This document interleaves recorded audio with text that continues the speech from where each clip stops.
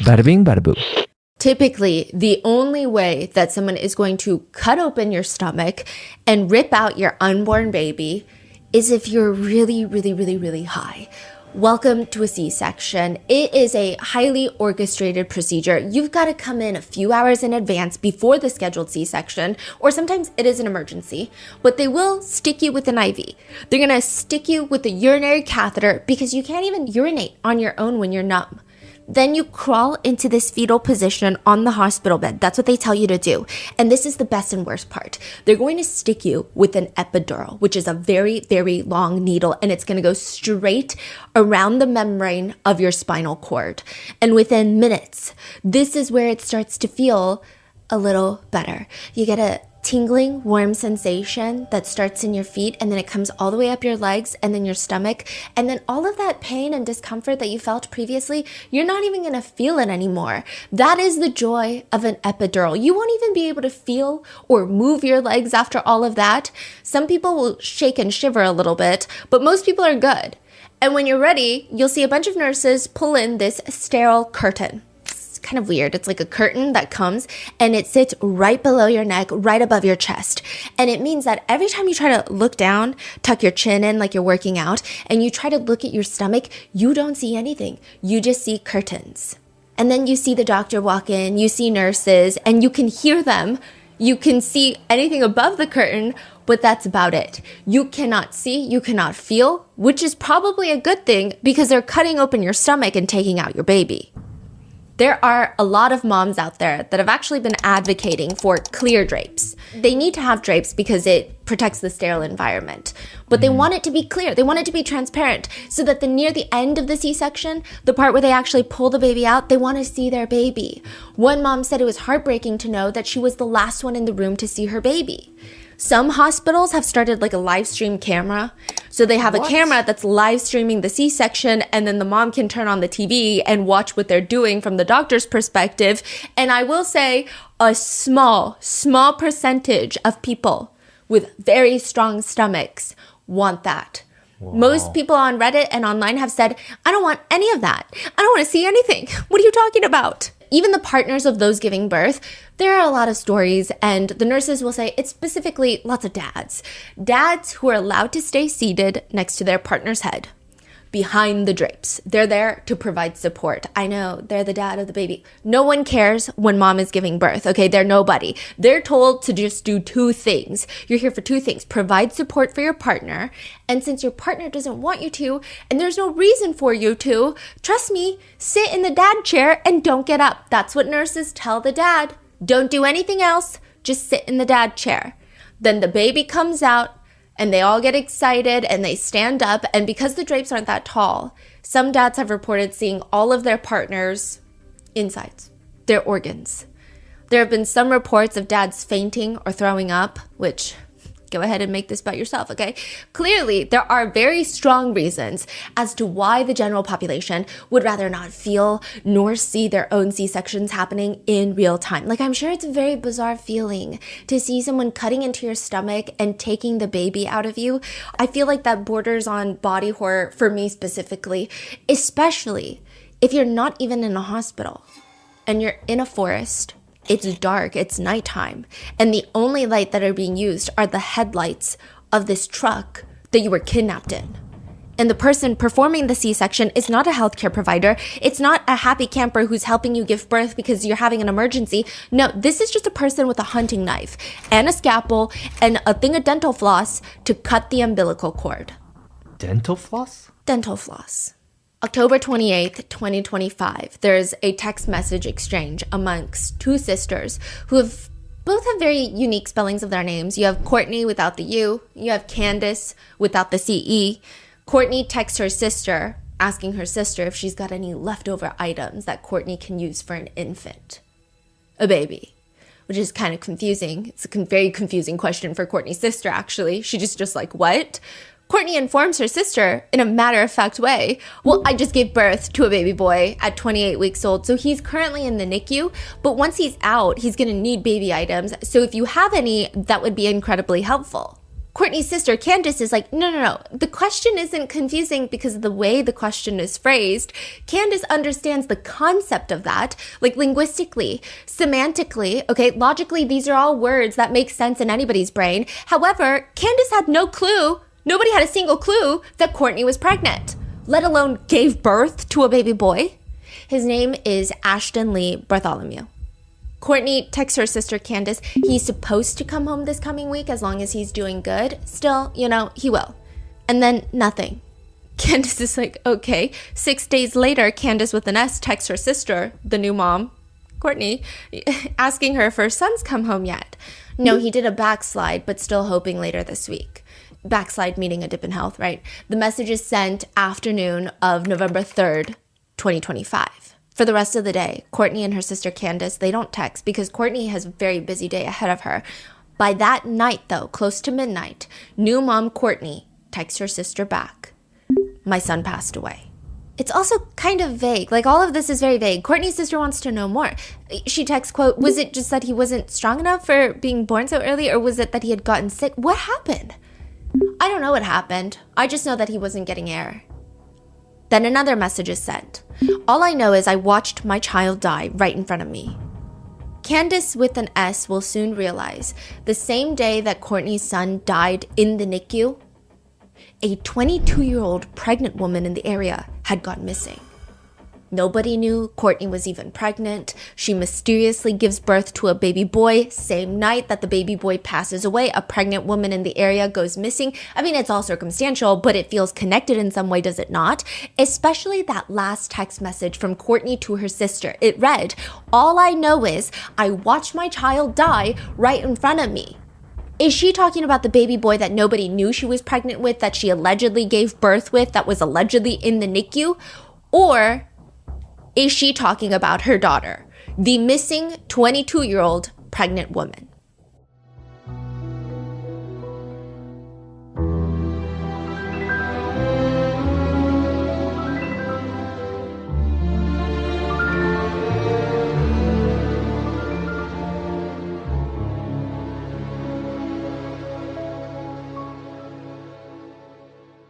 We would like to thank today's sponsors who have made it possible for Rotten Mango to support Rebecca Park's GoFundMe for her surviving children. Links are going to be in the description. This episode's partnerships have also made it possible to support Rotten Mango's growing team, and we'd also like to thank you guys for your continued support.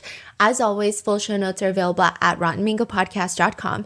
A few really big disclaimers. This case deals with third trimester pregnancy loss, alleged grooming, torture, as well as infertility. So please take care and please take breaks if you need to. On a smaller note, statements and quotes may be condensed for brevity. All the information is from court documents and publicly available information. If any netizen comment or speculation is unconfirmed, we will be sure to clarify it. Though almost everything mentioned has been pulled from legal documents and are the reported facts of the case according to authorities. So with that being said, we've got the wall back. The wall is back because this case there's too many people and all of the relations are very important. And I didn't want to just say, oh, this is her mom and she's connected to her in this way and that way and then connected to this person. So here is the wall. We've got Courtney right here. This is Courtney Bartholomew. She's a very important person. Her sister Candace is the one that she was texting. And then you've got Courtney Bartholomew's husband, Bradley Bartholomew. And then you have her two daughters, Rebecca Park, as well as Kimberly Park. Now, with this, I do want to mention that neither of them are Bradley's biological children, and they're really only just Courtney's biological children. Stephanie Park is the woman that raised both of them. She raised Rebecca since she was 1 year old. She is really the true mother of Rebecca Park and Kimberly Park. I see. The biological Courtney mom is still in their lives? So the bio mom, Courtney, only came back into Rebecca's life maybe about 4 years ago. When Rebecca turned 18, she decided to reach out to her bio mom and they reconnected. Okay. So I don't know if maybe bio mom can get too lengthy every time I try to show the connection. I know a lot of people are like, well, then don't call Courtney Rebecca's mom, which she's not. She's undeserving of the title. But I do think in this case, it's a double-edged sword because I think to point out the biological relation also shows you the intensity of the crime that's been committed by all parties. It showcases like, okay, this is not stranger to stranger or acquaintance to acquaintance type crime. This is there's a lot of interpersonal relations. So it's kind of tricky of like how to exactly describe Courtney in relation to Rebecca and to Kimberly. Also, Rebecca typically goes by Becca. Okay. So with that being said, we're just going to get into it. There are a few posts on Reddit where the original posters have decided to be fully transparent with the internet. One post reads, I am obsessed with my ex-girlfriend's new girlfriend and I can't stop stalking her. I dated a guy for 10 months last year. He broke up with me and I took it really, really, really hard. She states that after she's broken up with, they were both post-grad, he goes on winter break and then he meets her, the new girlfriend. I think they must have met a few days after our breakup on a ski trip he went on with the college. In February, I stalked his Venmo and I found him and the new girl paying each other for things. I looked her up on Instagram, Facebook, and this girl was everything I was not. She was gorgeous, social, and it made me feel like shit. I figured it was a rebound, but here they are, together 7 months later, post-grad, doing a long-distance relationship. What I don't understand is why he doesn't seem to care about me at all. We were so happy at one point, and he helped me through a lot of problems. I kept texting him and texting him and texting him this spring, hoping that he would just give me a sign of life. He stopped responding to me altogether. I feel incredibly abandoned. I keep blocking and unblocking them on social media. Whenever I see her post something with him, it sends me into this downward spiral. But I have this odd fascination with her. I stalk her pages daily looking for new pictures. I wonder what she's like. I wonder what they're like together. I wonder what she has that I don't have. I wish I was her. I wish she would talk to me. To the comments, they read, oh, girl. Or another one reads, just delete all social media if you can't keep them blocked. Or therapy, what you're doing is scary. You need to stop. He's moved on. It doesn't matter how or why or when, but you need to do the same.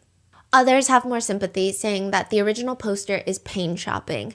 It actually has nothing to do with the girl. It actually has nothing to do with the guy. She just wants to feel pain, and she needs to stop and go live her best life. A lot of Redditors claim this is much easier said than done, though. And Richard Fowler, aka Rich Fowler, his ex-girlfriend, is having a very hard time feeling any sort of happiness for him.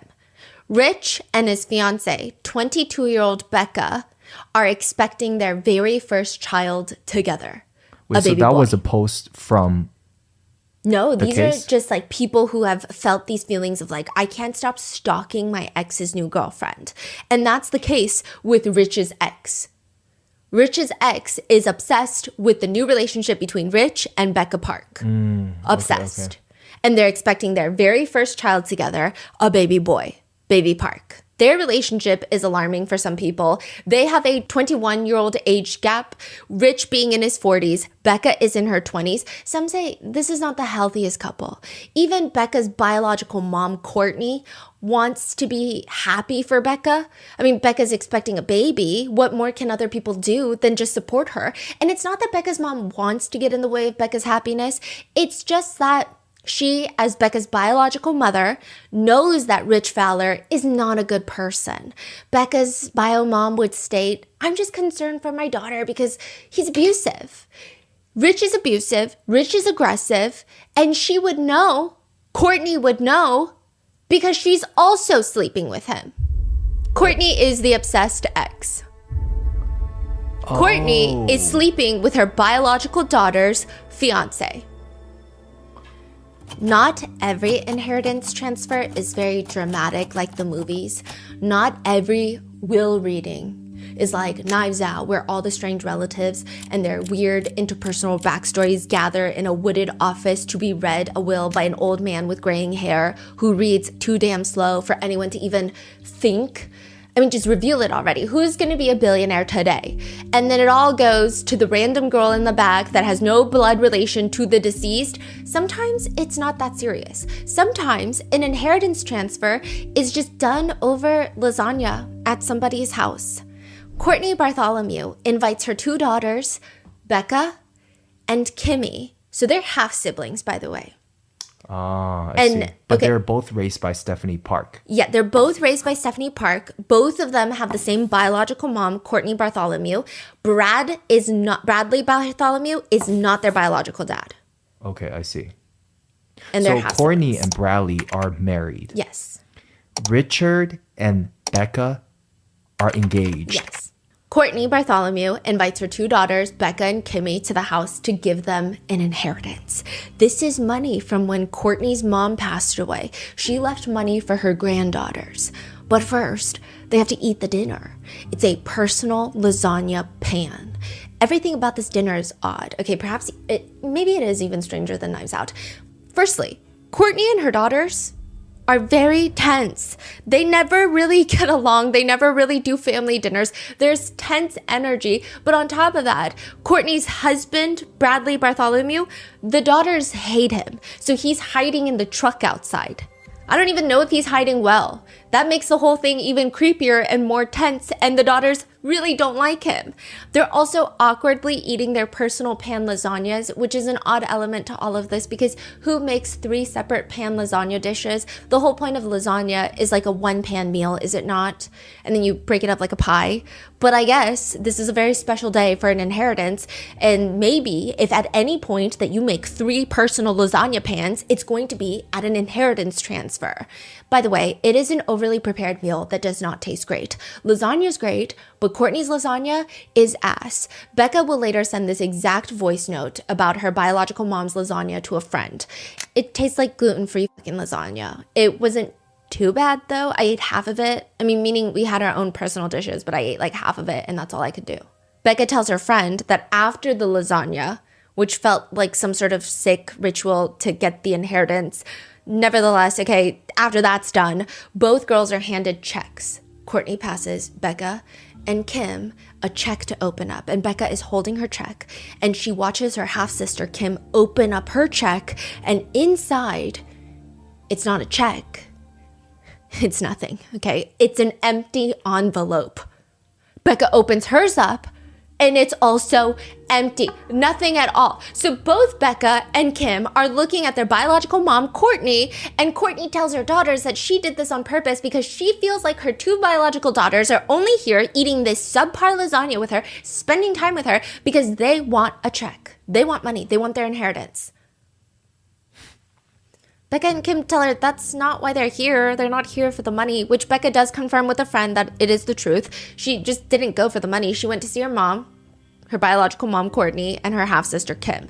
Perhaps she's feeling a bit more sentimental. She's also 38 weeks pregnant. By the way, to give you an idea, 40 weeks is full term. Yeah. But it's not just about the money.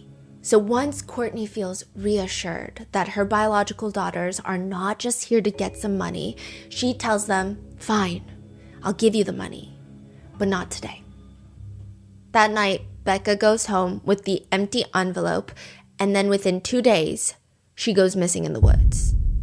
November 4th, 2025, 38-week pregnant, 22-year-old Becca Park goes missing.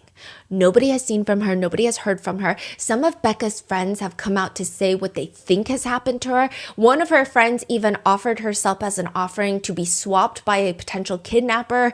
It's just gotten really messy. A lot of people have been utilizing Facebook to really voice out things that maybe they shouldn't have voiced out. It's just a lot. But some people think... What do you mean by that? They shouldn't voice out. I mean, it's just gotten messy in the sense of like people will say, take me instead of Becca because I do the same drugs Becca does. Like, it's just like weird. What? Yeah, I think... Is that like a joke? What does that mean? No, I think they're just all very young. I think they're all young, and I don't think that they understand the implications of what they're saying online. And I think maybe I'm giving people the benefit of the doubt. Perhaps they're in such a state of shock that they're not understanding the impact of their words online, perhaps. So how do you know how she was found missing or what happened? How was it reported? Her sister Kimmy called the cops and was like, hey, my sister's missing. No one's heard from my sister. And this is unlike her. Okay, so Kimmy is the one that reported it. Kimmy's the one that reported it. But I will say, yeah, everyone, okay, the thing about this case that everyone is thinking but doesn't want to say out loud, and perhaps I'll be the one to say it out loud, is kind of everyone has used Becca's disappearance there are a core group of people that care about Becca, including Stephanie Park, Stephanie Park's family, a lot of Becca's close friends, and even internet sleuths who don't know Becca like that, but have put a lot of time and effort in trying to locate her. They care a lot about her, and it's very sincere. However, there are also a lot of people who knew Becca that seem like they're using this as some sort of dramatic moment to make it about themselves. It's weird. Like the whole take me instead. It's a lot. It's kind of weird. Yeah. I see. Okay. So Kimmy calls in and reports that her sister is missing, and all of these rumors start. Some people are like, she's been kidnapped. I mean, it's so immediate, the rumors on Facebook. All of Becca's friends are like, she's been kidnapped. Maybe she's being held hostage somewhere until it's time to give birth. Some people were saying that she was being held hostage in a septic tank, and that's why nobody can find her. I mean, these are very strong feelings and speculations to have after a friend goes missing, but maybe it goes to show how not normal it is for Becca to go missing. She's not going to run away. She didn't just disappear. She's 38 weeks pregnant. I mean, you can barely walk. My sister had 2 kids. You can barely walk quickly when you're that pregnant. Where do you think that she could have possibly gone? Weeks pass, and at this point in the conversation, after the first week, the second week, the third week pass, the police still haven't found Becca. Nobody has confessed. Nobody knows what's happened. I mean, keep that in mind for later, okay? And the longer the time progresses that Becca isn't found, the more people start talking, which is unlike most cases. Usually, the longer it takes to find somebody, the case goes cold. In fact, with this case, nobody will stop talking. Everybody keeps talking, and they're talking too much. So let's run through the timeline. November 4th, 2025, Tuesday, 1 o'clock in the afternoon. 21-year-old Kimmy calls the police to report that her half-sister, Becca, is 38 weeks pregnant. She's about 2 weeks away from giving birth. And she's missing, okay? The Wexford County Sheriff's Office, they have about 26 sworn law enforcement officers in the main law enforcement division. 26, this is a small town. And about 3 of them are working on this case. So they're going to work the timeline backwards. They trace Becca's steps the few days before she goes missing, November 1st. That's lasagna day. That's weird lasagna inheritance dinner with her biological mom, Courtney, and her half-sister, Kim. Half-sister, that reports her missing to the police. Yeah, and the husband, Bradley, sitting in the car. Yes. So then November 2nd, Becca goes to the hospital. Becca thinks she's in labor. She's not in labor. The hospital sends her back out. She's only 1 centimeter dilated, I think out of like 10 centimeters dilated. But it's very interesting. People say the timing of the hospital visit right after suspicious gluten-free, nasty-tasting lasagna is a little weird. Goes to the hospital sends her back home. November 3rd, 1 day before she's called to be reported missing, Becca goes out to get ice cream and run errands with her bio mom, Courtney. She disappears November 3rd that night. She's only reported missing the day after on November 4th, but really the last time anybody's seen her is November 3rd. And so everybody's got a different story of the last few days before Becca goes missing. And I will say, the more frequently someone or anyone involved with this case opens their mouths to talk, the more suspicious each one of them seems. Obviously, with a case like this, everybody knows the statistics. The statistics are much higher for a pregnant woman to be abused by her partner. Becca's partner, Rich, who is basically double her age and is also having an affair with Becca's biological mom, he's a very shady guy. I mean, that's putting it very lightly. He also deals meth. Okay, the police are definitely looking at him. But also to the last people who saw Becca alive. Deputy Reed is talking to the biological mom, Courtney. You were one of the last people to see Becca alive. Courtney doesn't disagree. She's like, yeah, she was. She was probably with Becca until maybe like 8:30 p.m. the night before. She picked up Becca from Becca and Rich's house to go get ice cream at Culver's, which is surprisingly an underrated spot for ice cream. Then Courtney states that Becca was interested in getting Tide Pods. They gotta go run errands to buy Tide Pods. Target, Walmart, Kroger, Ralph's. Where to get Tide Pods? Bio mom Courtney is like, well, I had Tide Pods. So rather than going to the store to get some Tide Pods, as one would very naturally do, Courtney decides to drive Becca back to her house to go into her laundry room and fetch out some Tide Pods. Maybe she's a Tide Pod hoarder. Maybe there was a sale at Costco. Maybe she didn't want to disrupt the supply chain. I don't know why. Courtney is like, here, just take my Tide Pods. I mean, Tide Pods aren't even a thing that really expire. It's weird. Was there anything eventful that happened that day? Well, sure. Okay. Becca was complaining about her fiance, Rich. What's new? He was just hounding her. This is like Courtney's perspective. He was just hounding her so that he could get money to fix his truck. But she's so pregnant. Where is she going to come up with this money? She doesn't have a job. Courtney is encouraging Becca. You got to leave Rich. He's not even great. He's not even rich. But Becca seems scared, or at least that's what Courtney says. Becca said with her own words that she was very afraid of her fiance, Rich. Courtney pulls out an envelope to Becca that night. The night she goes missing, yes. This time it has money. It has $2,000 of cash in there. And this is when, according to Courtney, she notices something so bizarre and so odd. She said, I saw Becca using 2 phones. I don't know why she has 2 phones. For what reason? But 2 phones. I saw 2 phones. I imagine. So this is like a investigation from the police. Yeah. That's from their report. Mm-hmm. Okay. I mean, I imagine she states in a conspiratorial way, as she seems to do in lots of interviews, that she had gone into the house to get laundry soap, Tide Pods. Becca's outside, and when she brings them outside, quote, I noticed that she had deleted something. Courtney doesn't know what, nor does she know which phone she was deleting stuff off of. Anywho, don't ask questions. Courtney's like, moving on in the interview. She's just like, okay, well, I saw her delete something. And then all of a sudden, a mysterious black SUV with tinted windows pulls up. How do we know it's a mysterious black SUV with tinted windows?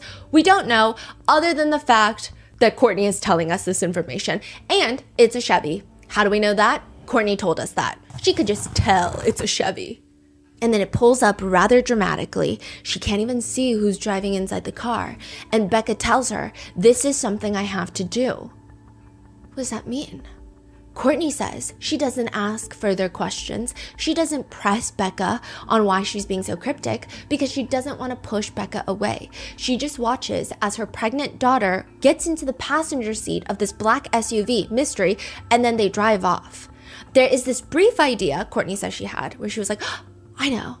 I'm going to get Bradley, my husband, who my biological daughter despises, to get in his car and follow the black SUV. But then Courtney decided, no. Because if Becca ever finds out that we followed her, she would be so mad. Which one would imagine that if you feel the urge or the inkling to follow a black SUV, that you're suspicious enough to go chase after it. That's a pretty alarming thing. Like, you've got to have a very strong feeling about this SUV. But Courtney does not act. She does not call the police. She doesn't do anything. She just goes to sleep, and she realizes the next morning Becca had never gone home. The next morning, November 4th, everyone knows that Becca hasn't gone home. She's pregnant, and she's missing. Courtney says she gets a text message from her other daughter, Kim, Becca's half-sister. It's just coordinates. What do you mean it's just coordinates? Coordinates. Kim tells her mom, this is where Becca's phone is. Courtney types it into her maps, starts walking, and it leads her right. So this is when they are like, where's Becca? Where's Becca? And Kim just sends a coordinate. That's it. Yeah. She has her Find My iPhone? Mm-hmm. Okay. And it leads Courtney and her husband, Bradley, straight to a phone. Becca's phone. But no Becca. Where was it? In the woods behind their house. They live on the edge of Manistee National Forest. Okay. In Michigan. Like really close by? Yeah. I mean, you could pretty much walk into the national forest from their backyard. The national forest is not like the vibe of Yosemite or like Yellowstone. It's just like lots of densely wooded areas. And there are trails, but they don't live on the side where there's a lot of tourist groups and lots of scenic trails. So just think like densely packed woods. Mm-hmm. Okay. The police now have that phone, and they know that Becca wasn't using it to coordinate with some black SUV Uber driver or any sort of black SUV driving friend or anybody. There's nothing on that phone. So that means that this SUV driver just materialized out of thin air to take her on to a mysterious location. It doesn't make any sense. The biological mom, Courtney, tells the officer, well, that's because, like I said, she had 2 phones, maybe 3. So she could have been using her other phones to coordinate with the SUV driver to get picked up from my house that night. The police are confused by all of this. How would Kim have the coordinates to Becca's phone, and why was Becca's phone found behind Courtney's house if she was picked up in a black van? Yeah. It doesn't make any sense. Courtney responds, I don't fucking know. Courtney Bartholomew is a woman whose explanations defy logic. She just has a tendency to say things. They kind of make sense if you decide to completely disregard any signals coming from your prefrontal cortex. But if you just think about it for a moment longer, it starts sounding weird. Courtney says before Becca is whipped away in a scary big black van, they were just having a normal bio-mom-daughter date. Like any good mother who is rarely present in her daughter's life until recently 4 years ago, Courtney has this ingenious idea. She's like, I'm gonna plan you a baby shower for your baby, your son that's about to be born. However, she tells the police Becca was not interested. She said that CPS was gonna come and take her baby. Do you see why that's weird? Because your baby's not born when you have a baby shower. Maybe the fear is that people are going to post the baby shower on social media, thus alerting CPS that Becca is pregnant. But that doesn't seem to be accurate because when you go online, they're all posting frequently about pregnancy. It just kind of doesn't make sense. It feels like that story was thrown in there to be like, I'm such a good mom, I wanted to throw her a baby shower. And also, Becca's bad because CPS would probably take her kid. That's the vibe it was giving. It's weird. Yeah, it doesn't make sense. It doesn't make any sense.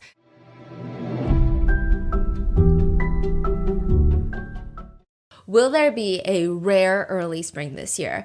Or will the groundhog see his shadow and make winter last 6 more weeks? How does a groundhog predict the seasons? Don't ask me, because when spring is around the corner, the only season that I have in mind is tax season. Regardless where you are in life, regardless of your situation, tax season is an inevitable annual event that can grow bigger than you're sometimes even prepared for. You probably already know Credit Karma as the app where you check your finances. But even better, the TurboTax filing experience is now in Credit Karma, meaning you can file your taxes in the Credit Karma app knowing it's powered by TurboTax, one of the most trusted tax filing services around. But it gets better. This year, when you get your refund, Credit Karma doesn't just disappear, ready to come visit you the same time next year. It gives you personalized recommendations for what to do with that money based on your situation. Should you tackle the credit card debt, add to your savings, start an emergency fund? Credit Karma with TurboTax makes tax season feel less overwhelming and more like you're actually taking care of yourself. You file, get your max refund, and then you get a real plan for making that money work for you. Plus, everything's in one place. Your credit score, personalized offers. File your taxes today with TurboTax in the Credit Karma app.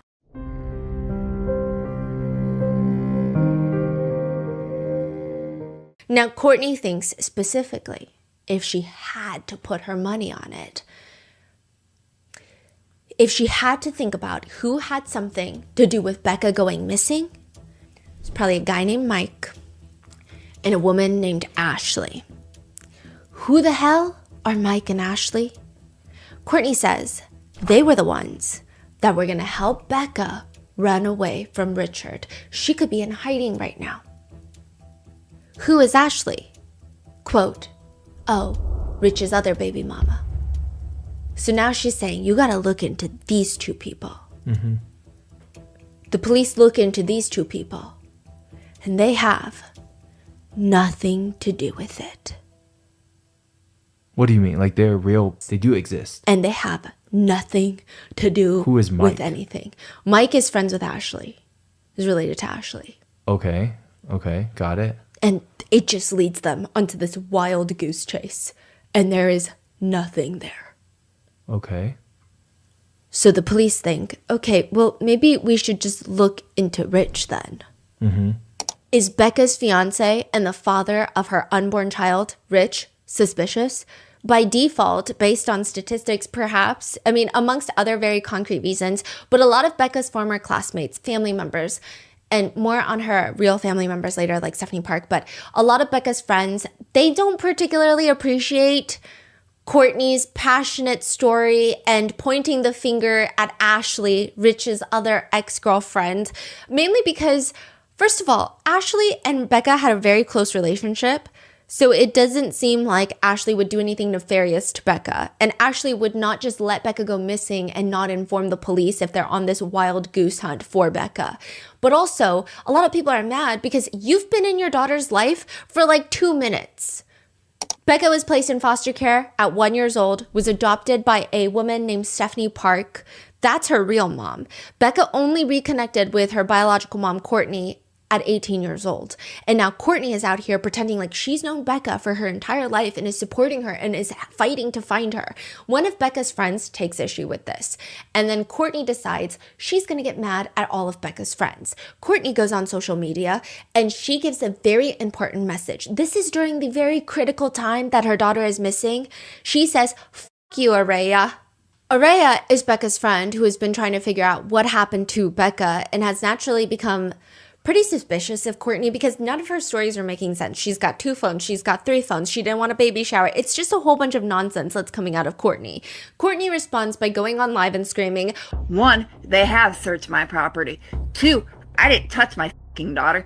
And 3, we already know the fucking info that you're fucking telling us, Araya. Bradley, the husband, chimes in. And we got fucking cameras watching the fucking road, you dumb bitch. What did Aria before this? That Courtney is suspicious, that Courtney doesn't want the cops to search her house. And these are all happening on Facebook. Yeah.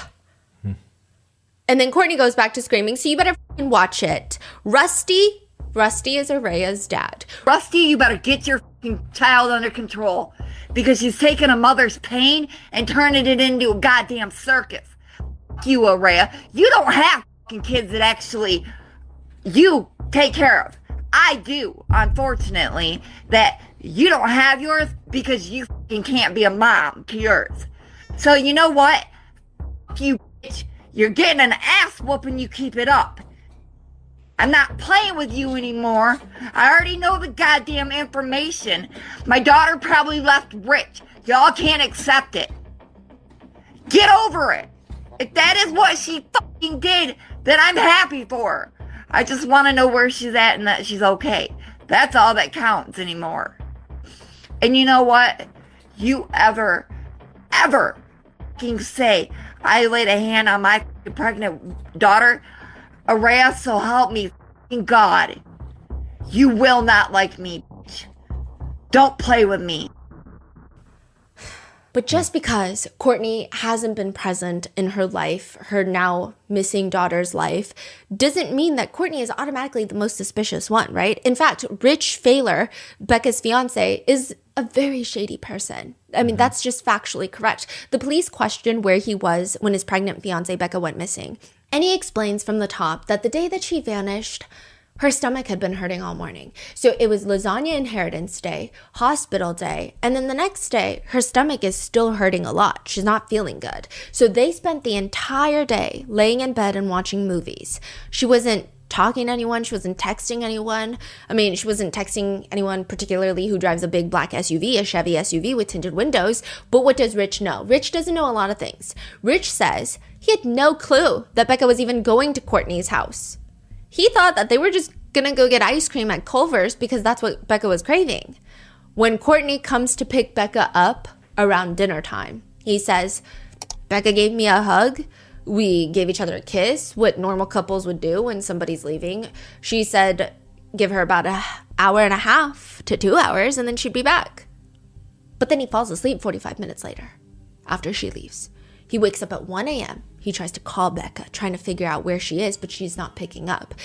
He doesn't freak out because he just assumed that his pregnant fiance, who had been at the hospital the night before, is just at a friend's house. Even though she states that she's going to be home in 2 hours and it's now many hours, he doesn't think that this is alarming. And then the next morning, he starts calling Courtney because he's like, wait, Becca's still not home. So like, where's Becca, Courtney?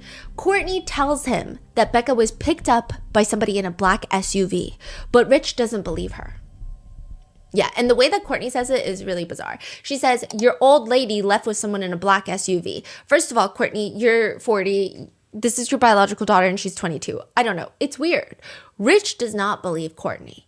He goes from being so trusting. He goes from waking up at 1 a.m., I'm sure my 38-week pregnant wife is totally fine, to all of a sudden, hey, I am the most skeptical person on the block, and I don't believe that Becca would leave in a black SUV. I tried to call her a few times because I didn't get no messages, call from her, nothing, and it's just not like her. But nothing comes of any of this. I mean, this is no clue. There's no hint. There's nothing to lead the police closer to finding Becca. And as the days pass, Becca's friends start coming out to talk about how, hey, this guy sucks. He's not the amazing, attentive fiance that he probably wants everyone to see him as. He is straight up a creep. He admits on a podcast called Steph's Case Files, he's confronted about whether or not he cheated on Becca before, because he clearly did. What's a Steph Case File? It's a podcast. I think Steph's Case Files is fine. No, I think they're really good. It's a podcast name. And this is after this whole case has happened and they are doing interviews with Rich, right? It's when Becca goes missing. But I will say the reason that I am having Stephanie Park along with Becca's family, her real family, have come out, like Stephanie Park's family have come out to say that all of the internet rumors and speculations are getting out of hand and it's impeding with the police investigation before the case goes to trial. I will say that there are lots of different live streamers and podcasts where they'll all kind of dial in and call each other, and they will call in Courtney or Richard. And there's a lot of rumors that take place in the comment sections that are voiced out loud that then kind of become a life of its own. So I would just be careful with this case in regards to going to, but I will say it's complicated because at the same time that these are the podcasts that got the word out. So Steph's Case Files, I think, is doing a really good job, but there might be other podcasts that are not doing a splendid job is just all I'm trying to say. I see. So it seems like Becca's family, her real family, are a little frustrated with that. I see. Yeah. Not saying that that's what Steph's Case Files did, but I'm just saying when you go down the rabbit hole of listening to all these live streams, because there were issues with live streamers then going to Courtney and Bradley Bartholomew's house and filming them from outside their house across the street. Wow. It's just a lot. He is confronted about whether or not he's cheated on Becca before, because clearly he did, with not just anybody, but with Becca's biological mom, Courtney.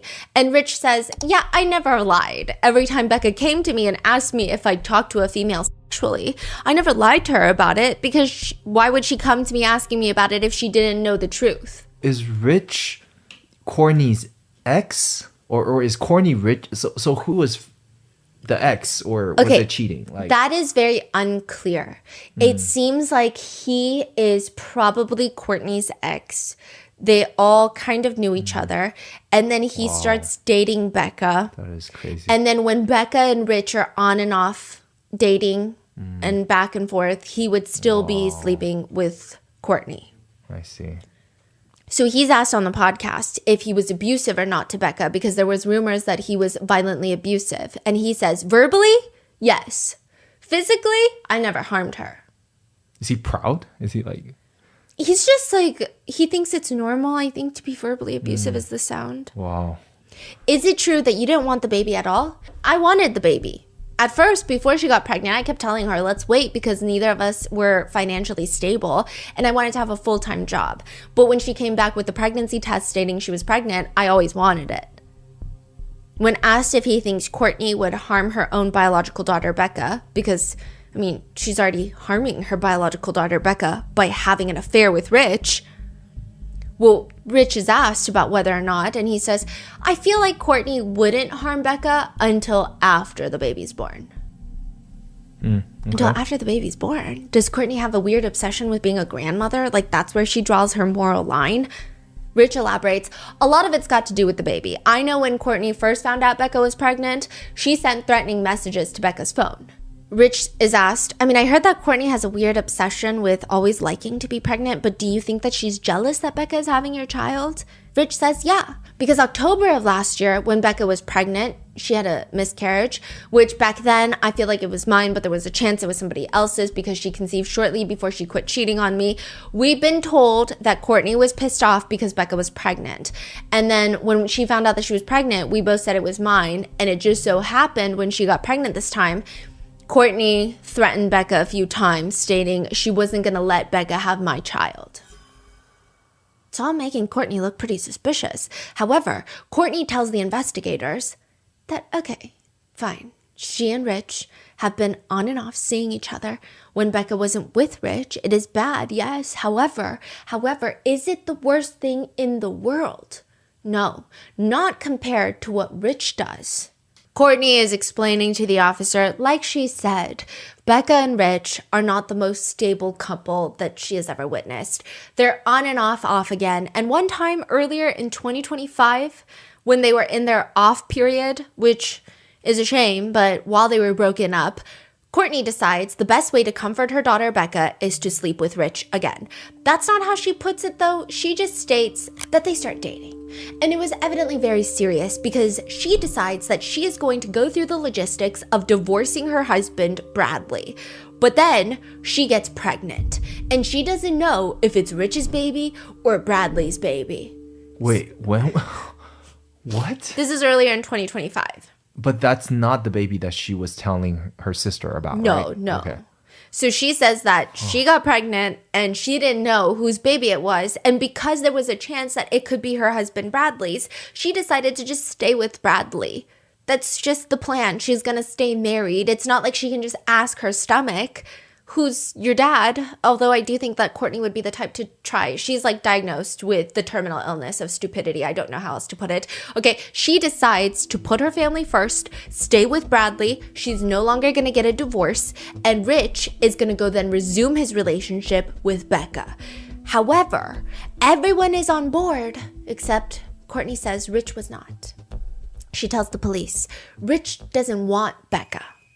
He wants her, Courtney. He's so angered by the fact that he has to be with Becca while Becca's mom, Courtney, biological mom, just has a child who may or may not be his, that he breaks into Courtney's house to essay her, and that causes her to miscarry.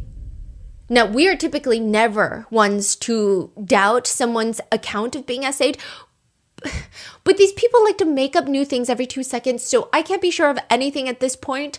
But Rich argues that is not at all what happened, and it doesn't even make sense because Courtney has cameras inside and outside her house. If he did come in with a gun and essay her at gunpoint, wouldn't she just turn that footage over to the police?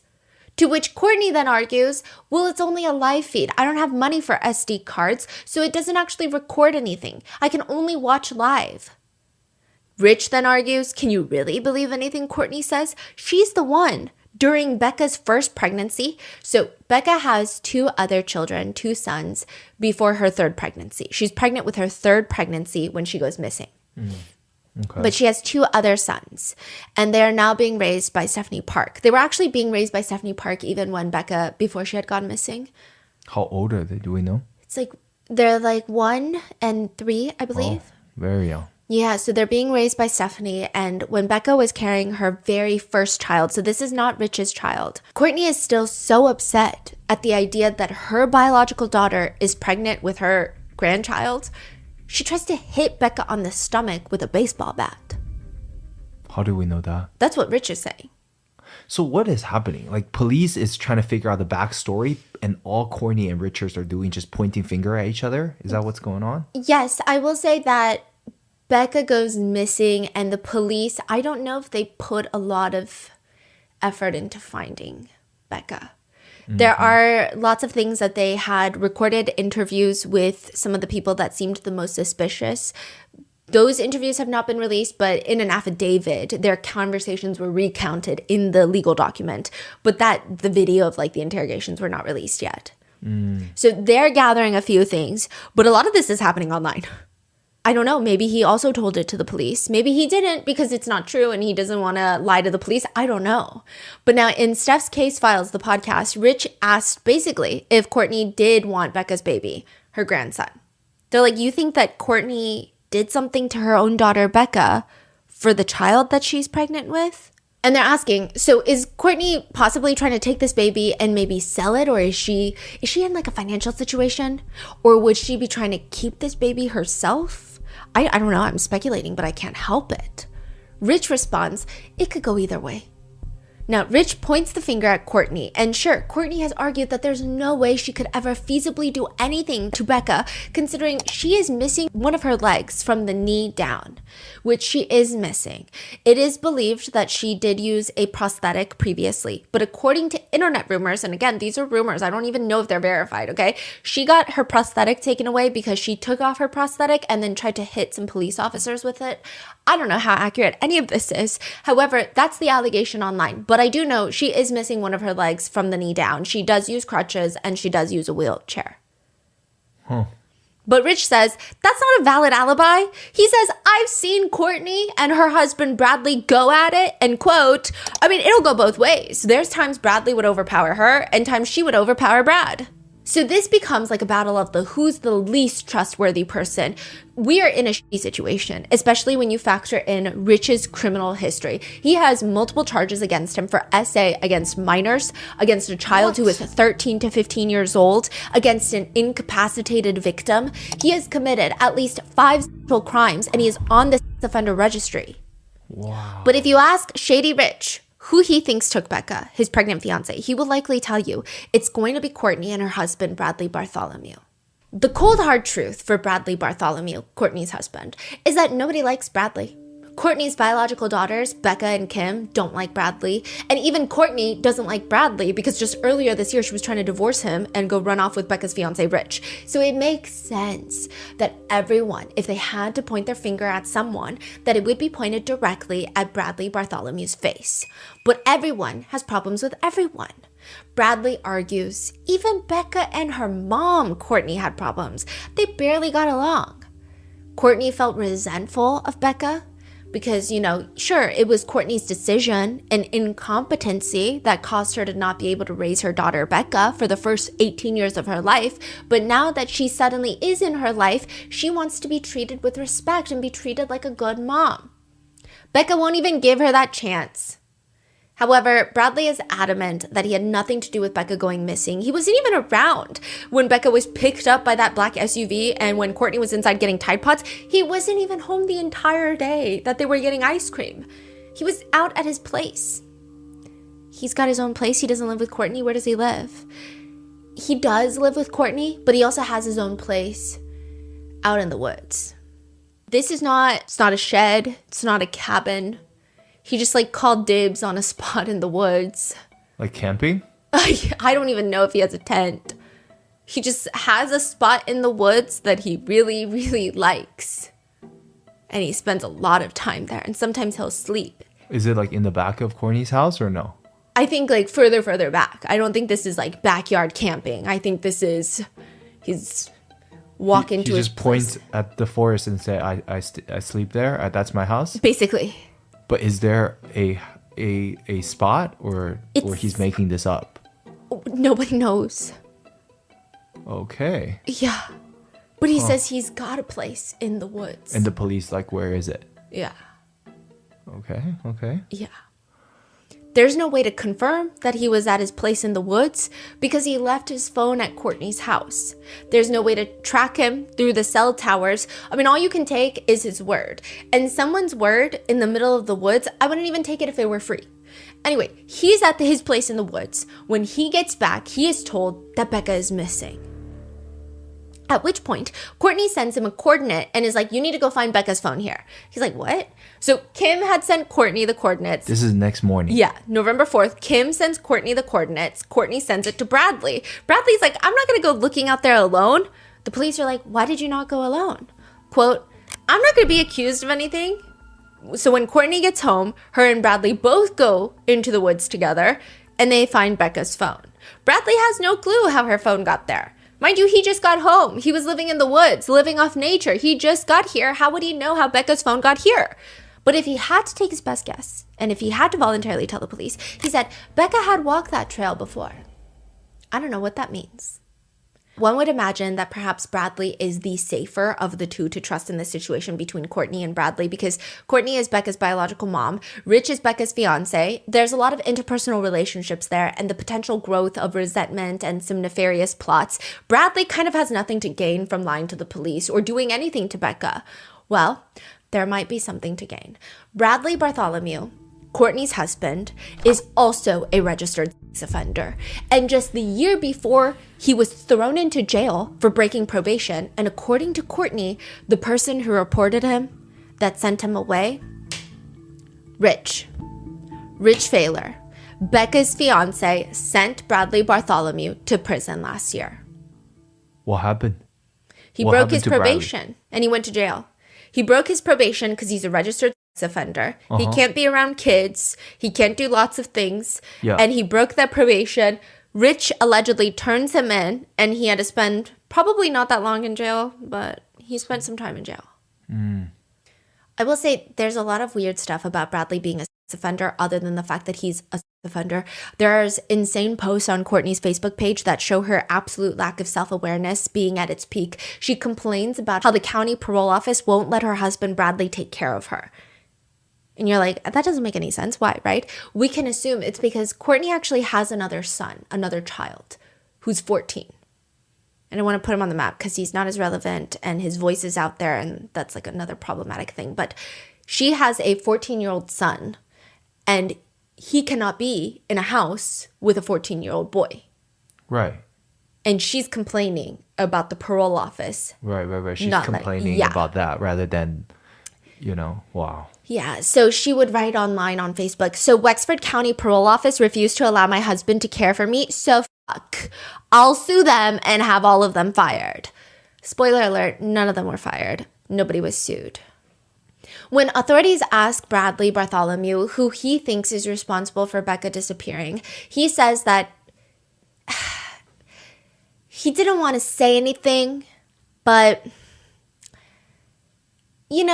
I saw Kim asking about the trails behind the house. I think it was Kim, basically, saying, I think it was Becca's half-sister. And he says, quote, I believe she's dead. Saying he believes that Becca is dead and her half-sister Kim is the one that killed her. What a mess. So Bradley is like, it's her half-sister Kim. What motive would Kim have in getting rid of her sister? Bradley says he heard Kim say once that she needs Becca out of the picture. Then he says something weird. He says, Courtney, she likes to sleep with scalpels next to her nightstand, disposable scalpels. To drain some of the cellulitis markings, she has scalpels. And something interesting to note is that now one of them is missing. And guess who has access to those scalpels? Kim. There are a few ways to frame somebody for murder, and the easiest, simplest, fish brain one would just be take an item that belongs to the person that you're trying to frame and plant it at the scene of the crime. It's easy, it's simple, it's clean. November 25th, 2025. 3 weeks after Becca goes missing, civilians stumble upon her body in the Manistee National Forest. They find Becca, and they find what appeared to be remains, and when they walk up close, it was very clear that it belonged to a human and not animal remains. And it looked like someone didn't want Becca to be found. She was covered in leaves, and she appeared, quote, gutted. Deputy Jacob goes down into the wooded area, and he had seen this human body female with a tattoo above her left eye that matches Becca, and Deputy Jacob reports her stomach had been cut open. There are clear wounds to her stomach. The placenta was hanging out of her open abdominal wound with an attached umbilical cord that appears to have been cut with dental floss. There are stab wounds all over Becca, which later it's confirmed that she was alive when she was stabbed and alive when later her stomach was cut open and someone forcibly ripped her baby out of her and cut her umbilical cord before they slit her throat and then dragged her. They hooked her up to a car and then dragged her into the woods and then left her for dead. Whoever did this, they wanted Becca's baby no matter what. They didn't care if Becca felt all of the pain of her baby being taken out. They didn't care if Becca died or lived, as long as they could take Becca's 38-week-old son. Whoever did this did not just kill Becca and steal her unborn baby. They wanted Becca to suffer. They essentially tortured her. There are two very important details about where Becca's body is found. One, she's found on Federal Forest Service Road 9784. And if you were to clear all of the trees and you were to walk in a straight line 2.5 miles, you would make it straight onto Courtney and Bradley's porch. And two, at the crime scene, there is a debit card that has been left behind. And that belongs to none other than Kimberly Park, Becca's half-sister. So was she framed, or was this the dumbest accident to leave her debit card at the scene of the crime? When Kim's mom, Courtney, finds out about this, Courtney mentions, you know what, I did see who was driving the black SUV, and you're never going to believe it, but I wanted to protect my daughter, and that's why I didn't say anything. The person who picked up Becca the night that she went missing was my other daughter, Kim. Does she drive a black SUV? Does she drive a Chevy? No, she doesn't, but somehow she got this car, and she was driving Becca out of my house. Kim is questioned, and Kim's version of events, they don't make any more sense than the others. She tells the officers that she knows who took Becca. She knows who killed Becca. It's not her, even though her debit card was there. It's that she was framed. The real killers are her biological mom, Courtney, and her husband, Bradley Bartholomew. Kim says she saw with her own two eyes Courtney and Bradley hit Becca on the head, causing Becca to have a seizure. And when they couldn't revive her, they frantically called a friend who lives upstate, took Becca's body away to, she thinks she heard something about a swamp, but I guess they never made it there because Becca was found in the woods. There are social media lives where people related to this case have been coming up, sharing information, lots of information. And at one point, someone who has spoken with Kim personally, Becca's half-sister, says on the podcast, I'm just going to paint the picture clear. This is on Steph's case files. And I don't care the repercussions. Courtney and Kimmy both talk about Becca like a dog. They say she's a horse, she's a slut. Kimmy's out here going around saying that she cares about her sister and misses her. Bullshit. I'm sorry, okay? So Kim's statement is that she was there that night? Yes. But I thought there was only Courtney and Rebecca. Yeah. But now she's saying I was there. And I saw them hit her on the head. There's like so many versions now. Exactly. And she's going around online talking about how much she misses her sister. Someone who's spoken with Kim allegedly says she's never liked her sister. She would call her sister Becca like all sorts of derogatory names. She doesn't care about her sister. Kim tells the officers that all of this is very complicated. I mean, obviously it's complicated. Her half-sister is missing, and then her body is found, and her baby had been torn from her. But it's more complicated because Courtney is having an affair with Becca's fiance. But so is Kim. Kim is also having an affair with Becca's fiance. Rich Fowler somehow is sleeping with everyone. He and Becca are expecting a child on the way. Rich is having an affair with Becca's biological mom. Rich is having an affair with Becca's half-sister, Kim. Kim says the weirdest thing happened, though. Right after Becca went missing, Rich came up to her and informed her that Becca had been taken care of and she has nothing to worry about. But while they tried to cut the baby out of Becca, something went wrong. She's like, wait, what? Who's cutting the baby out of Becca? And then he wouldn't respond. So now Kim is saying, okay, Courtney and Bradley hit Becca on the head. She had a seizure. They had to get rid of her body. But then later on, Rich comes up to Kim and is like, hey, Becca's been taken care of. They were trying to cut the baby out of Becca, but then something went wrong. So Kim told two different versions already. Yes. So the police are like, is it Rich? Is it Courtney and Bradley? Is it all three of them? Is it Kim? Is it all four of them? Wow.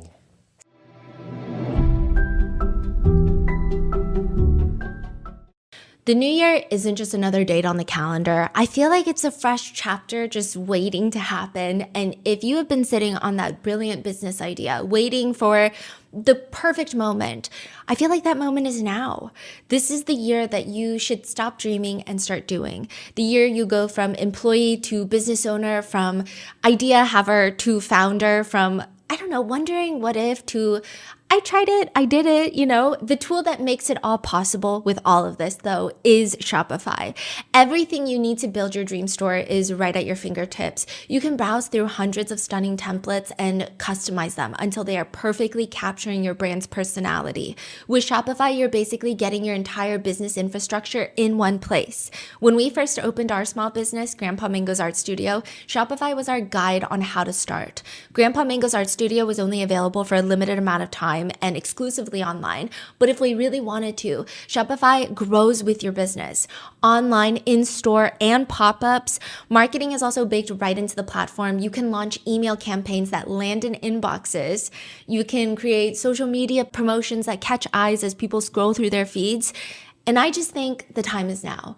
In 2026, stop waiting and start selling with Shopify. Sign up for your $1 per month trial and start selling today at shopify.com/rotten. Go to shopify.com/rotten. That's shopify.com/rotten. Hear the sound of your first sale this new year with Shopify by your side.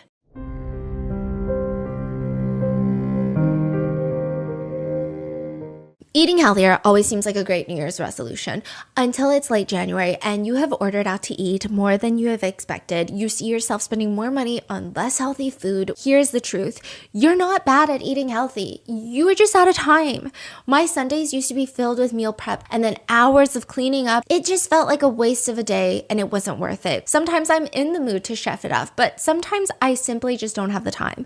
That's why I love Factor, especially their spicy jalapeno chicken. So good. It's one of my favorites. It has the right amount of kick and it doesn't get weirdly soggy. Factor meals are already made by chefs, designed by dietitians, and delivered straight to your door. 2 minutes in the microwave and then bam, you're ready. Real food, ready to eat. They're packed with lean proteins, vibrant vegetables, whole food ingredients, and healthy fats. Head to factormeals.com/rotten50off and use code rotten50off to get 50% off your first Factor box plus free breakfast for 1 year. Offer only valid for new Factor customers with code and qualifying auto-renewing subscription purchase. Make healthier eating easy with Factor.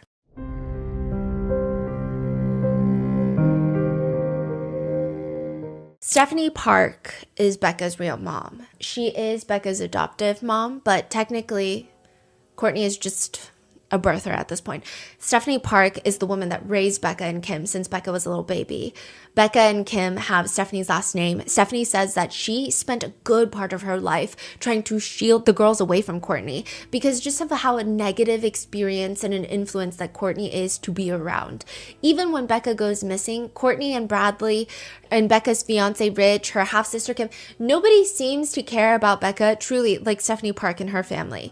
Even Becca's 2 other children that she's had before getting pregnant with her third, they were being raised by Stephanie Park. Even Kimmy's daughter is being raised by Stephanie Park. Meanwhile, Courtney is busy pretending to be a mom. She's like the type of person that has a very deplorable Facebook page. She primarily focuses her energy on reposting Minion quotes. They're not even quotes from the Minions. It's just Minions and then random quotes. Like there's a Minion quote and it reads, "I'm so good at sleeping, I can do it with my eyes closed." Another one reads, "Rabbits jump and they live for 8 years. Dogs run and they live for 15 years. Turtles do nothing and they live for 150 years. Lesson learned." She reposts a quote, "Until you've lived my life, walked my path, suffered my pain, and seen what I've seen, I could care less about your judgments." She writes exactly on the repost.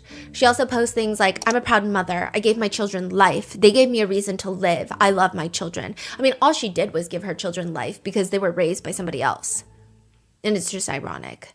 I mean, Courtney is not the brightest bulb. If you were in a room alone with Courtney Bartholomew, it would be pitch dark. One day, before Becca is last seen and goes missing, she has a milkshake date with her mom, her biological mom, Courtney, at Dairy Queen. This is the day she goes to the hospital. So lasagna Inheritance Day, and then the day she goes to the hospital, she was actually supposed to get milkshakes with Courtney Bartholomew at Dairy Queen, but she didn't because she ends up going to the hospital thinking that she's in labor, but she's not. And that whole thing has the police very suspicious. The inheritance date, it almost seemed like the idea of the 3 different lasagna dishes and having your own lasagna and Becca reportedly told friends afterwards her stomach was not feeling well. The next day, she goes to the hospital, and Courtney is so adamant, like, we have to get milkshakes and ice cream. She's like, we got to get milkshakes the next day. And then when she goes to the hospital, you would think the next day she'd just be like, okay, you should probably relax. But instead, she's like, we got to go get ice cream at Culver's. People think that she had maybe poisoned the lasagna. That's a big speculation that caused Becca to go to the hospital the next day. And then to finish the job, she keeps begging to take her out to ice cream. That's the speculation. And with that, the police decide to look further into, obviously, Courtney and Bradley. Everyone also in town thinks that the couple are weird. They would have this truck that's parked outside their house all the time, and it never really moved. They never drove the truck. It just kind of sat there at all points. But recently, neighbors report seeing that truck moved. And not only that, but it doesn't even have seats inside the truck anymore.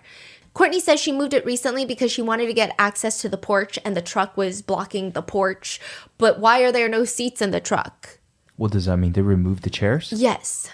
They removed the chairs after she was missing, or it's always been missing? It seemed like it wasn't missing until after Becca was missing. I mean, no one can really pinpoint the exact date that it went missing, but Courtney and Bradley confirmed, yes, we were taking the seats out. We took the seats out of the truck, but it was just because we were cleaning the truck. We're going to give the truck to Courtney's other son when he's going to turn 16. He's 14 right now. This is a 2-year-long truck makeover, which is, I mean, I guess normally fine, but Courtney and Bradley are not really the type to think ahead. Nobody would ever accuse these two of being forward thinkers.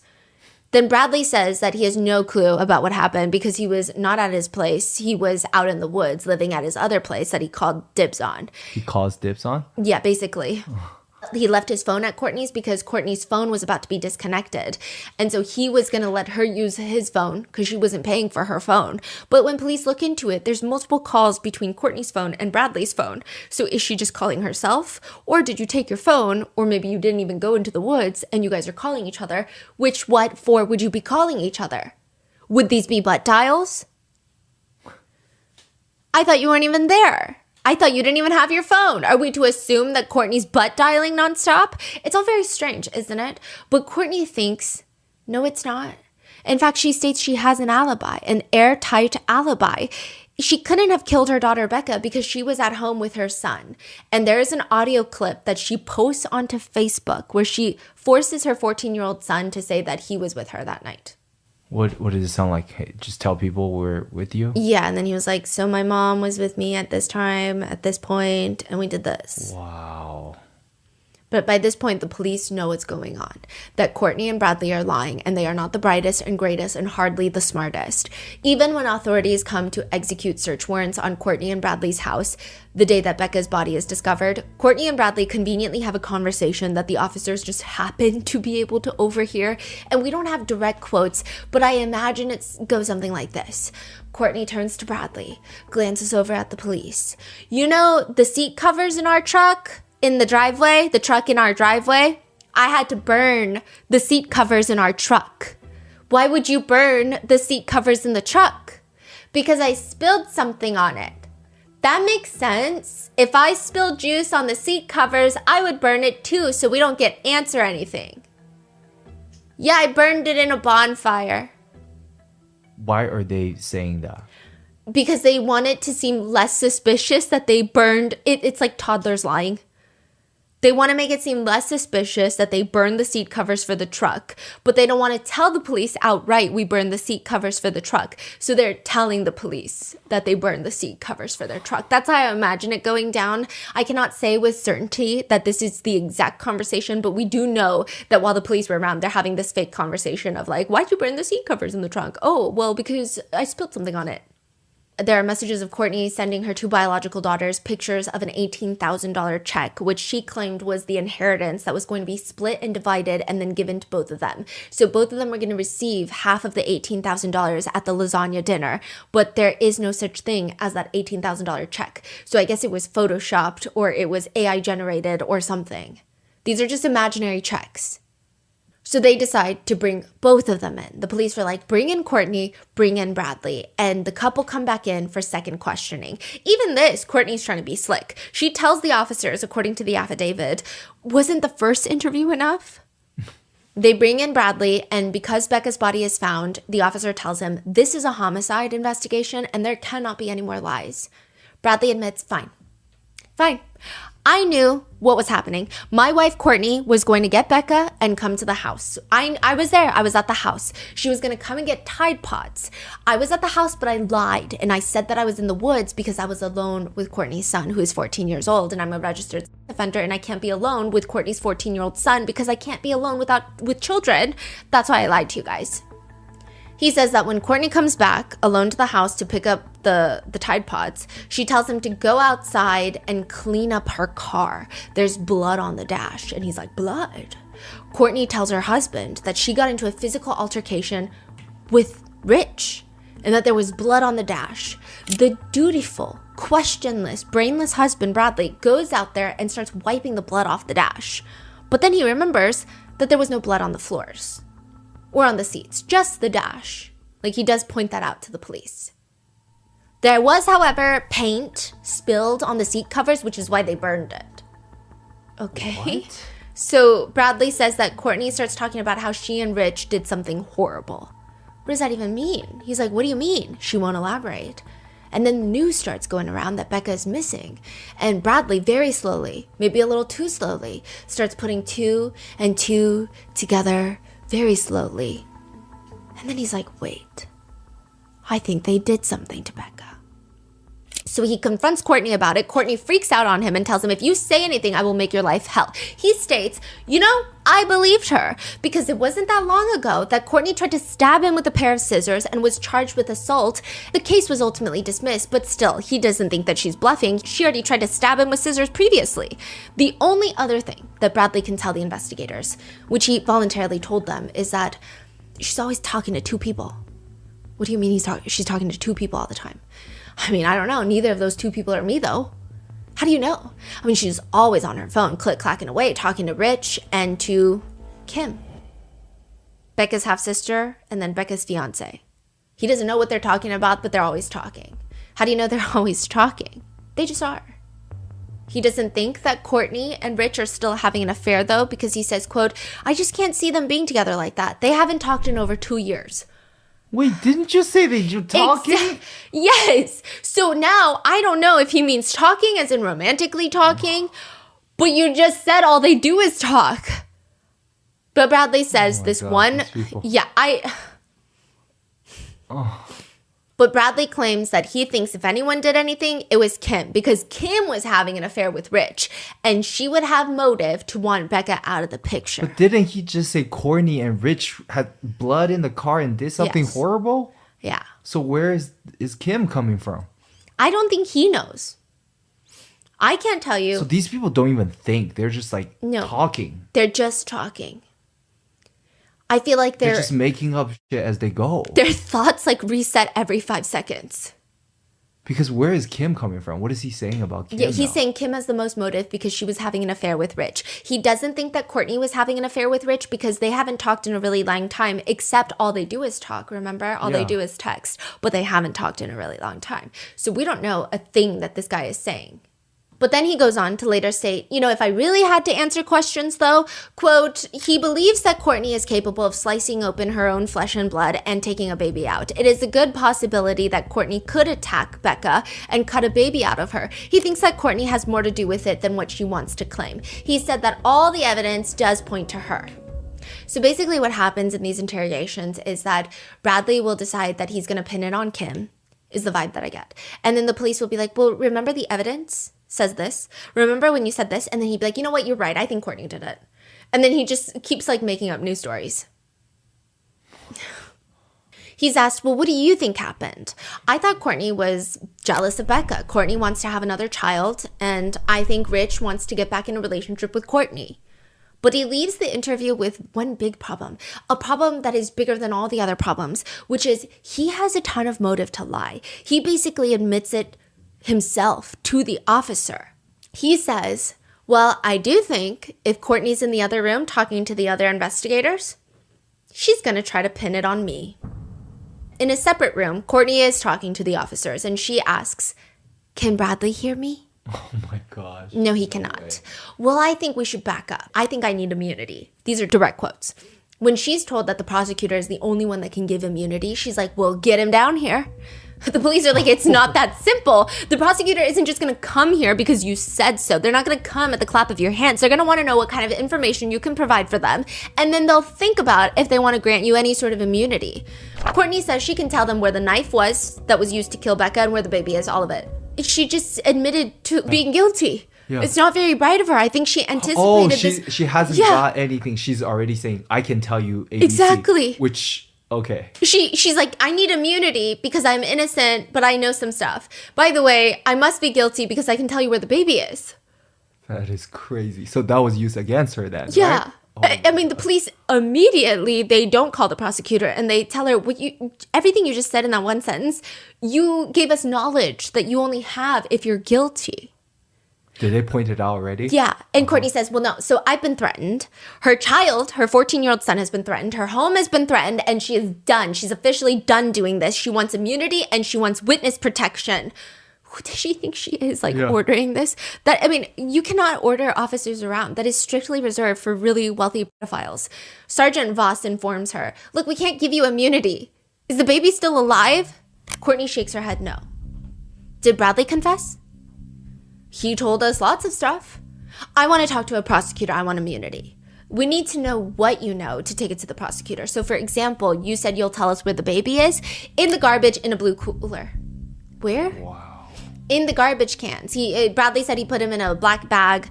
The cooler's gone. The cooler is Bradley's work cooler. He put him inside the cooler, drove up and down the road looking for a waste, like one of those residential trash cans that wasn't mine. And she refers to it as a GFL.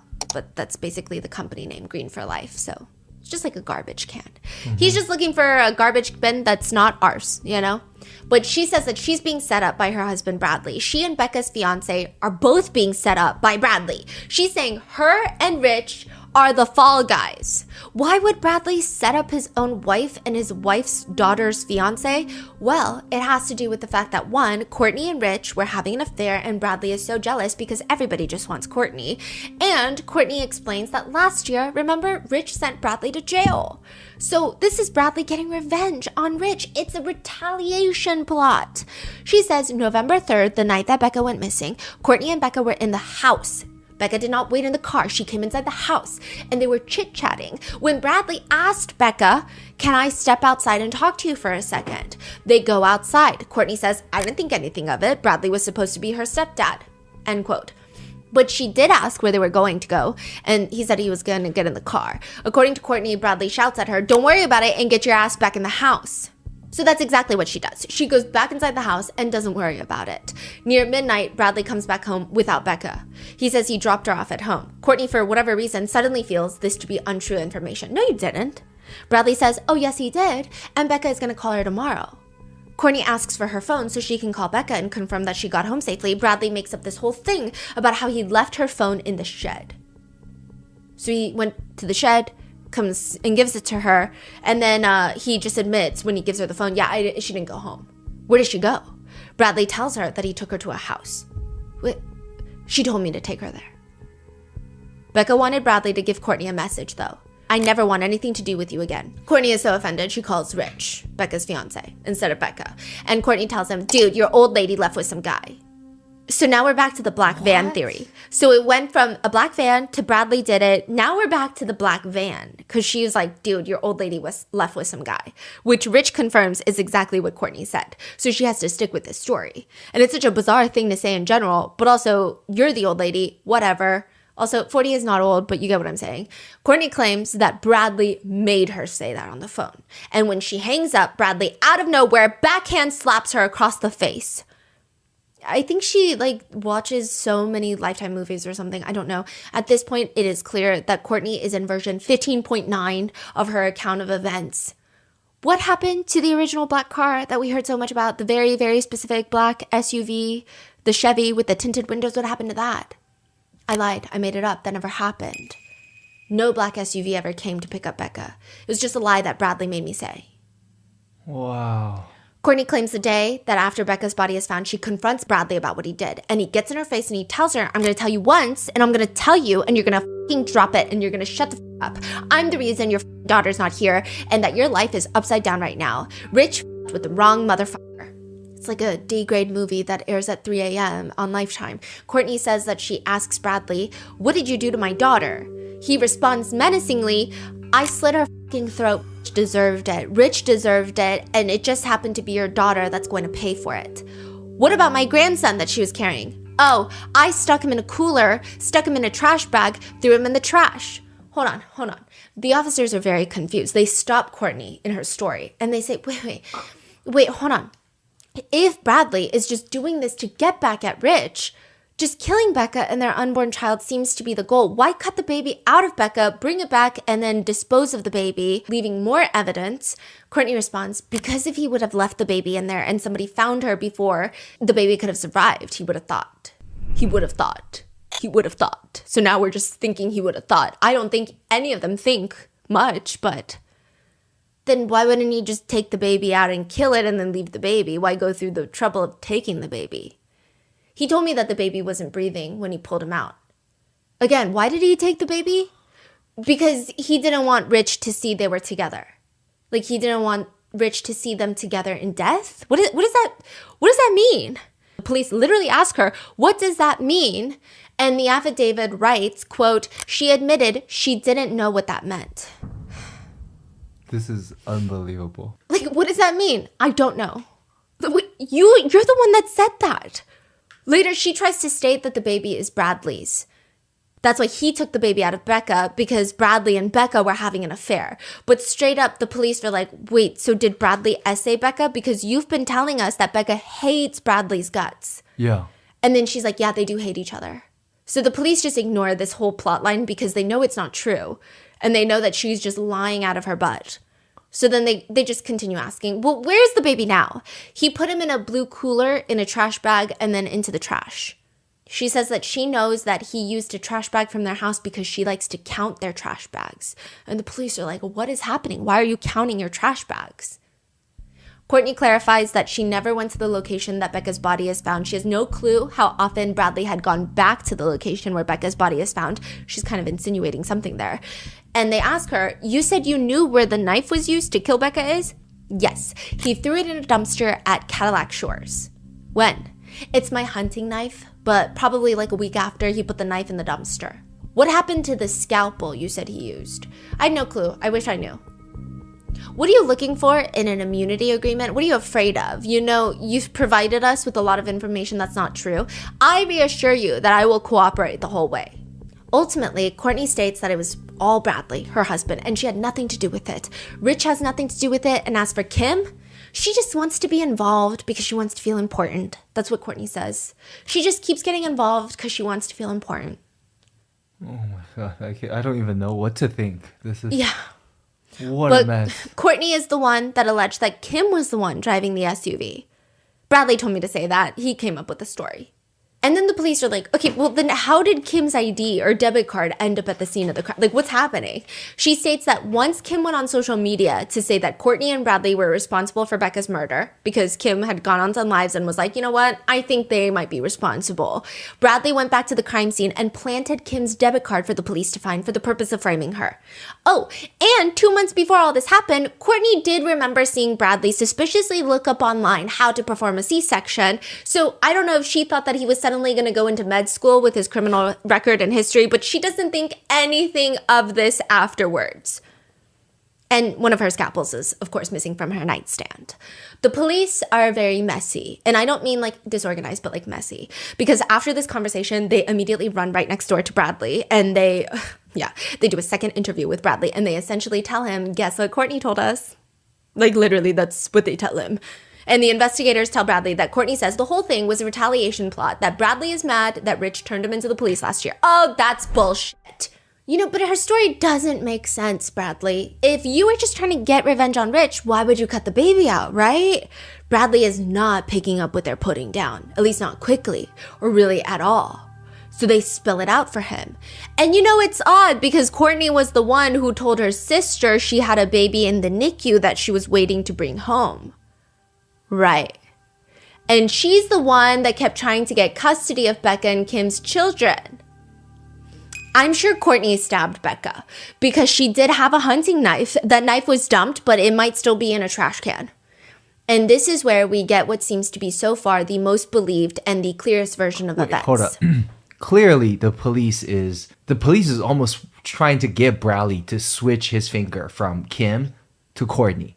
Yeah, so the police know, they have a good idea that it was Courtney and Bradley, so it doesn't seem like they're trying to get a false confession, although maybe their defense attorneys will use it against them. But yeah, but why Bradley was so adamant on Kim? Like, why? It seems like he still wanted to protect his wife to some degree. And Courtney didn't care. She was like, take my husband. He's the guilty one. So the police come in and they're like, Courtney said it was you, just like you expected it to be. And then they're trying to tell him, but we know that's not the truth because Courtney's also weird.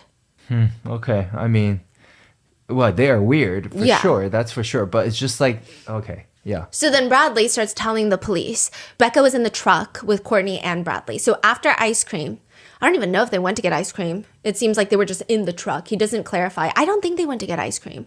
But they're in the truck, all three of them. This is the final story from Bradley. Yes. Okay. And Bradley says that they were going to go drive to get Tide Pods. But before they can leave, he looks and Courtney just starts stabbing Becca in the truck in their driveway. What part of Becca's body did Courtney stab? I don't know. I jumped out the truck. What? They're like asking him, like, can you explain a little bit more? Courtney just grabbed the knife and started stabbing her. This is a direct quote. Just stabbed her in the chest as far as I know, but I can't be sure because I jumped out the car when Courtney started swinging, so I'm not sure. Eventually, another door to the truck opens and he sees that Courtney brought Becca out bleeding and starts making Becca walk. Becca is stabbed and she's 38 weeks pregnant. She cannot run away and she walks her into the woods essentially. He says that Courtney stabbed Becca and in the woods took the scalpel that I guess she had already prepared and cut the baby out of Becca.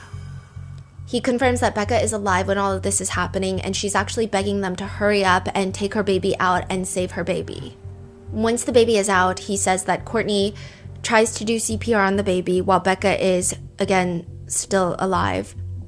And Bradley walks over and slits her throat.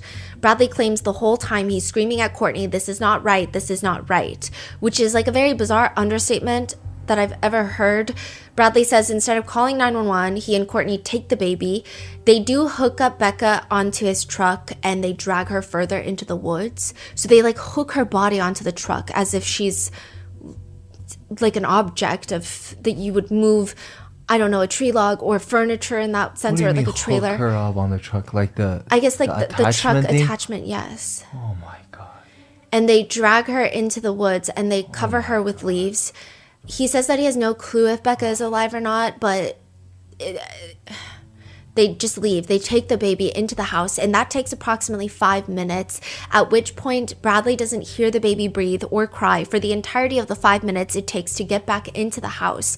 And when they get back into the house, Courtney walks in, goes into their bedroom, puts a towel on their bed, places the baby down, continues CPR. That goes on for about 15 minutes before she walks out with a trash bag. And the baby is in the trash bag. And she just puts the baby out on the porch for the rest of the night because they want to get rid of the baby right before trash pickup day. But she does make one comment the rest of the night that Bradley claims he remembers, which is, that bitch killed my baby. And she seems to be referring to her biological daughter, who is the mother of the baby. That she killed both of them. Tortured.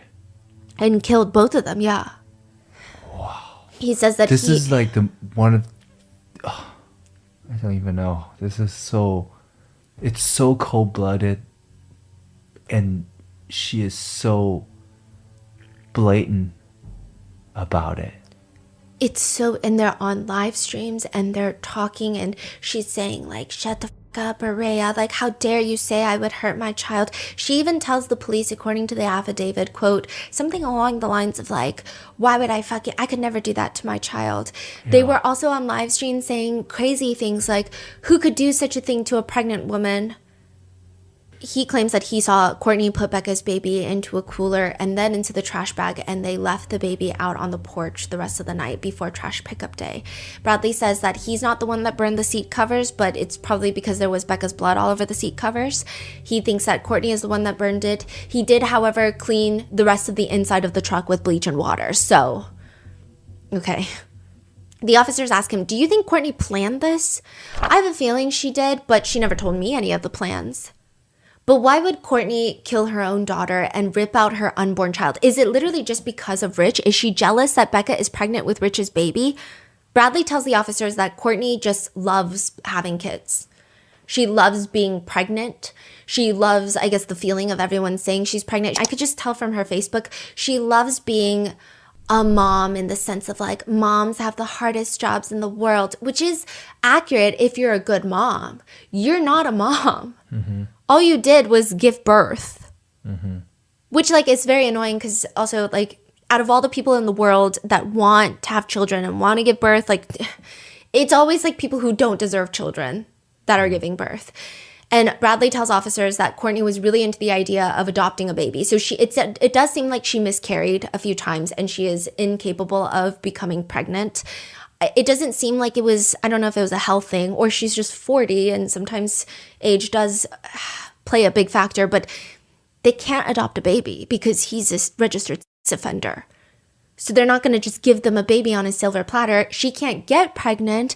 And so she thought that this was probably, this is what Bradley thinks, and everyone's connecting the dots, the easiest way to get a baby. I don't know why she wants a baby. Yeah, but not only that though. Like she did that to Becca while she was alive. Yeah. Wanting a baby, she couldn't even give her the mercy of. Yeah. Right? See, that just. Because I think. That's not just you want a baby then. Yeah. I mean, I think some people would. I guess logically, maybe Courtney was thinking that if Becca was dead, the baby would die.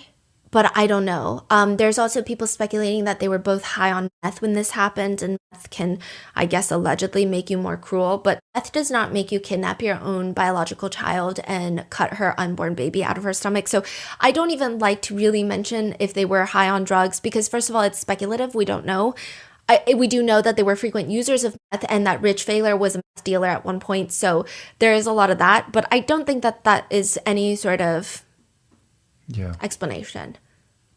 But ever since then, it seems that Courtney can't stand the idea of anybody else getting pregnant. Because even when Becca was pregnant with her first child, remember, Rich claimed that she was trying to hit her with a baseball bat on the stomach because she just doesn't like the idea of anybody else being pregnant except for her. She needs to be the one being a mom. She needs to be the one having a kid, but she's married to a registered sex offender, so she can't adopt and she can't get pregnant. Courtney is confronted with Bradley's new version of events, and this is like the version that most people believe happened. Courtney says she tries her best to lie again, and she says, that's not true. Bradley just killed Becca in front of me. He was stabbing her, so I had to cut the baby out because Becca was like, save my baby. So I cut the baby out because that's my grandson. She said she cut Becca's baby out of sympathy, out of honor, out of familial ties, that was the right thing to do. And she conveniently had dental floss in her pocket to cut the umbilical cord. So she did confess to. Yeah. Okay. At this point, everybody is arrested. So Kim is arrested. This is her mugshot for tampering with evidence, lying to a police officer because... But why is she part of this? How is she part of this? She kept lying. It seems like at one point she finally knew what happened, but she was lying. So she would point the finger at Rich, then she would point the finger at Courtney and Bradley, and then she was sending people on a wild goose chase. Why is that? I think that she didn't know the smartest move for her to make. She claims that she was being blackmailed by Courtney and Bradley, that they told her that we have your stuff, we have your debit card. If you don't make everyone believe it's Rich, we're going to plant your stuff at the scene of the crime. So she claimed that she's been blackmailed. Yes. So she started lying about. Yeah. What? And she was arrested for tampering with evidence, lying to a police officer, and filing a false police report. What do you mean? Because they're assuming that she knew that Becca was not missing, that she was dead. Oh, already? The second day? So like her police report that she probably filed out was probably full of lies. Because I don't know what's going on with the cell phone too. She's the one that gave them the cell phone? Yeah. Pin? She says that she got it from Rich, but no one really knows. And how is Rich yes. connected now? He's also arrested. Rich Failer is arrested, but then he's subsequently let go. He has no charges right now against him related to this case. I think he has a separate domestic violence charge that's open that has nothing to do with Rebecca, but he was briefly arrested. Okay, but how does Rich, when did he find out, or how did he The find general out? consensus is that Rich has no idea what's going on. Really? The general consensus is that Rich is a shit person, but Really? netizens are actually really mad because they're saying out of everyone in this entire story, minus obviously Stephanie Park, her adoptive family, and all of the kids, out of everyone, Rich is the best person? Yeah, exactly. Yeah. I find that so hard to believe. Yeah. It seems like he is a shit person, but probably not guilty of Becca's murder. He had a version of the story, correct? Yes.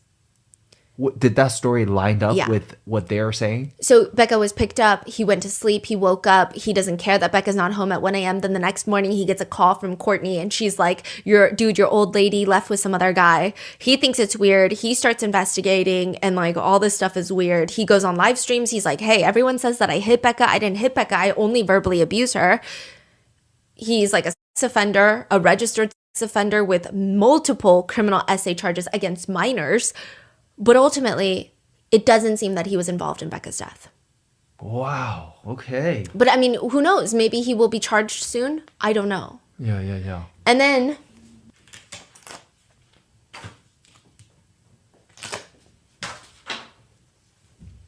yeah. Courtney and Bradley are arrested for first-degree murder, torture, conspiracy to commit torture, assault of a pregnant individual causing miscarriage or stillbirth, conspiracy, unlawful imprisonment, and removing of a dead body. I don't know how it's going to go if they're going to charge for 2 counts of Which first-degree state are murder. they in? They're in Michigan. So I don't know. But I just don't think that the assault of a pregnant individual causing miscarriage or stillbirth, people have qualms about that charge because they want it to be like a full separate murder charge for the yeah. baby. And Yeah, that is. Yeah. So now, I mean, they're arrested. They did have a brief court hearing.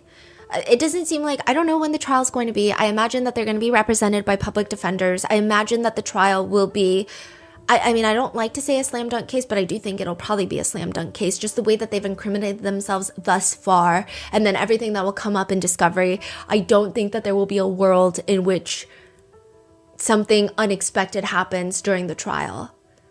But we are left purely to speculate. I will say, I don't know if the trial is going to uncover the real reason why these two allegedly killed Becca. Is it really just because they want a baby? Is it because they don't care? Is it like a torture element to it? Like, it doesn't make sense. Exactly. And I mean, I don't have answers for that. I don't think we'll ever get answers for that, even if there is a trial. Wow. But with that, I will leave you with netizen comments. What is Yes. Stephanie Park's? Stephanie Park's family have started the GoFundMe for Rebecca's sons. Stephanie Park is raising Rebecca's 2 sons and Kimberly's daughter. We reached out, so the GoFundMe, we wanted to verify it's the real GoFundMe, but a lot of the pictures that people have been using for Becca, it's like very heavily filtered photos. I mean, she looks stunning, she looks beautiful in them, but they were using a picture that we hadn't seen circulated a lot. So we just wanted to verify that that is the right GoFundMe and that is a picture of Becca. And Stephanie Park's family emailed us back and said, it's a picture of Becca from high school. And they really like remembering her in that way because she was like a natural blonde, and that was when she still had her blonde hair. So this is the picture. Yeah. And it seems... But she hasn't made any comment about no, anybody. the only comment that has been made now from the family is that they just want a lot of the internet rumors to slow down because it's interfering with the police investigation and maybe the way that the trial will resume. I can see where it's coming from. It did come one of those cases where the live streams took on a life of its own. I think it has the element where Rich would just call into a live stream. So of course, like a lot of things are developing very quickly. And I think when you're in a live stream asking questions, especially when you're dealing with such a sensitive subject matter where there's an active police investigation and an active missing persons case at that time, I think it's really hard to on the spot ask questions that you think are helpful but not damaging to an investigation. It just got really messy. This was before they're Yeah. arrested. Right, okay. And I will say there are a lot of rumors about Becca as well. I think maybe the family is referring to that more than anything. There were rumors of, I don't know, alleged drug use during pregnancy, this, that, and the third, which I don't think really have anything to do with the case. Yeah. So There were people talking about how she was cheating on Rich. And I just think it's like, I don't know how that would even help someone find Becca. I mean, I guess at the time it was under the thing of, oh, well, if she was cheating on Rich, maybe there's a different guy that she would have run off to. But yeah. Yeah, I hear you. We still don't know where the baby is. It's unlikely, I think, that his remains will be recovered. He is presumed deceased and probably in landfill if he were to be placed in trash. One netizen comment reads, "What's the most shocking is that her fiance isn't even the worst person in her life." Another comment reads, "I can't imagine the terror this girl went through, knowing her own mother was doing this, not only to her, but her grandchild, beyond horrifying." And everyone just hopes that the criminal justice system, if they don't do anything, then hopefully all of this is settled in prison for Courtney and Bradley, is the sentiment. I'm not saying that, but what are your thoughts? Let me know in the comments, and stay safe. I'll see you in the next one.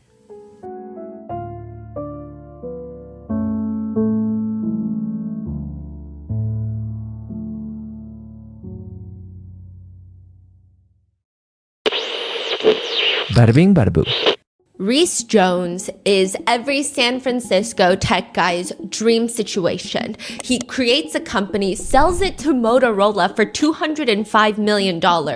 He starts his own venture capital firm, and Reese Jones has a look. I feel like he would be cast as an extra in Game of Thrones and not necessarily a role that a lot of people would make thirst traps over on TikTok. He's got crazy graying hair, a gray beard, he's got kind of a stocky build. He's an old looking guy. People searching for symptoms of their body was able to predict pancreatic cancer. So of course, part of the dream for the SF tech guys is looking like that and then dating a younger, hotter, fit, blonde woman who is open, who is experimental in the bedroom. He is living the f***ing dream. But something really crazy is about to happen to Reese Jones. Soon in court, it's going to be revealed that Reese Jones likes to be leashed up with a collar around his neck like a dog, being walked around by a young woman half of his age, like a little dog, eating out of a dog bowl on the floor. But before that, he's going to be kidnapped. It's Friday morning. He's going to be walking down a sidewalk in San Francisco, and not even like the bad part of San Francisco, because he's a multimillionaire. He lives where all the other multimillionaires live. But a car is going to pull up, 3 men are going to jump out with a gun, grab him, throw a pillowcase over his head, handcuff him, strap him to the backseat of the car, and like the movies, he can't see anything that's going on outside thanks to the pillowcase, but he can feel his body, and his body is swaying from side to side in the back like they're going down some sort of winding road. And now he's being pulled out of the car. He still can't see. The captors, they're escorting him up a flight of stairs. What do they want? Is he about to die? It feels like he's about to die. And it kind of sounds like it too. I mean, if Reese had to imagine the song that would play as he climactically meets his death, it probably wouldn't be Mozart's Requiem. But that feels a little too on the nose. Or maybe that's perfect, because that's blasting. I mean, the captors, they are spending time and energy to set the ambiance of his death. Mozart is playing on the speakers of the warehouse, and he has been taken into this massive building where he probably is going to die. They take off the pillowcase. He feels something cold on his forehead. It's a gun. And a face comes up real close. Are you prepared to die, Reese? Next thing you know, Reese is being placed inside of a coffin that's about to slide shut, and this is it. Like, this is really the end. All that work, creating the massive tech company, exiting, becoming richer than anybody really needs to be, all for what? To die listening to Mozart, and it's muffled because he's trapped inside this coffin, and the lights go out. And when Reese opens his eyes again, the coffin is open, his eyes are adjusting to the light, or maybe it's heaven, I don't know, and there's an angel. Standing, dressed in white, standing above the coffin. Is this freaking for real right now? Brother Jones, hell is not just a location in the universe. What does that even mean? It's a location in your mind where you relive your sins. Follow me. It's like the Scrooge. Reese gets up and is led through different rooms of the warehouse. 7 rooms to be exact, for the 7 deadly sins. The first one, lust. Women, lots of women, dressed up as a schoolgirl, a cop, a nurse, a maid. There's piles of intimate magazines, Playboy, Penthouse, all over the floor. There's TV screens filling the room, all playing X-rated scenes. Reese must now fondle the woman. The angel encourages him, or demon, I don't know, okay? Go ahead, collect the sin of lust. And then the next room is greed. Reese is forced to lay down on a bed filled with money, and angels show up piling more and more things on top of him. Consumerism, clothes, makeup, just all this trash weighing him down until he begs to be freed. And then he's entered into the next room. The next deadly sin, gluttony. He's forced to unclothe. Here, oink oink, bitch. He places pig ears on his head. He must eat from a dog bowl on the ground while caramel sauce is poured on top of him. And then there are angels, demons, I don't know. They're in the room and they're licking it off of him. Then there's envy. Reese will be bound to a chair while he watches his girlfriend, his hotter, younger, blonde girlfriend, have intimate relations with what is described as a buffet of people. She's saying unspeakable things that are spoken, like, it would have been so good if you were my boyfriend Reese, but because it's you, it's even better. And after going through the 7 deadly sins, Reese Jones is going to be reborn, alive, in the human world, where he's going to be escorted to a rooftop deck, and dressed in white, just standing there, looking out into the distance, is this hotter, younger, blonde woman. Who is that? She turns around, and Reese will likely smile, because it's his hotter, younger, blonde girlfriend. Happy birthday. All of this, the kidnapping, the 7 deadly sins, everything is an elaborate birthday present for tech giant Reese Jones. That's what you get when you're worth $200 million.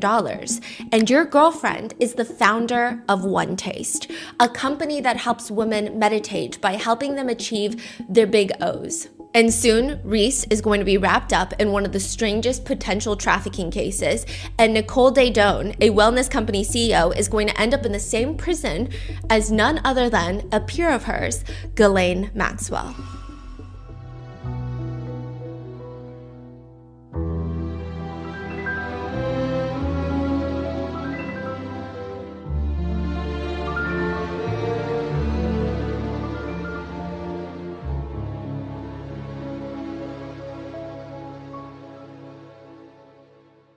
We would like to thank today's sponsors who have made it possible for Rotten Mango to support the Minnesota Immigrant Rights Action Committee.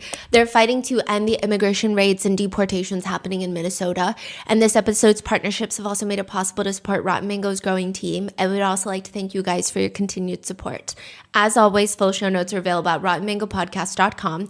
Today's case is really heavy in regards to CSA, SA, and to be really specific, there's going to be mentions of SA against previous SA victims, with situations where SA victims are being forced to recreate their SA experience.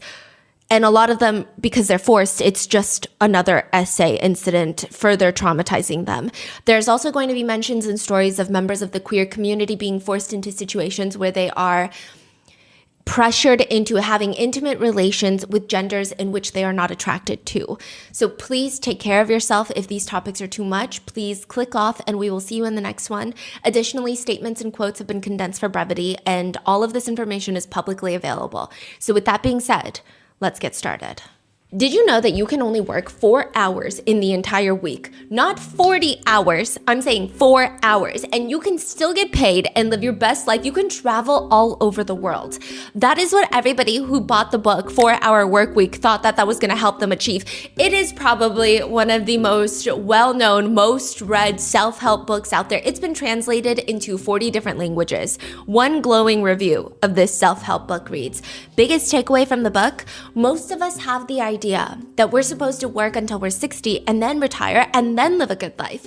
Tim does a great job pointing out how backwards that idea is and gives lots of suggestions for how to change your life to accommodate. He calls those who have done so the new rich. They are rich in life, which is not related to being rich in dollars. Another review, not glowing, reads, there's a chapter titled The Low Information Diet. Tim, the author, admits that he doesn't bother staying informed about the news or any other kind of current events, even to the point that during election seasons, he simply just asks his more educated friends about who they're going to vote for and then just votes for those candidates. I'm not even kidding you. He justifies this by saying how the time it takes you to know, learn things is time that could have been spent running a business on autopilot or having fun. So there's that. I mean, needless to say, over 2 million copies have been sold, and I have not met a single person who has read one of those 2 million copies and has managed to work 4 hours a week. But a lot of people love the book, and they have taken nuggets of information to apply to their lives. But what the does Tim Ferriss know about One Taste, and what does he have to do with this case? I think it is cute to poke fun at modern day self-help gurus. Tim Ferriss seems to be one of the less controversial ones from what I can see, which basically just means he has no allegations of SA against him. Okay, he doesn't think women are created to procreate and populate the planet. At least I don't think so. I mean, he just seems like he's really into cold plunges, biohacking, and productivity. He's also a victim of childhood SA himself. So just before we get into the next part, I have no doubt that Tim Ferriss knew nothing about what's actually going on inside, in the depths of One Taste. I think he just... One Taste is a company. Yeah. Okay. He just gets involved and makes it a bit more public, mainstream. He's one of the few people that was talking about One Taste, that made it more mainstream, that had more people talking about One Taste, and that's why we're talking about it. So with the success of the 4-Hour Workweek, Tim Ferriss starts his newest endeavor. It's another self-help book called 4-Hour Body. It's cheeky.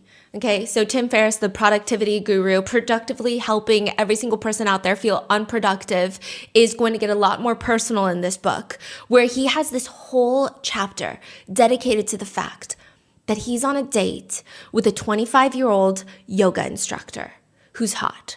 I don't know why her age is important, but it intrigued me, so I Googled it. He was 33 when the book came out, so I don't know if that's an age gap that he wants us to know, but it's an 8-year-old younger yoga teacher, and they're eating French food, drinking champagne, and she just blurts out to him that she's never had a big O in her life. Her entire life, she's never experienced it. She's slept with people, never had the big O. Orgasm, right? Yes, and he says, quote, "I've never won the Powerball lottery, but I felt like I just had." What? Yeah. So self-help guru decides to take it upon himself to not be, he writes, "So it came to be that I made her a drunken promise I would fix her inability to owe, not that night, not necessarily through me, but somehow." That is how he goes on a quest, a journey to talk to female O experts. And he comes across the big OM. She calls it the OM. She doesn't call it the O, she calls it an OM. The OM expert, Nicole Daedone, the founder of a company called One Taste. He reads her book called Slow Sex. Tim Ferriss writes about Nicole Daedone's book. This should be required education for every man on the planet. Another self-help guru, Tony Robbins, yeah, though much darker of a figure considering he's got all those SA allegations against him, but he says he even recommends the founder of One Taste her new book to all of his friends, including somebody who, quote, desperately needed it. Even Khloe Kardashian, in a blog post, wrote that everyone should read One Taste founder's book. She says orgasmic meditation is the key to ultimate satisfaction.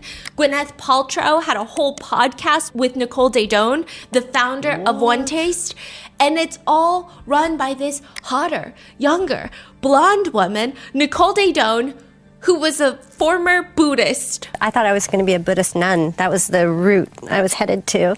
When you say hotter, young, why is it hotter, younger, blonde? Hotter, younger than Reese Jones.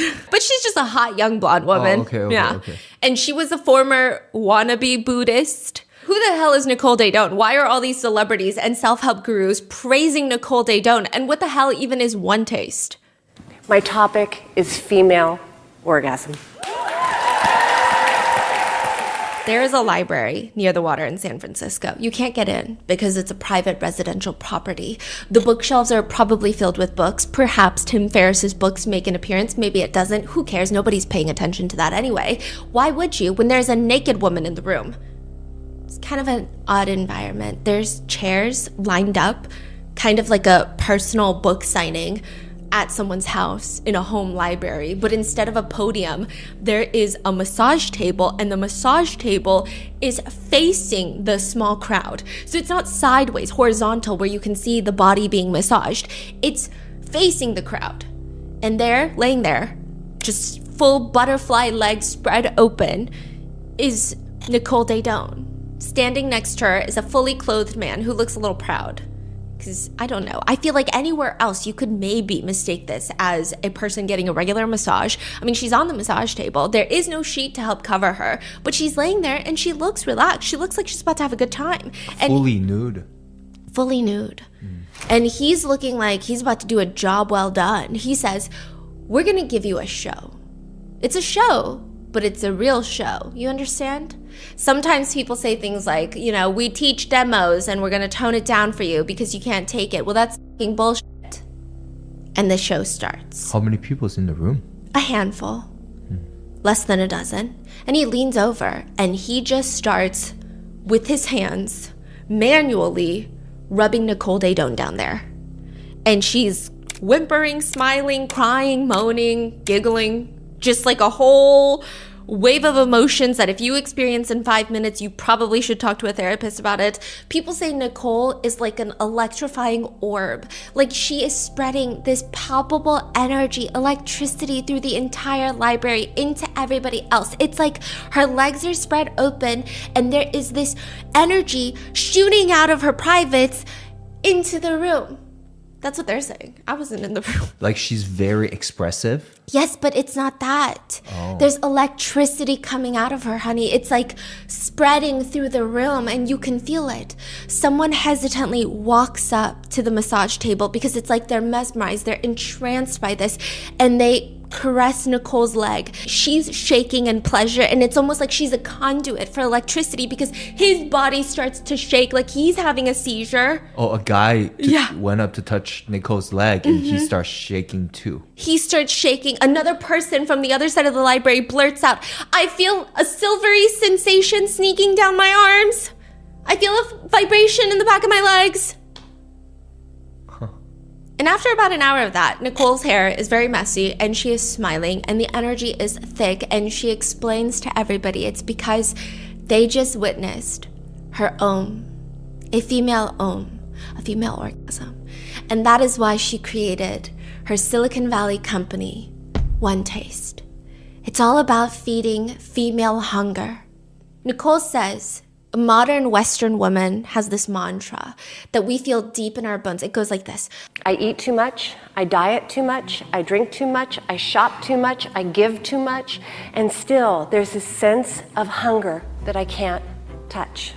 The solution to female hunger is you have to pay Nicole Daedone, take off your pants, keep your shirt on, lay down, get into a butterfly position, your feet are touching, your knees are spread open, and you just have a stroker, which is a fully dressed, typically a man. They call them strokers. They look like massage therapists. They come over and for 15 minutes, they put a dollop of organic coconut lube on one finger and they manually start fondling you. It's not sexual. It's therapy. It's meditation. OM is OM, orgasmic meditation. It's like you go to a yoga studio and instead of doing yoga, you lay there and the male stroker who is trained by One Taste comes over for 15 minutes, performs an OM on your privates. You don't even know each other's names. You don't get to know one another. You don't go to dinner first. It's a clinical service that is going to change your life. That's it. I mean, this isn't entirely a new concept. It's rumored that back in the day, women would go to their doctors and get diagnosed with hysteria, which back in the day, that could mean anything from you have a small headache to full-on psychosis. But the old school doctors would just manually stimulate the patients down there to help them relax. Which, of course, then comes the rumor that women would start going to the doctor to complain of a headache that doesn't exist because their husbands at home couldn't get them off. So then why not go to the guy in the white coat that can do it for you? Yeah, it was a whole thing, okay? But now in modern day, there really isn't much holding American women in the Western world, maybe like certain cultures and religions aside. There's nothing holding you back from self-pleasure. But Nicole says it can be better. It always can be better. And that is the gap that Nicole Daedone wants to fill. This is the same woman who, when she was just a little kid, Nicole said that she had this hunger. It was like this insatiable hunger. She's like 5. And every time she would see a woman in a miniskirt, she wanted to run up to that woman and bite the flesh of the back of the knees.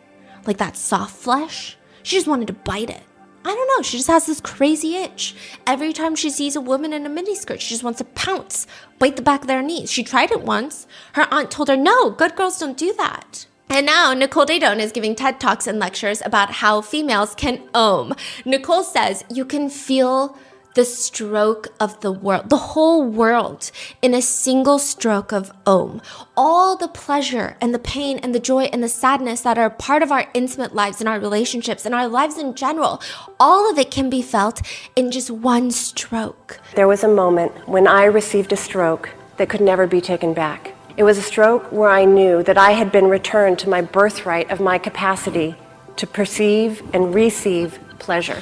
She says that when you have a really good ohm session, which you don't even have to climax, you don't even have to get the big ohm, you just have to sit there for 15 minutes while a stroker rubs you. It's just the laughter. It just wells and wells inside of me, and I became swollen with laughter. And then like champagne pouring over the sides of the bottle, tears began to flood me. My body was rocking. It was the first time I had experienced this sense of being so entirely, utterly uncorked. I was flooded with freedom. So is it like a special type of massage versus like self-pleasuring? Like, yes, she says it's very specific. It's not the same as self-pleasuring. So when you are self-pleasuring as a woman, you are trying to reach the goal of the big ohm. You're trying to reach the top of the mountain, but it's about the journey. And so when we as a society, we are so focused on reaching this destination of climaxing. But she says, you know what I think a climax is? It's a crotch sneeze. That's all it is at the end of the day. It's not that important. It's just part of the process. Crotch sneeze? Yes, it's just a blip in the radar, right? The true meaning is men, they are served all of these intimate things with their partners. They find a partner that they like, and they are meant to be served. Women, you never really learn how to feel down there. Everything is so laced with shame. Everything is laced with, I have to reciprocate. Oh, if he does this for me, or if she does this for me, I have to do it for her or him. But this is true meditation. You lay there for 15 minutes. Nobody expects anything in return. You don't have to sit there and perform and say, oh, you're so good at this. You don't have to scream and like pretend that you've reached the destination when you haven't reached the destination. And you just get to experience. And it's almost a meditative getting back in touch with your feminine state. So many people want to hear Nicole Daedone talk about One Taste, her company, and the practice of Om, that she's able to book out a 1,400-person conference hall at the Regency Hotel in San Francisco, where a lot of mid-sized tech companies hold summits and conferences. Employees of One Taste are walking around with t-shirts that read, "Powered by Orgasm." Just walking around. They're forming lines outside the conference hall. Ladies, please find your nest. Everybody find your nest. Gentlemen, walk up to the stage. Please wash your hands and find your supplies. The supplies are a pair of latex gloves, a small glass container of organic coconut lubricant, because we're not filthy animals, of course it's organic. Then women are guided to their nests. Nest is where you ohm. It's a yoga mat, typically, covered with a blanket, 100% cotton blanket. The woman is to lay on her back. Wait, this is the conference? Yes. 1,400 people conference? Yes. Oh, wow. Mm-hmm. And she is to unclothe from the bottom downward. Keep your shirt on, it gets chilly. Then she is about to experience an ohm for the very first time in her life. Or maybe it's the 100th time. It's going to be 1,400 people who paid anywhere between $200 to $400 for this 3-day summit. And they're all going to be ohming together. Everyone received a red card. If you ever feel uncomfortable, hold it up like a little referee and we'll stop. But nobody does. There's 1,400 people, so Yes. Is that 700 women? Pairs. 700 pairs. Yes, but a lot of men pay to get in too. Right, but are people coming in as a couple to do it together? No. There's actually one journalist who went in, and she was writing for the now defunct website Gawker, but she went into the conference to write about Nicole Daedone and One Taste. She was a journalist. And they were just like, you want to try an ohm? And so she was like, that's not what I'm here for. And then she tried an ohm. From a stranger. Yeah. Huh. You know, it's a 3-day conference. They have other things. It's not just 3 days of circle jerking. I'm sorry, how does she describe the experience, or what's her takeaway? Oh, yeah, we're going to get into it, yeah. But it's a 3-day conference, lots of speakers, Naomi Wolf, Dr. Sarah Gottfried, Robbie Richmond. He's the former culture strategist at Zappos. I think they're the ones that do the shoes, right? They're all going to be there to speak. Brian Friedman, the producer of A&E show Intervention. I mean, the promotional website for this conference reads, "The Conference is a gathering of like-minded people who are passionate about exploring the power of female orgasm and everything that goes with it. Some people do yoga, some people meditate. We and so can you. The regular ticket price for this event is $795, but you can purchase your ticket today and you pay only $395. That's a 50% discount. Take advantage of the special offer today. The ticket price will be increasing soon. Buy now." To be honest, it is crazy to think that most people don't purchase this ticket with the hopes of oming. And there's going to be this whole delicate dance around it because, like, what do you mean you're just going to ohm in public and people are around you and there's like another woman just an arm's throw away? And these are people that you just met. You're going to find an ohm partner in a sea of strangers? One Taste staffers are reassuring everyone, though. It's not unusual to get stroked by somebody you've only just met because it's not sexual. It's clinical. You might even get stroked by someone and then realize, I'm so sorry, what was your name again? But all of this is helping, and we have things like safe porting.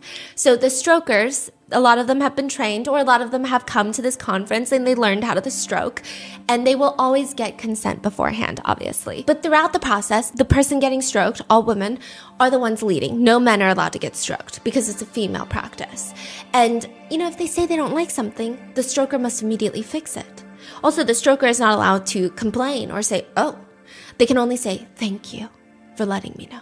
And if the stroker is going to change positions or place another hand on the thigh or to start going faster, they're going to announce it out loud to the woman, such as, I am going to give you some grounding pressure now. You will feel my hand on your thigh. You're also heavily encouraged to speak out what you feel during the ohm sessions, even if you're just witnessing it. So it has to be in neutral terms, though. So the stroker will say things like, the color is very coral. You don't say pretty. You don't say wrinkly. You say neutral terms because everything about this is neutral. It's not laced with, oh, well, it could be prettier or it could look like this. It's supposed to be just clinical. This sounds like a really weird role playing that they're doing. Yeah. Like, just because you say it's clinical, does that mean these guys there working as a healthcare worker? Like, that's kind of off. It's very confusing, and like you can see, it's very ripe with the ability of abuse, these types of environments. And one person just says, watching these demonstrations, I mean, it felt like my body was getting sunburnt. And there was this soft just arrow that was stopping my breath. Other people who have witnessed watching other people get ohmed say, there was a moment where I felt like my body was a shell. It was hollow, and I felt this white substance filling up from inside of me and inflating my chest up, and it blew me up like I was the Michelin Man. The 3-day conference turns out to be a massive success. Even the Gawker journalist who got roped into doing an ohm, she says, oddly, it was thrilling. Like, it was thrilling. She could see the appeal, and when she got home, there was almost like this feeling of being done from a drug binge because there was so much excitement and it was so, everybody was turned on and there was this energy, and she tried to talk to her friends about it and nobody got it. They were all like, is this a cult? Like, you're weird. Why did you do that? And so now she just felt so empty, like she was hung over from like the 3-day party of her life and she didn't know how to even operate afterwards. How long was like that one session that she did, or all of them? 15 minutes. But that whole thing only lasted 15 minutes. But they have multiple sessions of 15 minutes. Sometimes during the ohm conferences, they'll do 15 minutes and then they'll just partner swap. I don't know why, okay? But they'll just partner swap. And then there's just a new stranger and you're doing another 15 minutes. Huh. One woman says, just the idea of like dropping my pants in front of a stranger, you know, I actually almost left. But then at the last minute, I basically was like, it, you know, I'm here, I'm gonna do the thing. And once she did it, she said, I was like, that was amazing. Like, that was incredible, terrifying, and incredible. And then all I knew is, like, I want to do this again. Another person says, after my first I felt baffled, confused. It didn't really feel like self-pleasuring or anything I'd ever experienced before. It didn't even feel like... It was just something new. I wanted to scoff at it. I wanted to brush it off and explain it away, but I had to admit that something unexplainable was going on, something great and unexpected. During the group sessions, one former participant says, it was just crazy to hear how many different sounds that the women around me were making. It just felt incredible. I just felt really good about myself in a way that I never had before. Others say that they skipped doing the Om with a stranger and just had an Om with their long-term partner. And one woman says, at first, I would always rather have been... I'd rather have an intimate relation or do something for him that would make him feel good so that he would like me more. And it was very challenging for me to just lie back and feel. I had this fear that when we were oming, he would realize he didn't love me, but the opposite happened. I've never been able to trust a relationship this much in my life because now I don't have to guess how he's feeling. I can feel how he is feeling. One staff member told a participant, I watched you om, and you sounded like an orchid blooming for the first time in 150 years. Another person says, listen, it's not even that intimate, okay? She says during and immediately after the Om, I had a sense of energetic movement in my limbs and the core of my body. I felt more relaxed, more alert at the same time, more clear-headed, cleared my brain fog, gave me energy. It's better than coffee. Another says, I would rather stay in a cave and Om for a week than go on an all expenses paid trip to Paris. I just kept wanting to do it again and again and again and again and again. One woman burst into tears at the end of the Om session, and Nicole Daydone walks up to them. Why are you upset? Because I don't want this to end. These strokers, are they doing do they have different trainings or?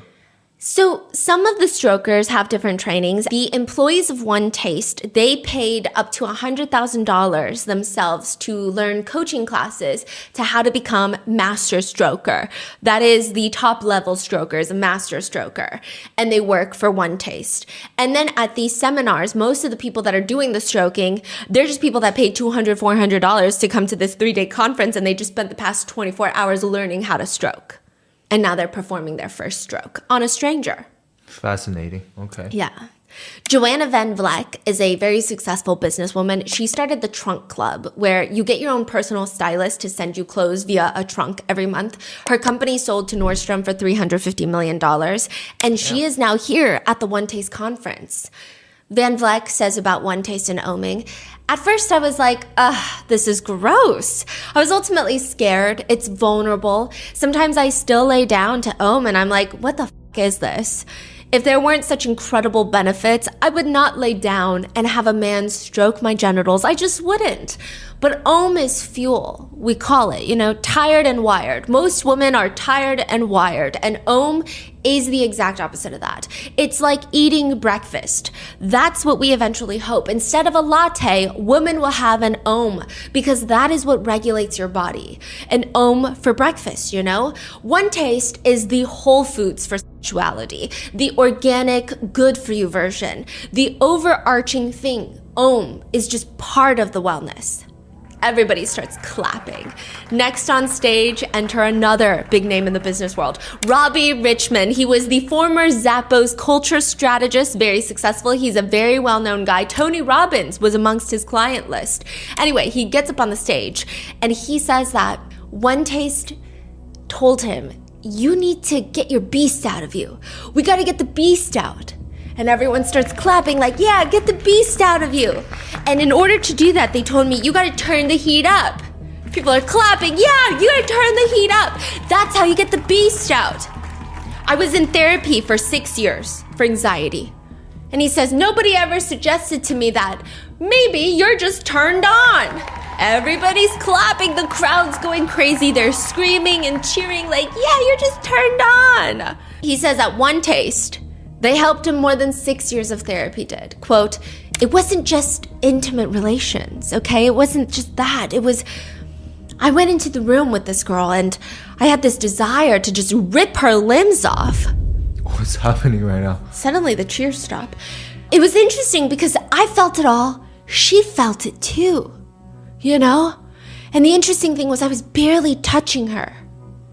Ooh, that, everyone is like, okay, what? He continues, it was this feeling like religion. And as a person who studies culture like me, you know, that's one of the highest echelons.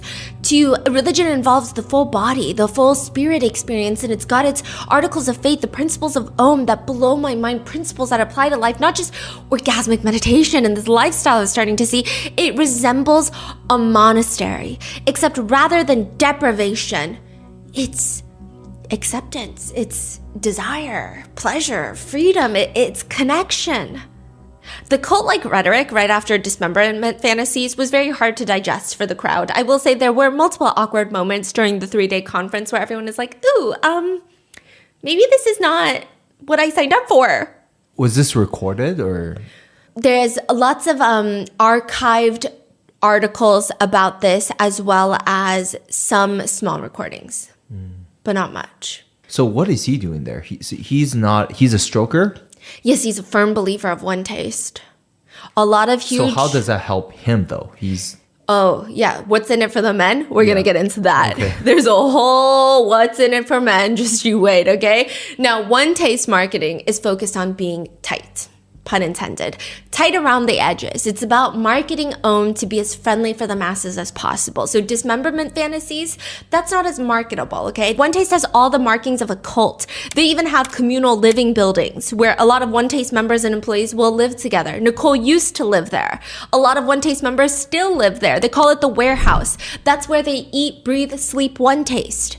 So they usher him off the stage and they continue with more speeches. And it just feels like minus the dismemberment talk, a legitimate tech conference for a startup. Later, when asked about the cult allegations, Nicole Daedone responds, if I were a person out there and I heard about a group of people who were living together and were doing this practice where they were stroking privates, I would probably think the same thing because I wouldn't have any context to understand because there is no context for connection in our culture. There's no context for any kind of female pleasure. There's no kind of context for sexuality within a rigorous practice. These things, as far as I know, have never really been explored skillfully. Anytime it's been explored, it's just been sort of on the fringe.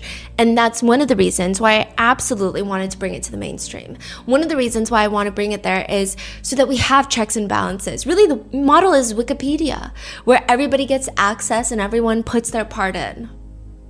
Not literally. She says the whole arena of female pleasure is so dark and weird and scary, and it needs to just be out. It needs to be out in the open. Cult leader corrupted by money and power. I just want to say that's patently not true. Nicole Daedone is a very interesting kind of woman. I mean, I will say that she is a pretty charismatic speaker, more so back during the prime of One Taste. That has nothing to do with youth or looks, just like the prime of her career. She writes in her book, Slow Sex. When I first tell people I make my living teaching the art of slow, intimate times, I get to watch an entire weather system cross their face in a matter of about 5 seconds. First I see surprise, then curiosity, then embarrassment about their curiosity, then fear that I can see their embarrassment, and then finally, courage to proceed. You know, I teach a practice called Om, I tell them. It's a way that any man can bring out the big Om in any woman in just 15 minutes. Nicole says, I teach people that Om is really no different than when my Uncle Bob taught me one summer afternoon when I was 12 years old. You're kidding me. Of how to really taste a tomato.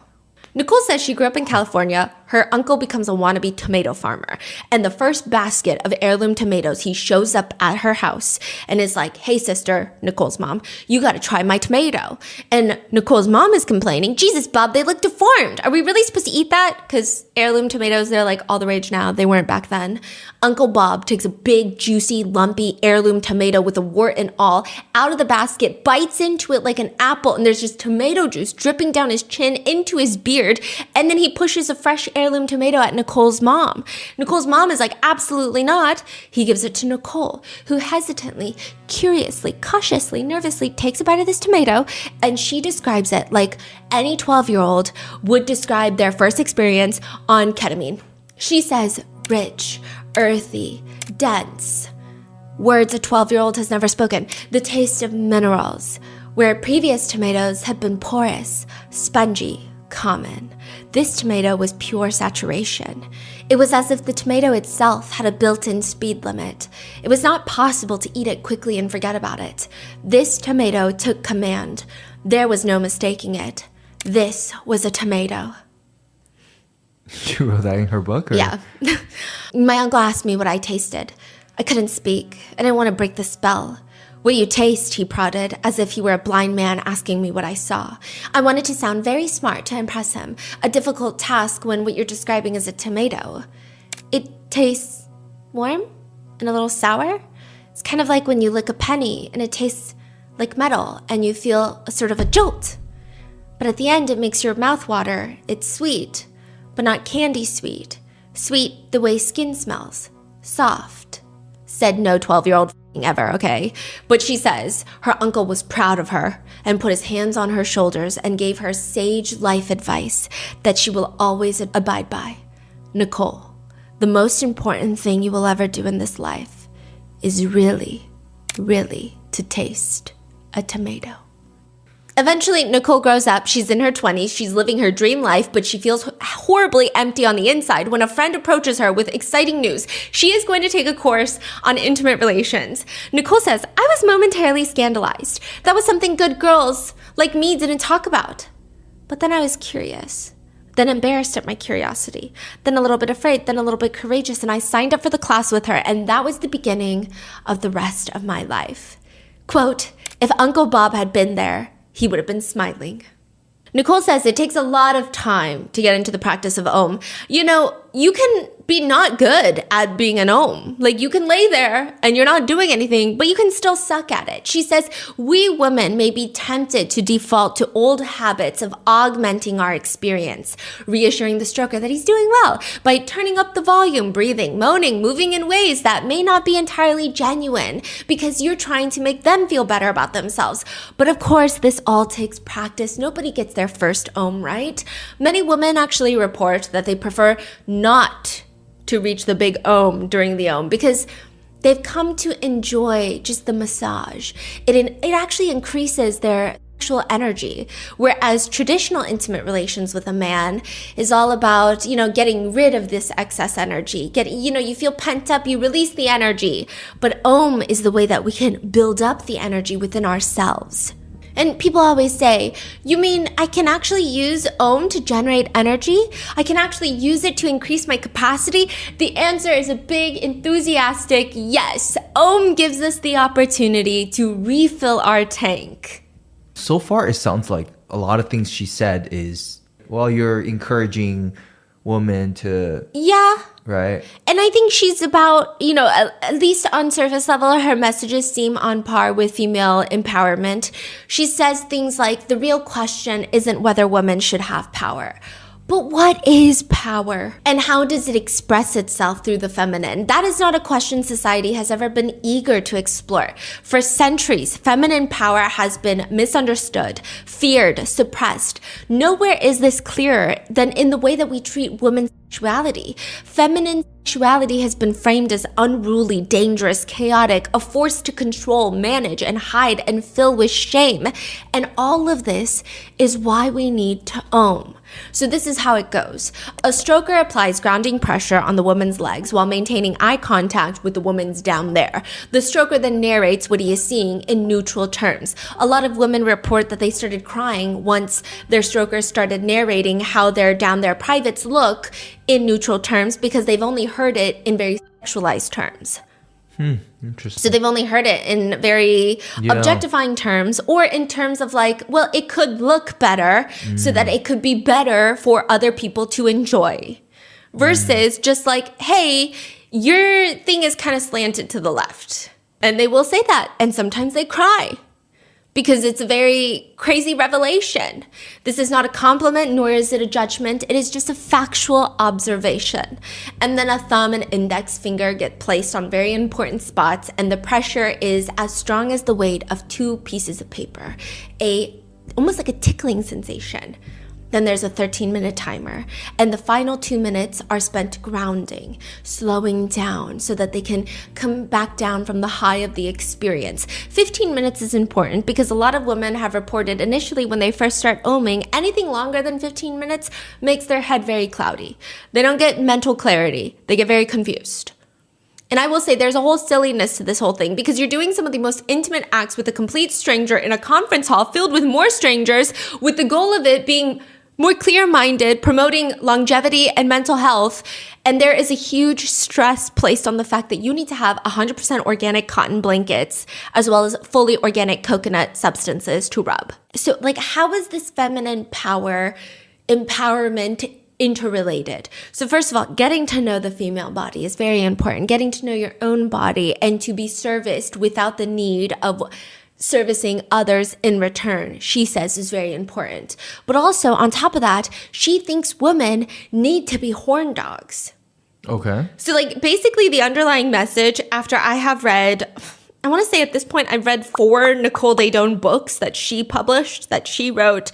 I've watched like I want to say like 30 hours of footage. They have a whole YouTube channel with podcasts where they just yap to each other.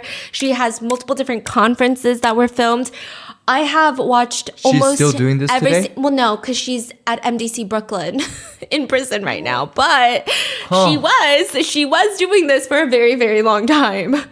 And I had to consume all of that. And I will say, this is the underlying message, is women need to be horn dogs. They need to be turned on and they need to be horned up. And she says that's how you get things that you want in life, because that is your greatest power as a woman. That is your greatest energy, is to have turned on energy. And men will just bend over backwards and do whatever you want if you have turned on energy. This is your only power as a woman, really. So you need to harness that power and stock up on the power. It's like you're battering up when you're oming, you're charging yourself with this power. She says, my challenge as a woman is that fundamentally any expression of appetite is shameless. I'm supposed to be small physically. I'm supposed to be small in expression. I'm supposed to be demure. If I have too big of an appetite, then I'm, I don't know, money hungry or a gold digger. Although, you know, those things aren't the more challenging desires that women have, or I'm greedy, or I'm all the things that we think women are who have any kind of appetite that makes us go to the other side and pretend that we're demure and we have no appetite. So as a woman, when desire arises in me, the shame silences me. As a man, when desire arises in you, it gives you a lot of gusto. So we need to do that.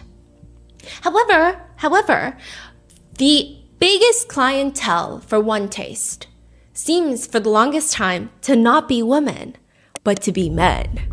I wonder why. Exactly. And it's very hard to cater to a male clientele in a place like San Francisco when all you do is say, hey, women are better than men. It's very hard to have men walk in and pay you money. It's a very small niche group of men who still will do that. So Nicole then starts catering to her male demographic. Wait, so she literally started a company to do these sessions, group sessions. Mm-hmm. That's it. That's her whole startup business. Yes. Then she headed into the wellness space with podcasts, books, you know, coaching sessions. Okay. Yeah, she became one of those online course gurus. So like a lot of like tech founders, tech people? Yeah, a lot of tech guys would go because when you're in San Francisco, you're in SF, and you have a bunch of software engineers who are probably very intelligent, more intelligent than I will ever be. Maybe, maybe not. I'm just kidding. I shouldn't put myself down with these guys, okay? But they have not touched a woman because they spent a greater part of their lives studying. Right. So there is an appeal for certain demographics. So they all show up. And that leads to a very big problem in One Taste, which is, how do you get women? Right. How do you get women for these paying men to stroke? And that is partly the reason she is in prison right now. When I'm hearing this, right, it sounds like, yeah, I can see how some woman does want to solve these problems. So it makes sense. But then when you say all the guys are joining, I guess reality is that you can say whatever the hell you want to say. People are just going to come in with their own. I know what you're trying to say because everyone has been thinking it. People are going to come in just trying to see a vagina. basically. We could say all these things and make it pretty, but ultimately the main clientele are just dudes who want to see a body part. Yeah. The question is, most women, are they here for the reason of what she's promoting? From what I can tell, after all of like the rabbit holes that we've gone down from One Taste, if I had to break up their clientele and who's joining One Taste, is you have a large group of guys. Older, younger, doesn't matter, all probably from the tech space, primarily in SF. Wow. And they don't know how to talk to girls. They've never really known how to make a girl feel pleasurable. They don't know anything. So they go here almost rather than like a pickup lesson. They go to this course. And then you have some older guys who genuinely think that it's a great meditative practice. Or you sometimes have like a huge group where couples, but they don't really stay in the One Taste sphere for long. They come trying to spice up their marriage. They learn the techniques. They do like a 1-day course and then they go home and then they apply it to their home life. Right. And then you have a group of young women. A lot of these young women seem to come from a little bit more vulnerable backgrounds. A lot of them have been essayed and they don't know how to feel comfortable with their bodies. Wow. And Nicole convinces them that she is the path and the light. And these young women end up becoming the biggest commodity of One Taste. Right. That's what I feel like. They are being taken advantage of. And then you have older, wealthy women who are just, I don't want to say like the men, but they kind of fit in that sphere of they give One Taste a lot of money and they also want very young, attractive male strokers. And they're here for the pleasures of One Taste. And she probably knows all of these. She knows everything. So she's playing 5 different games with different people. Yes. And she knows exactly how to talk to whoever she's talking to. Now, in terms of the payment, like these tech guys or whatever, is it all the same amount that she charges? Is it monthly or? Okay, so it's $10 for a one night like get to know each other session, and you don't own. It's like a $10 mixer. There's cocktails, there's fun. It's like a community event, that a lot of people will go to. And this is so manipulative. I'm going to go into it more later, but they have something called the hot seat. And these are people, again, that this clientele that they're attracting, a lot of people that are coming to this mixer, they're not typically, and I say this with love because I'm not a very popular person either. I don't have a ton of friends. They're not popular people.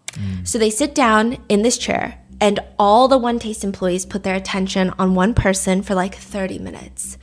And this one person feels a high because usually when they try to talk to their coworkers, they try to talk to people, everyone gets distracted halfway. They're looking at their phones. They're just maybe not the most entertaining people, but for 30 minutes, they had 10 people just captivated by them. And in the very back, there's a salesperson taking notes down of every single person's biggest insecurities. They'll ask you during the hot seat, they'll ask you, what do you want? And then you'll say, I want to be successful in life. What do you want? They keep asking you, what do you want, over and over and over again until it boils down to your biggest insecurity and your biggest desire in life. And that salesperson in the back is typing it all down in a laptop. Then you leave. After paying $10, you leave. Then they call you. And they say, hey, didn't you have so much fun last night? Well, why don't you come back for a one-day course? Instead of $10, it's $200 and you can spend like 8 hours with us. They're like, okay, $200 is not that bad.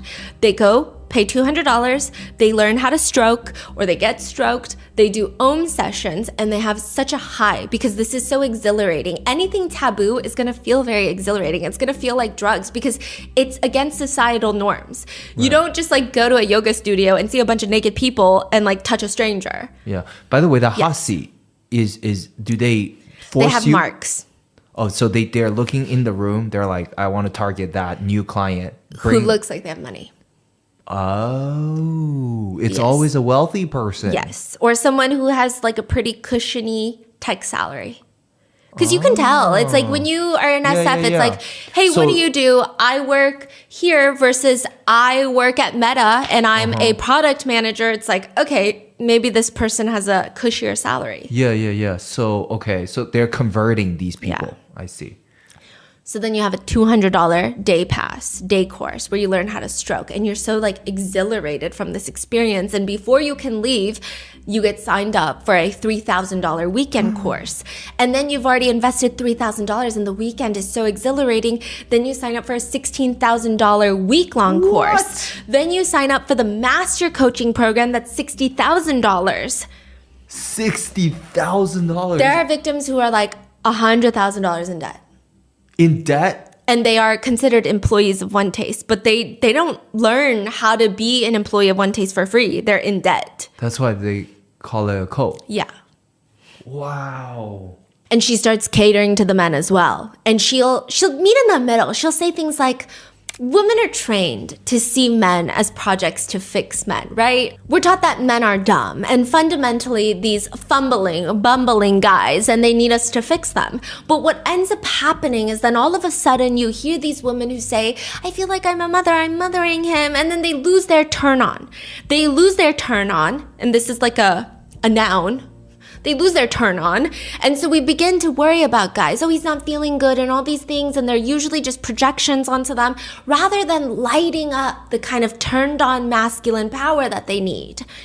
She's got these very weird takes that she'll do during these one-day seminars. This is how she ropes in the masses, because when you go in too strong, too fast, it's a lot. So she'll slowly lead the men in.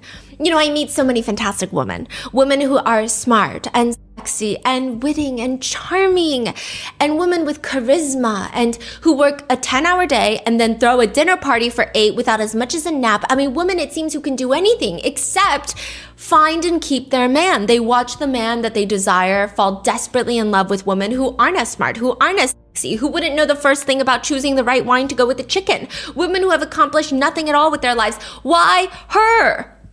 And when the men come up here and they start talking about their feelings, and women ask this question, they are momentarily stunned by the men's response. It's simple.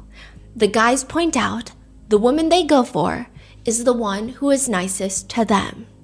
So she starts encouraging all the women in the class to be nice to men.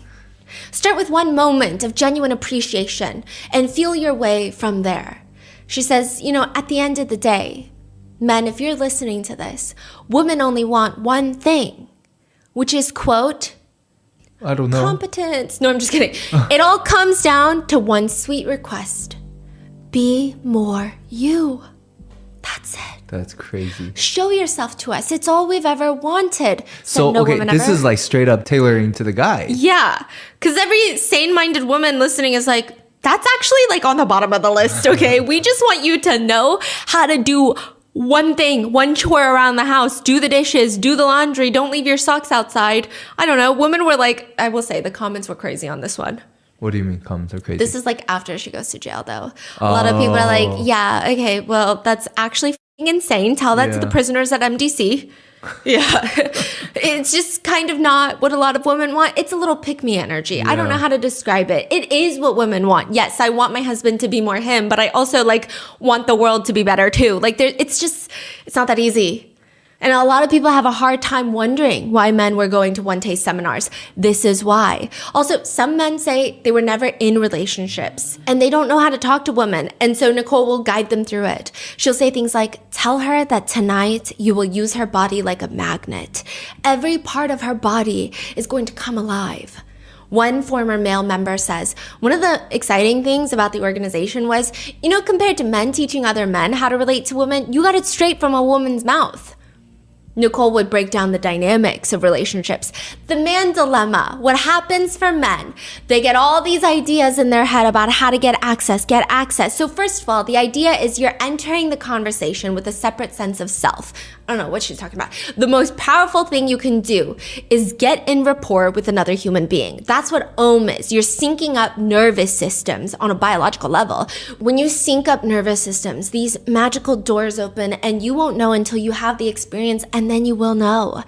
There's all these programs that are put into men about how to get a woman. First of all, tends to be precisely what blocks you. You may get the body, but you won't get the woman. You won't get the goods from that. She says, look, women want to have intimate times as much as men, just not what's on the menu. She likes what's on the menu, which is regular intimate times. She's just not hungry for steak every day. Women crave variety and surprise and spontaneity. We want a seasonal menu, a specialty menu. We want items that arouse and nourish and satisfy every part of us. It's basically that TikTok about wanting omakase. Okay, that's what she's saying. Women have as much intimate energy as men. It just freezes more easily. You know, women have less of, it's because we get frozen from body image. We're turned on. We're just frozen from body image. Previous relationships, something her dad said to her when she was 11. And by the time that you meet her in her life, she may be so iced over that only a trickle of that desire is getting its way through the ice. Without regular access to the warm heat of a big ohm, the freeze gets deeper and deeper until she has no more access to get her desire at all.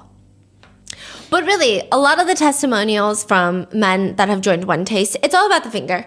One person says, quote, "I was really surprised to discover how much energy I could feel coming through my finger. I hadn't really believed it was possible." Some just say it helped their relationship. Quote, "Since we've been practicing Om, my girlfriend is so much more turned on. I cannot believe how different it is to have intimate relations with a woman who is truly, fully turned on all the time." And it just feels like Nicole is playing both sides. She tells women it's all about them while she caters heavily towards the men. And if Nicole is anything, she is a walking contradiction. And maybe that's her appeal. Before Nicole becomes an Om coach, she was ready to become a Buddhist monk. Nicole was ready to join the Zen monastery in San Francisco. The only thing that she said that she would miss doing is doing it. I'm not kidding. So like any normal aspiring Buddhist, a monk, she does the same thing. She decides, I'm gonna go out on a 1-week binge. I am going to go to the craziest parties in all of SF, and I'm gonna just like do everything and do everyone, and then I'll never do it again. I'm gonna be a monk, okay? She's gonna do it all. It's at one of those parties where she's looking to do things that she runs into this guy named Erwan. And he's at this party, so naturally within a few minutes, Nicole tells Erwan her dilemma. She wants to be a Buddhist monk. She thinks that life will be really good for her, but she's also kind of like horned up all the time, you know? And he smirks and he tells her, I would like to introduce you to a practice that I've been doing. He introduces her to a practice that will soon become One Taste signature, the Om, but back then they called it the DO, the deliberate O.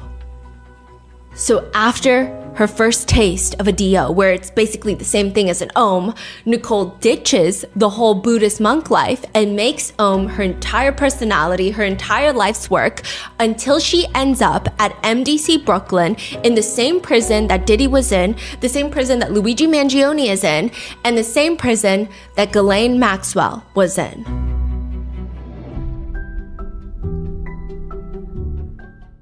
A few weeks back, a family friend was rear-ended.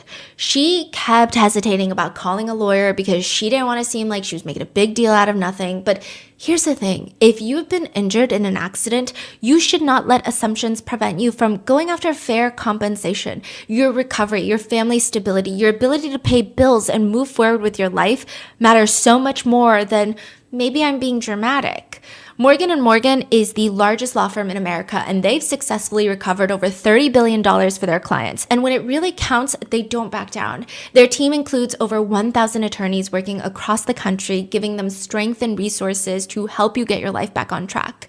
Hiring the wrong firm can be disastrous, but hiring the right firm could substantially increase your settlement. If you've been hurt due to the negligence of someone else, you can check out Morgan & Morgan. Their fee is free unless they win. Just click the link in the description below or visit forthepeople.com/rotten. That's forthepeople.com/rotten or dial pound law 529 from your phone. This is a paid advertisement.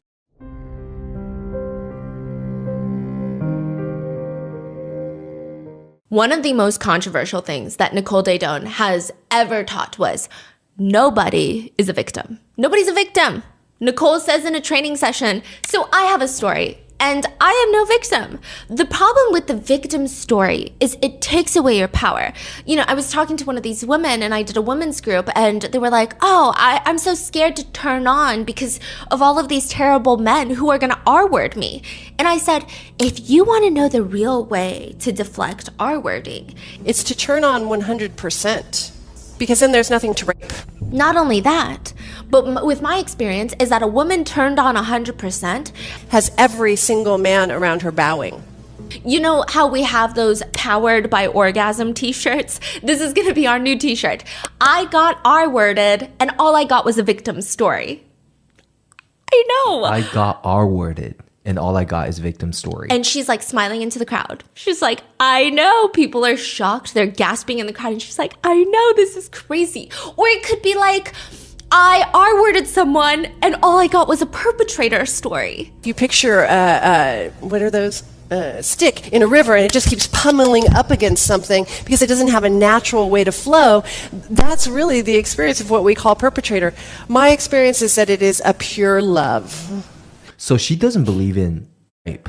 No, she believes it happens, but she thinks it's psychologically deeper than that. Like the fact that men R-word, she doesn't think it's just like these men need to be locked up and like snip, snip. She thinks that it's also kind of a woman's fault that men are out here R-wording people.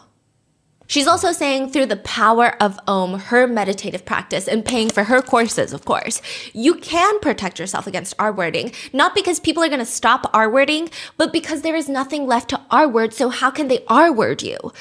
I will say that there are still very wealthy people connected to One Taste and the original group, even though they seem to keep changing their names.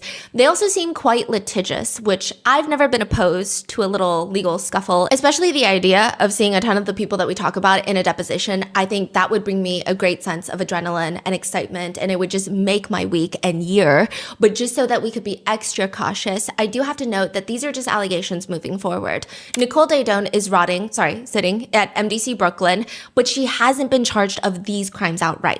She has been convicted of forced labor conspiracy, which does include sexual labor for the defendant's benefit, as well as coercion of performing sexual acts, but it doesn't outright include essay. Wait, so again, what is she charged for again, you said? Forced labor conspiracy. Which means that you're running a company and you're coercing your employees to perform sexual acts. You are having sexual labor for your benefit as the employer. However, she has not been convicted outright of facilitating essay or just essay in general. Does she have a case pending or? No. Oh, so this is it. Yeah, this is it. So these are just legally speaking, just allegations as of right now. Though I don't personally think a lot of netizens question any of the victims' stories. In fact, a lot of people wish that she was charged with trafficking instead. But this is, I think, just like the ways that the laws are set up. So with that in mind, let's talk about the darker side of One Taste. Have you ever heard of aversion therapy? I feel like there's so many different therapies. There's exposure therapy. There's now aversion therapy. And it goes something like this. A guy named Mark from One Taste is really, really freaking upset. He feels like he's a victim of... honestly, he doesn't know how to put it into words.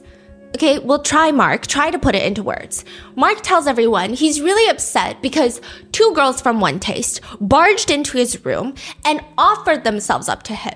They were like, can we just do you? And they both start going down on him down there, like both of them at the same time. And they're like, okay, so that's essay if you didn't want it. And Mark is like, okay, but here's the thing, I did want it. Like at the time I loved it. It was great. It was phenomenal. Okay, so what's the problem? Okay, the problem is afterwards, I overheard the girls talking about how Mark was their aversion therapy. The girls were told by higher ups at One Taste to find the most disgusting, filthiest, ugliest animal on the planet and then have intimate relations with him.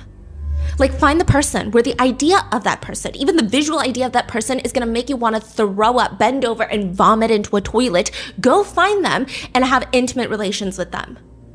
Aversion therapy at One Taste is when you do the most disgusting thing you can think of in an attempt to get off on it.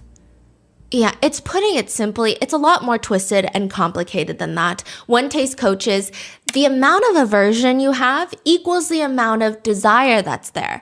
Opposite sides of the same coin. What? The coaching program would say, our preferences are just repetitive devices that enslave us in eternal mediocrity, but we're usually too chicken shit to step into a different terrain. Basically, why do you think you're so turned off by something? Perhaps it's because you're actually so turned on by it, but mentally you don't want to accept that idea that this is something that you like. And I said, what I learned as a woman is that we have it backward. I'll have all of these circumstances and then I'll get turned on. And that really it's the reverse. Whether or not you're turned on, build the circumstances and get turned on in the process, and then that's where you get total liberation. One former member describes it like this, and this is potentially going to be a controversial statement, but in a certain way, for people who have closed down, it's like you get that fix one way or another, right? So if you determine you don't want that fix in an explicit way. So they're saying like, maybe you've convinced yourself, or society has convinced yourself that watching X-rated videos is disgusting, it's vile, it's morally corrupt, right? Then you have a tendency to then go and get it by sort of a mental fixation on it. So you develop these strong, super strong anti-X-rated video fixation that becomes your life's work. You're protesting, you're writing blog articles on it. It gives you a way to engage with this thing that you kind of really need. Basically, aversion is unpotentiated turn on. Explore it today. It's described more bluntly by one member who says basically, it was, quote, a broad term for energy by performing intimate acts that you don't want to do or doing them with people that you find disgusting. Like, that was just aversion therapy. There's nothing deep about it. Officially, they start referring to it as unconditional sex. And One Taste starts leaning heavily into this. Higher up members of One Taste start giving out assignments to those underneath them. So this is like your manager at work telling you, you have a new assignment. These assignments typically revolve around doing everything possible to get rid of your aversion to certain things, acts, or people, just obliterating any sort of personal boundary that you have. One former member was told to have as many intimate relations with random people that she found to be super disgusting and ugly that she ultimately did not want to have intimate relations with, but in 200 days, they forced her to have intimate relations with 200 different men. And this was presented to One Taste members as a high achievement. She has reached a new level of connection and being turned on. It should be noted, I will say legally, that One Taste claims that everybody was into it, everybody consented, nobody was forced into an assignment. Quote, members who chose to explore their aversions did so voluntarily and were never pressured and incentivized. The activities were always suggestions and not instructions. If they declined, you know, many women told me they would be shamed for having a, excuse my language, golden pussy. So this idea that they were shamed for being too picky or being like, oh, you're being really uptight, you're being resistant. These are all terms that were used to reinforce this idea that like it was more expansive and more enlightened if you could say yes to things that you didn't want. But they would also have these seminars where Nicole would get up there, or another higher up at One Taste would get up there, and they would just look so prim and proper. Something we play with at One Taste is perhaps no means not right now. So the best thing I can tell you is keep going and know that if she, the woman of your interest, is still on your mind, even after she brutally rejected you out of the blue, and you can't believe it, she might still want you. So Nicole is just coming up with these. Yeah, Nicole, like, she'll wake up and have a new idea, and then all of a sudden it becomes the new psychological method to become more connected. Connected to what? Each other, within yourself? I don't really know. I mean, at some point, she just sounds like she is my late grandmother who had Alzheimer's. Like, the ramblings are just nonsensical. One former member says you would have situations where you would have to have intimate relations with X amount of people every week, even if you didn't want to. Or some people were assigned to do a BJ every day with a different person, even if they didn't want to. I mean, basically giving assignments and teaching members that they should ignore their own personal preferences and boundaries, and that if they can't even trust their own boundaries. They're just lying to themselves. You are lying to yourself that you don't want to have intimate relations with Mark. So if you're constantly lying to yourself, who are you going to trust? Well, you're going to have to trust Nicole. And this is what Nicole has to say. We human beings have a universal tendency to loathe what is in our best interest, always. And Nicole believes that aversion therapy mixed with oming is the cure to trauma created by SA. She's like, basically, this is her message. Look around. Everyone has SA trauma. It seems like every woman you meet is so Okay, why is that our fault, right? But she's like, look at all these women that you meet. And guess what? They're still traumatized. They're still miserable. They still don't want to ohm. They don't feel comfortable in their bodies. So what we're going to do is we're going to do ohms so they can get comfortable in their body. And then we're going to do aversion therapy so they can get over the trauma of their SA. She's like promising to sell freedom to the most vulnerable people. Yeah, so this quote-unquote therapy target audience is SA victims. Yes. She says, we know experientially trauma is just stuff that's stuck in the body that needs discharge. So in a sense, the more trauma you have, the more potential for discharge you have. It's awesome. So all of you that people we have tremendous potential. How do you get the trauma out? Nicole says you ohm a lot. Whatever is in there begins to come out. You don't make it come out. You create enough heat that it becomes to come out naturally. When it begins to come out naturally, you ensure that you don't block it. She says that you have to release all of this trauma, or else when you're in the positive version, okay, or the negative flip side that most of us live in, which is trying to avoid danger, that keeps you in a place where danger keeps happening. See, danger doesn't come towards the thing that have agency, that have the capacity to send energy out. Danger comes when danger comes, when it perceives that there's something that will receive it. She's almost insinuating that victims are asking for it because they put out the type of energy into the world where they are inviting danger. She says, in terms of protecting our bodies, when I say this, it's controversial. People don't like it. But in many, many, many studies, they really wanted to understand what had some people be assaulted more than others. So what they did was they spoke to assailants, abusers, violators, and they said, how do you choose who you go after? I go after people who feel like victims and people who don't seem to be aware of their surroundings. And second thing, there's a certain kind of righteousness that people have. Everybody will mess with you nowadays. There's trolls everywhere, but there's a kind of righteousness where you have communicated that you will not back down no matter what. What? What does that mean? She's just saying, if you are turned on and connected through copious amounts of ohm, then you will be stronger and more confident, and you will carry yourself with an energy that's like, hey, I don't f around. One survivor of childhood SA who joined One Taste, she was inspired because she said that she always had a hard time connecting intimately, which is obviously like a part of trauma when you've been through childhood SA.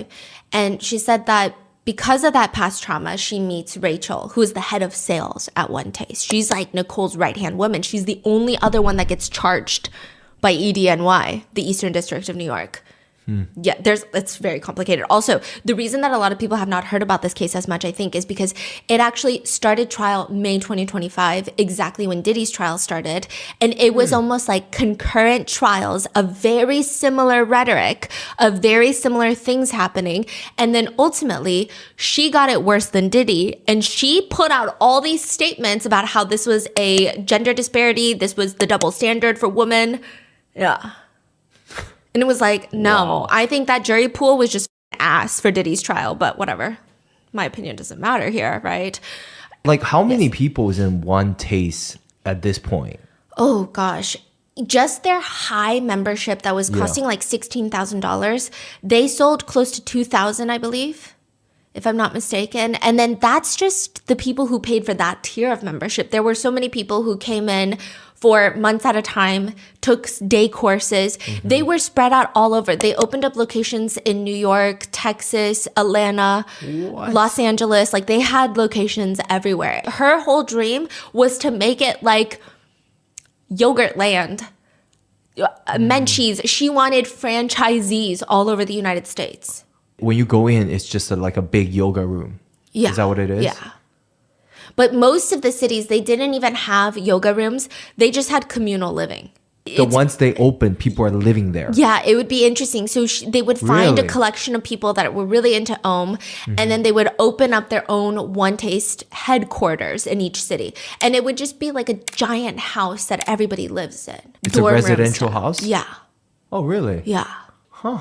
Or it'd be like a commercial/living space. It really depended on the place. And a bunch of people would live there. It would be communal living. And One Taste, for the longest time, they were the ones signing the leases. Eventually, because of all of the SA allegations that started coming out, Nicole was like, I don't want to be on the lease anymore. She doesn't care. It doesn't seem like she cares that people are getting SA'd within her organization. She just doesn't want to be on the lease because there's legal liability. Yeah, it's a whole thing. And then they start creating Ohm moms. Ohm mom, M-O-M, like mother, right? They would be the ones in charge of each location. So it's kind of like strip clubs have moms. That's what they call it. Where you're like in charge of that location and you take care of all the girls there. but they would do that with One That is Taste. so crazy. What? Yeah. So they had locations in every single major city. Yeah. Like, this was a full-fledged business. It's crazy because it sounds like a little, okay, you're so crazy, lady. You probably have like 5 employees. But no, this is like a full-fledged. They were listed on top 100 fastest growing startups by Inc. magazine at one point. So they were trying to go mainstream. Their headquarters, okay, we're going to get there. You'll see where their headquarters is. But anyway, so this woman says that she was inspired because she always had a hard time connecting intimately. And Rachel, one of the One Taste head staff members, head of sales, she's like, I went through the same exact thing and Ohm cured it. So she's like, okay, I'm going to join. And she joins, and her name is Aries.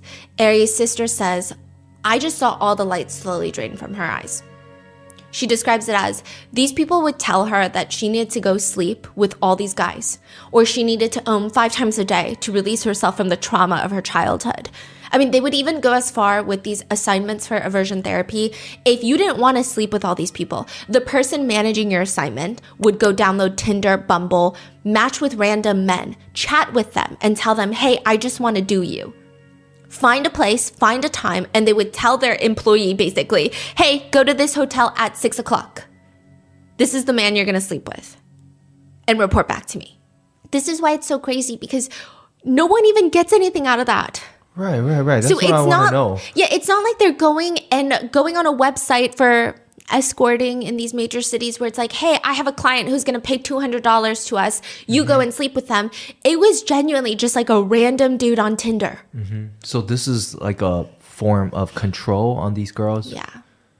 It's like you make them so vulnerable and dependent. And then also a lot of victims of One Taste were saying it's almost this idea of like, they just push you to do the most effed up thing.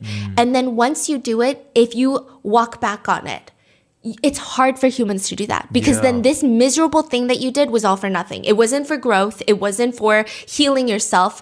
It just becomes another horrendous thing where you've been manipulated. Yeah, it's even more trauma now. Yeah, so you just keep trying to keep going with it because it can't be for nothing. Yeah. Wow. There's just a lot of cruel mental torture embedded in all of this. Another member says that she was assigned by Nicole to sleep with every single man that lived in their shared living quarters. She also had to sleep with this guy named Jeff, which naturally makes her freak out. And she tells Nicole, Jeff looks exactly like my older male relative that essayed me when I was a kid. So I don't think that I want to have intimate relations with someone who looked exactly like my childhood abuser. And that's the entire reason that she joined One Taste, was because of all this trauma, because of this male relative that she couldn't get over. And she says that, I mean, she can't do this. She felt out of touch from her body. She can't do it. We don't know what Nicole said to her, but she said that ultimately she slept with Jeff. And it was... Nicole probably said this is exactly why you need to, you must. Yeah. And she said it was the hardest thing that she ever had to do, but she did it because she fully trusted Nicole. And here's what Nicole is drilling into them day in, day out. Nicole would reiterate that the worst thing that can happen to somebody is to be a victim. She says, quote, the worst thing that happens is that you freeze into an identity, and frozen in that identity is a very clear perception that's projected onto you. Now, some signifiers of darkness tend to be kind of like a chaos, and we associate chaos with darkness itself. My experience is that when you're actually in alignment with chaos, it's not that dark. It's not chaotic at all. It's actually awesome. Another member was forced to recreate her essay incident. She was R-worded while her perpetrator kept telling her, you're so beautiful. So One Taste allegedly set up a situation in which she would be performing on a man, and a whole group of One Taste members would be standing in a circle around them, and they would all say in unison, you're so beautiful, you're so beautiful, you're so beautiful. How did she describe that? She said that she was fully hyperventilating and it gutted her, but she said that at the time she felt she needed to push through because she was told over and over again this would be her final breakthrough. So imagine she's like at her breaking point, I imagine, of I can't do it, like nothing's helping me get over this trauma. And people are saying, trust me, this works. Why else would someone do something like this? My question to you is, why did people believe her that would bring them this sort of form of enlightenment. Yeah, I believe that specific woman says that, she said yes to it because she was chasing these breakthroughs. Like there was this belief within One Taste, which definitely, came from the top down, that extreme actions, intense situations, and really pushing your edges would bring personal growth. In another incident, it's alleged that Nicole was getting fed up with a female member's anxiety. So let's call her Ashley. Nicole hates that Ashley is anxious. So she sets up an essay session, basically. I mean, I don't really know what else to call it. That's my opinion. She pulls a guy to the side, whispers something to this guy's ear, and is like, hey, go ohm with Ashley. She's like whispering. Ashley sees this. And then the guy walks up to Ashley and is like, hey, Nicole wants me to have an ohm with you. So they go do an ohm, and the man starts doing things down there that are not part of an ohm. And Ashley did not consent to it, but she says she couldn't voice out no because she didn't want to disappoint Nicole. And she saw Nicole talking to him, so she just assumed this is what she needed. She said, I totally disassociated. I mean, it was really damaging. It felt like being R-worded, and yet I didn't tell him to stop. It's not even just re-traumatizing SA victims, but it's also encouraging them to be victims repeatedly in new various settings. For example, part of Ari's life at One Taste was to let her boyfriend beat her. And this was like a common reoccurring thing. She wrote later in her therapy journal that she sent to her sister, whom she shared this with Netflix. She writes, I woke up today filled with rage. Rage at my boyfriend, rage at he punched me in the face, and he split my lip and bruised my eye. At first I was shocked, and we had fought so many times before, I never thought he would go that far. I found little sympathy. This, I was told, was my fault. I forced him to do it. His beast was only fulfilling what my body had asked him to do. Since I was a survivor of childhood domestic violence, this was my pattern and what my body was asking for. He was only doing what my body asked. And now I was shaming and blaming him for doing what I had asked. I looked around the room at One Taste. All eyes were downcast. Nobody was willing to stand up for me. I never spoke again about the other times he hit me or dragged me around. Looking back now, I can't believe I stuck through it. I so wanted to believe he would change. I was told that sometimes our soulmates must do violent things to help us grow. It was only a way to condone violence. They did not want me to, 1, go to the authorities, 2, have my boyfriend leave and take his money with him. This evening, this community member let his beast out. He picked me up, pinned my arms to the side, and began to shake me in front of everyone. Nobody did anything as he screamed at me how he would like to R-word me, beat me, use me, that he knew where I slept and he would find me in the night. I was reprimanded afterwards for showing fear in the face of a beast. A true turned-on woman would have taken his beast cry for help with grace and love. So what is this guy's behavior? Is this just a violent dude? Yeah. I mean, these are all... So this wasn't part of the quote-unquote therapy that they are all doing together? Nicole had actually joined multiple cults before she started One Taste. So Nicole was part of... Well, okay... You know what? I don't think they're that litigious. Okay, there's 2 cults. There's Morehouse. And an alleged sex cult from Lafayette, California. It's officially known as Lafayette Morehouse, that the group uses intimidation tactics to keep members closed up behind purple doors. And then there is another cult, which seems a little bit scarier, but both of them, they were all doing deliberate O's. So they did the thing before OM. Like, she took Om from their practices. Remember, she met up with the guy at the party before she wanted to become a Buddhist, apparently. And then he was like, let me teach you something. And that was a deliberate O. So that was the practice. And both of these organizations were run by 2 different men. And these men were just basically cult leaders. So they would have this thing where they would invite other men to join, and then they would all just like beat the woman there, beat them into submission. And they would say things like, well, I'm only beating you because you're asking me for it. You didn't say it verbally, but whatever you did in your actions and the way that your energy is translating to me, you asked me to beat you. And you can't get mad at me for doing what you asked. And Nicole, she's so psychotic, okay? But apparently she took a lot of pride in the fact that no man ever beat her in these cults. She's special, yeah. So she then puts this practice. I guess it attracts a lot of men. And it keeps men staying because they feel like they're being seen as the masculine, violent criminals that they want to be. I mean, I'm not saying all men are attracted to this type of practice, but I'm saying it's a very specific type of men who are going to want to stay longer in environments like this. So has she said anything to the men? Like, what does she say to men who try to SA women? She thinks that they're all just big little crybabies. What does that mean? Like, if a man wants to essay a woman, she thinks that they are dealing with a lot and that they probably have a beast in them that they were never allowed to express that caused them to do this. She thinks SA is very complicated. She thinks a lot of men have shitty times in society which lead them to SA people. In another situation, and this is confirmed to some degree by One Taste, they've been aggressively denying all wrongdoing in everything else, but there's this incident where one executive of One Taste just repeatedly started slapping his girlfriend in front of company employees over and over again during a fight. He was fired and then promptly rehired. One Taste says the incident itself was unacceptable. However, they rehired him because they believe in rehabilitation, but they firmly stand that they do not promote or tolerate violence. Someone needs to send Nicole a dictionary. You'd have to send it to MDC Brooklyn because that's where she is. But like, I don't think she understands what words are. Nicole didn't just hate the idea of victims being traumatized and not wanting to feel danger and having natural fear responses and PTSD of being put in unsafe situations. She hates that we have this notion that perpetrators are bad people. And my experience is that when you get to the root of what's called a perpetrator, that's what exists there. It's this unbearable desire to love through all of the terribly, terribly inaccurate methods that they've been given. Does that make sense? Like, if you picture what, those sticks in a river and it just keeps pummeling up against something, it doesn't have a natural way to flow. That's really the experience of what we call perpetrator. My experience is that it is a pure love.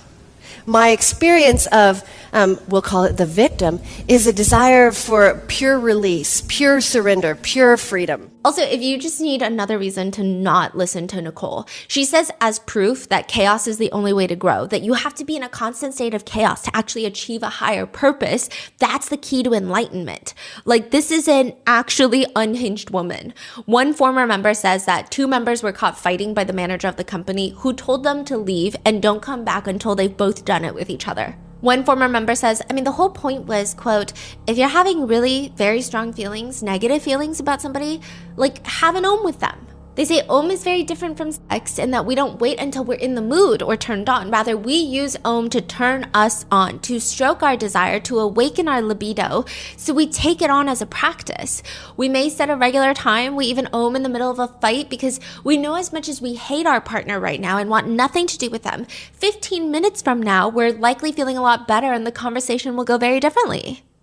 I genuinely think that she needed a way to control a lot of the members, but also up the ante nonstop. I think she got off on keeping people in a heightened state of anxiety and emotions. Her ex-husband, because she was married at one point, long ditched him before One Taste becomes big. But the ex-husband says Nicole actually had this thing where she was fascinated by what she could get people to do. Sometimes she just wanted people to do things just to see if she could get them to do it. Like, she's not even getting anything out of it. But, like, if she's like, hey, go jump off the roof, she got pure joy, allegedly, from just watching someone listen to her like that. That's the control thing, right? Yeah, just loves the control. Because none of this makes sense. A lot of the times when you have traffickers, they either find a lot of sexual enjoyment in the exploitation or they get financial exploitation. Like, eventually it does become financial for Nicole. But like all of this, it doesn't make any sense. Why spend so much energy and resources of all of these people doing these assignments, meeting people in hotels from Tinder, forcing them to do things with each other that they don't want to do? Is she also doing all of these things as well? Oh. No, she probably says she is, but she's not. Interesting. Yeah. So she's not doing OM or whatever. As OM gets bigger and bigger, the more powerful One Taste becomes. She is the only female stroker. She stops getting stroked. In fact, a lot of people who left said she used to OM with them a lot and eventually she just stopped asking for OMs. Yeah. Why is that? Interesting. Like, she's trying to set herself apart now? Yeah, she was told by a previous cult leader that the leader cannot be too close to the pack, because that's how they get eaten alive. Yeah. No, she's very sick and twisted, because the next thing that she starts encouraging people is to employ skillful violation. Members of One Taste are taught that they need to learn how to discern when to push past someone's stated preferences for the sake of that person's growth, not even for yourself. If you had to be forced to make it sound legal, it would be, it's a moment of connection where you know that what this person deeply desires. They know what they deeply desire, but they're too ashamed or too scared or too nervous to tell you, so you just go ahead and do it to fulfill their greatest desire. One member describes it as, you're not really violating what she wants, you're violating what she says she wants.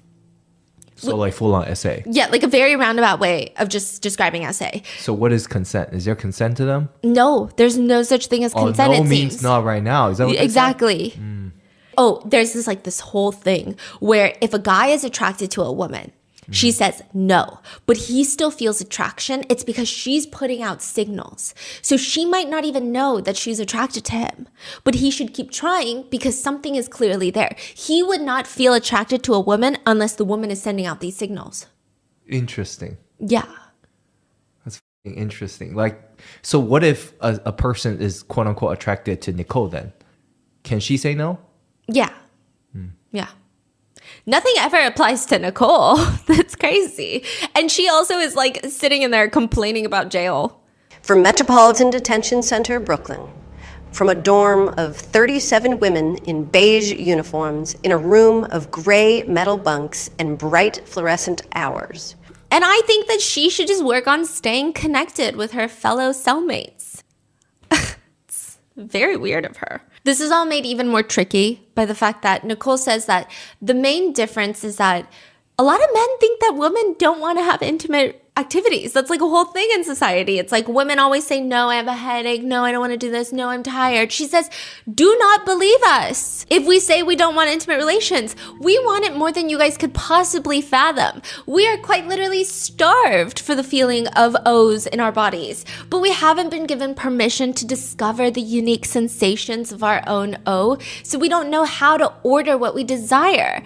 In this, we need your help.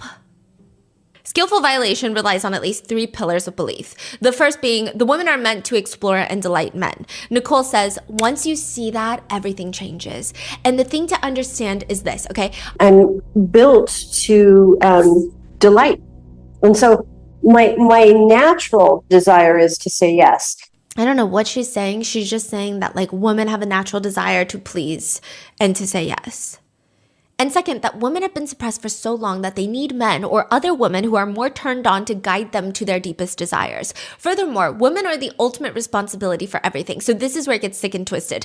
Nicole realizes the past 2 cults that she was in, they never made it mainstream because a guy sitting there telling you about how women can be empowered is the dumbest thing alive. No one's going to buy it. Women aren't going to buy it. You're not going to end up on the cover of Forbes.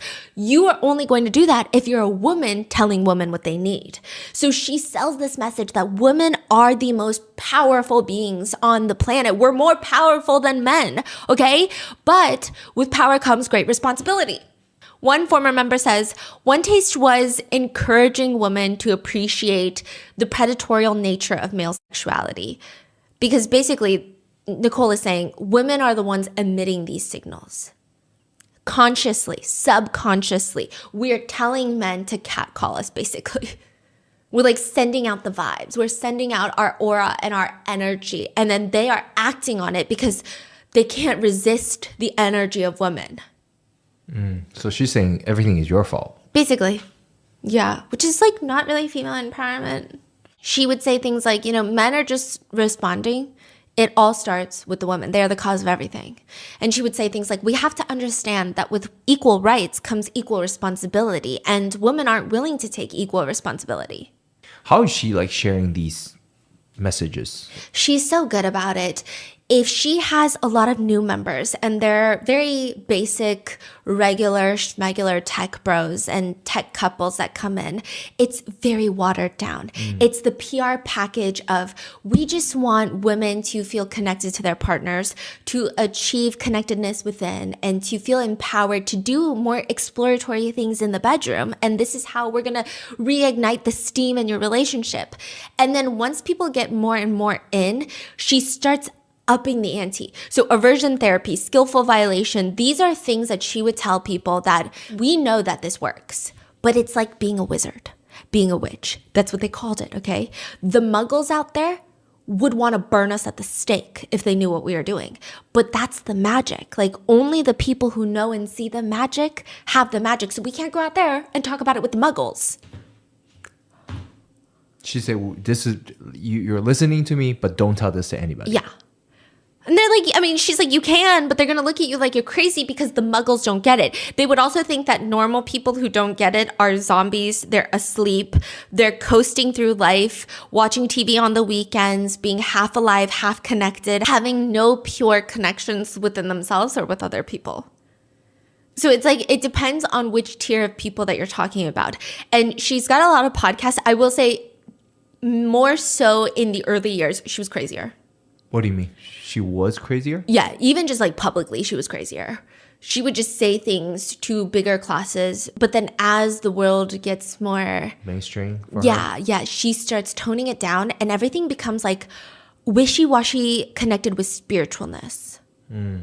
Like she starts talking about Eros. What's Eros? It's like she pulls from Buddhists and yogis and tantric teachers. Like she starts making it kind of like more spiritual, but which I have nothing against spirituality. I think it's beautiful. It's just like hers is not spirituality. It's just like mashing together words. Yeah. Like it doesn't make any sense. So she gets a little bit crazier. Where do all these rituals of spirituality come from? The simple answer is sex. She has all of this hidden. And for the first time ever, they have their big inner circle scandal. It doesn't make it to the mainstream news outlets or even to the world outside of One Taste. But this causes a huge rift inside the One Taste community because at this point, there's so many states that have One Taste headquarters. There's so many different cities. They have this online hub that you go to with all the One Taste members from New York, Los Angeles, San Francisco, Atlanta, Texas, and they all start writing, and there's this one post that starts going viral. She is a student who bought into the coaching program. She's probably already spent like $10,000. She's gonna stay at the communal residence until she finishes the coaching program, and she's there in Texas training for the course that she paid for. She's in her assigned bedroom working on her laptop when a trained coach, not even a fellow trainee, a trained coach slams open the door without knocking, walks up to her bed and just starts grabbing her chest. She tells him, "I'm working, I don't want this, stop." He tells her, quote, "I bet this isn't the worst interruption from work you've had." He leaves, but then he promptly returns, waving his finger in front of her face. I don't know, asking like, she's like, "What are you doing?" Seeing if you'll touch my finger. This is the beginning of your turn on. She tells him no. Eventually he leaves again and she goes to try and lock the door, but there's no lock. She's of course terrified and she writes on the forum, "This is not a safe place," which is absolutely valid. One Taste seemingly was not a safe place. I mean, they have shared living spaces, communal living, and it's been alleged where at one point, a man who was convicted and let go of killing his girlfriend, somehow he's free, was allowed to join this communal living space. Another time, a man accused of essaying children was allowed to be interviewed by One Taste. But this incident causes a huge stir in the Ohm community, not in the outside world, but everyone. It's like a shakeup. You would think that Nicole and Ohm, all the executives are like, we got to pump the brakes. But one of Nicole's inner circle executives. So why? Yes. Like, why is it a shakeup? Why are people reacting so aggressively, even within the community? I think that it was a lot of newer people in the community that took it really seriously because of course they should. And then a lot of people that have been in One Taste for a really long time and Nicole's inner executives, they start adding fuel to the fire. They don't just say like, "Hey guys, we're handling the situation. We got it under control." They start saying things like, "Look, as a woman, the easier thing for me to do is say I was violated. That way, I don't have to look at my part in it." People love the story of violation. We drink it up like water. It keeps women broken. It allows everyone else to feel good because they want to rescue women. In the meantime, we shame and blame the men for showing any signs of desire, for being creepy. It's not that men are bad and women are good. It's that I'm the one as a woman who knows how to tend to these unbelievably powerful forces that need incredible care, nurturance, strength, power, power, everything that a mother has. I'm the one who knows how to hold that power as a mother, not as a father who's doing his thing, but somebody who understands the ramifications of this power. So a lot of the younger One Taste members, younger as in newer, they hear this and they're like, okay, I gotta go. So before it was all like theoretical. Yes. But when this actually happened within the community. Yeah, and you have to remember that San Francisco especially is a huge hub for freedom in that aspect. So they had the Lusty Lady, which is now defunct, and actually Nicole used to work there. It's a strip club. It was the first unionized strip club in the US. Okay. They also have KINK.com headquartered on the same like street that all of the massive tech companies like Uber and Twitter are. Yeah, so they have huge BDSM communities. Actually, one of the communal living centers called the Warehouse, the original one in San Francisco, once One Taste left, it is now like a play dungeon where you can come in and like get strapped up to the crosses and like, you know. So I think a lot of people went in thinking like, oh, this is kind of like role playing maybe. Like, okay, yeah, I don't want it, but like, you know, you kind of like maybe it's that, and like everybody is a consenting adult at the end of the day. But so people are like experimenting and learning and just, but instead they're like, hey, if you get groped, that's it's your fault. Yeah. And then I think a lot of the newer members were like, what? Yeah. What do you mean? Yeah, so there's no consent here? Yeah, like I gotta go. Yeah. So then it caused this huge rift inside of the community. They also had something called going off the rails, which basically just means essay. And typically an older stroker will just use an ohm with a younger woman as a way to just fully essay them. They promote that or they... No, but they would just call it, instead of saying it's essay, you need to go to the police. They would just say, oh, he went off the rails. It's just you're going off the rails. And it's encouraged for guys to let their beast out. So women letting their beast out means having intimate relations with as many men as possible that they don't want to have intimate relations with. And for men, it's doing whatever the they want, which is further evidenced by a male member. He's doing this introduction video for One Taste, and he's asked to describe his intimate life. And like, I think this is why a lot of Nicole's teachings start heavily leaning this way, because I think this is the community that is giving her money. He says, there's a lot of anger in my intimate life, and there's also a lot of sweetness. But with One Taste, I'm hoping to bring in even more anger. And Nicole promotes that idea by saying, pause and hesitation are the worst, as is withdrawal. Withdrawal actually in play is cruel, which doesn't mean that you can't pause. Pause is deliberate. Withdrawal just drags another person's nervous system around. So she's basically saying, if you are in the midst of intimate relations and you're like, hey, I can't do this anymore, I don't want to do this anymore, you are cruel. Don't do that.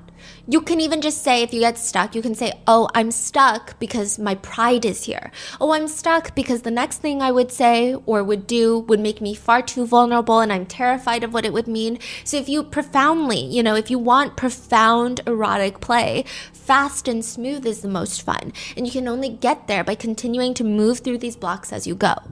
Boundaries are blocks that you have to push through. And she says, this is back when she was in the adult entertainment industry, right? When she was working at the Lusty Lady. She says, I had a regular and he wanted to strangle me.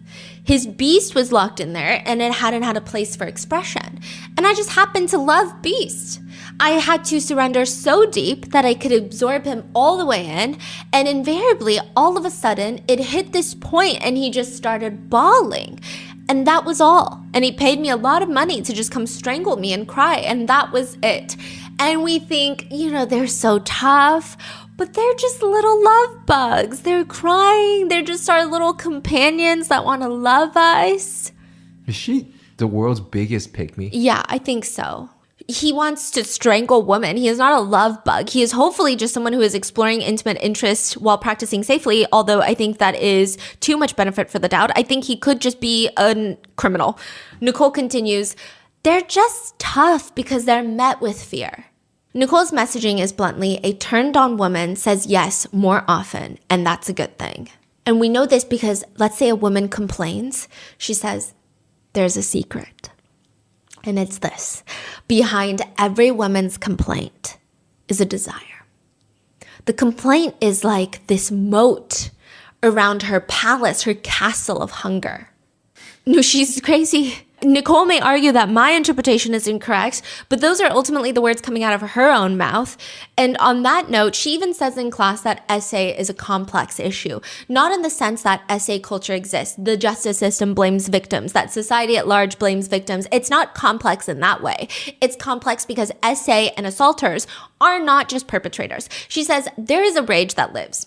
And so you see this rage that lives in women, and we all here are fairly familiar with it.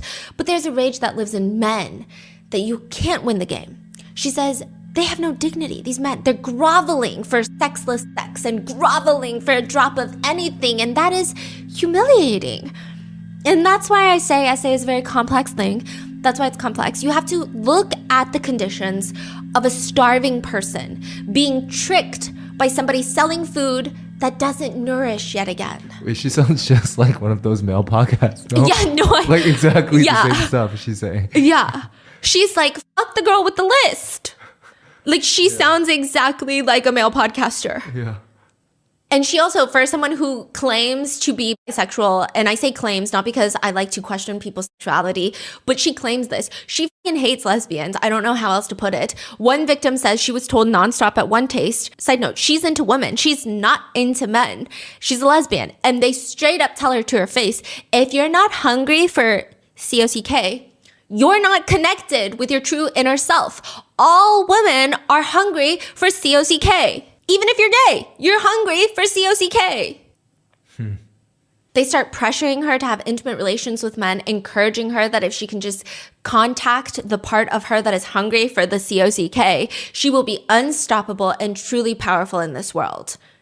The stuff that is being taught, enforced, and pushed on vulnerable members at One Taste are so confusing in the sense that, I mean, later it's going to make sense because Nicole will want these members to be intimately open so that she can exploit them and have them sleep with investors for the company. That's her ultimate aim, it seems. It's downright evil, but it makes sense in the traditional way of like, okay, that's usually how we see these things unfold.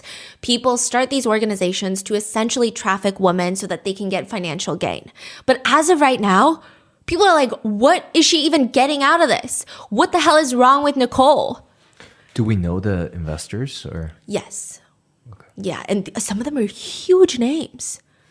One of them that she was courting that I don't think did anything with any members of One Taste, but she really, like they were in conversations with Nicole of investing in One Taste or having some sort of partnership with One Taste, was the founder of Zappos, who sold Zappos for like $1 billion or something crazy to Amazon. Right. So he was talking about investing, but no allegation yet. No, there was no allegations that he essayed anyone in One Taste. I don't know if he has any allegations. I wouldn't be surprised considering what's going on with Epstein's list. Everybody's in there. Wellness gurus are in there. Like everybody and their mom and dad is in there. So I don't know. But as of what I can see from One Taste members, they were sent to Las Vegas to constantly court him and like having these business meetings and talking about the benefits of OM. But I don't think that he was catered to in that sense. And then ultimately he did not want to because he wanted to keep a squeaky clean image. Yeah. Really? That's his reason? Yeah, I think he was trying to do something with Vegas where he was gonna, I don't know if he was trying to purchase, like do a development in Vegas, which it was crazy because he was basically saying that even One Taste is too much for Vegas. We're talking about Vegas. Yeah. So he's like, I got to keep my image if I want to win this. I think he was like bidding for a development or something. Interesting. And a lot of this stuff is not even particularly marketable to the masses. Nobody's going to listen to a wellness podcast that talks like this. I would say maybe like 10% of what Nicole says is like every other male podcaster. But like the other 90% is kind of crazy. Yeah. So people start digging. What the hell is wrong with Nicole? Nicole grew up in California with her mom, and her dad left when she was very young, but he does make a reappearance in her life a bit later. By all reports, it seems like Nicole did well in school. She graduates, starts working at the Lusty Lady. I will say, A lot of Nicole's history is alleged. We don't know how much of it is accurate. She has a tendency to allegedly make up stories to fit her weird philosophies. You know those people that are like, I am going to talk about how great of a parent I am, so I'm going to make up the craziest lesson in my head, and then my kid is going to ask me, Mom, how come you gave money to that man without a house? And then you're like, I don't think your 4-year-old asked you that. That's Nicole. Where I'm like, I don't think that happened. Like, I don't think the tomato thing happened the way that she's telling us the tomato thing happened. But like, who am I to say, right? Maybe I was just a dumb, illiterate 12-year-old, but weird, okay? Such as, remember the guy Erwan that introduced her to Dio? The deliberate O before she became a Buddhist? She also changes that story. She's like, you know what? I think it's more mainstream to say that he was the Buddhist.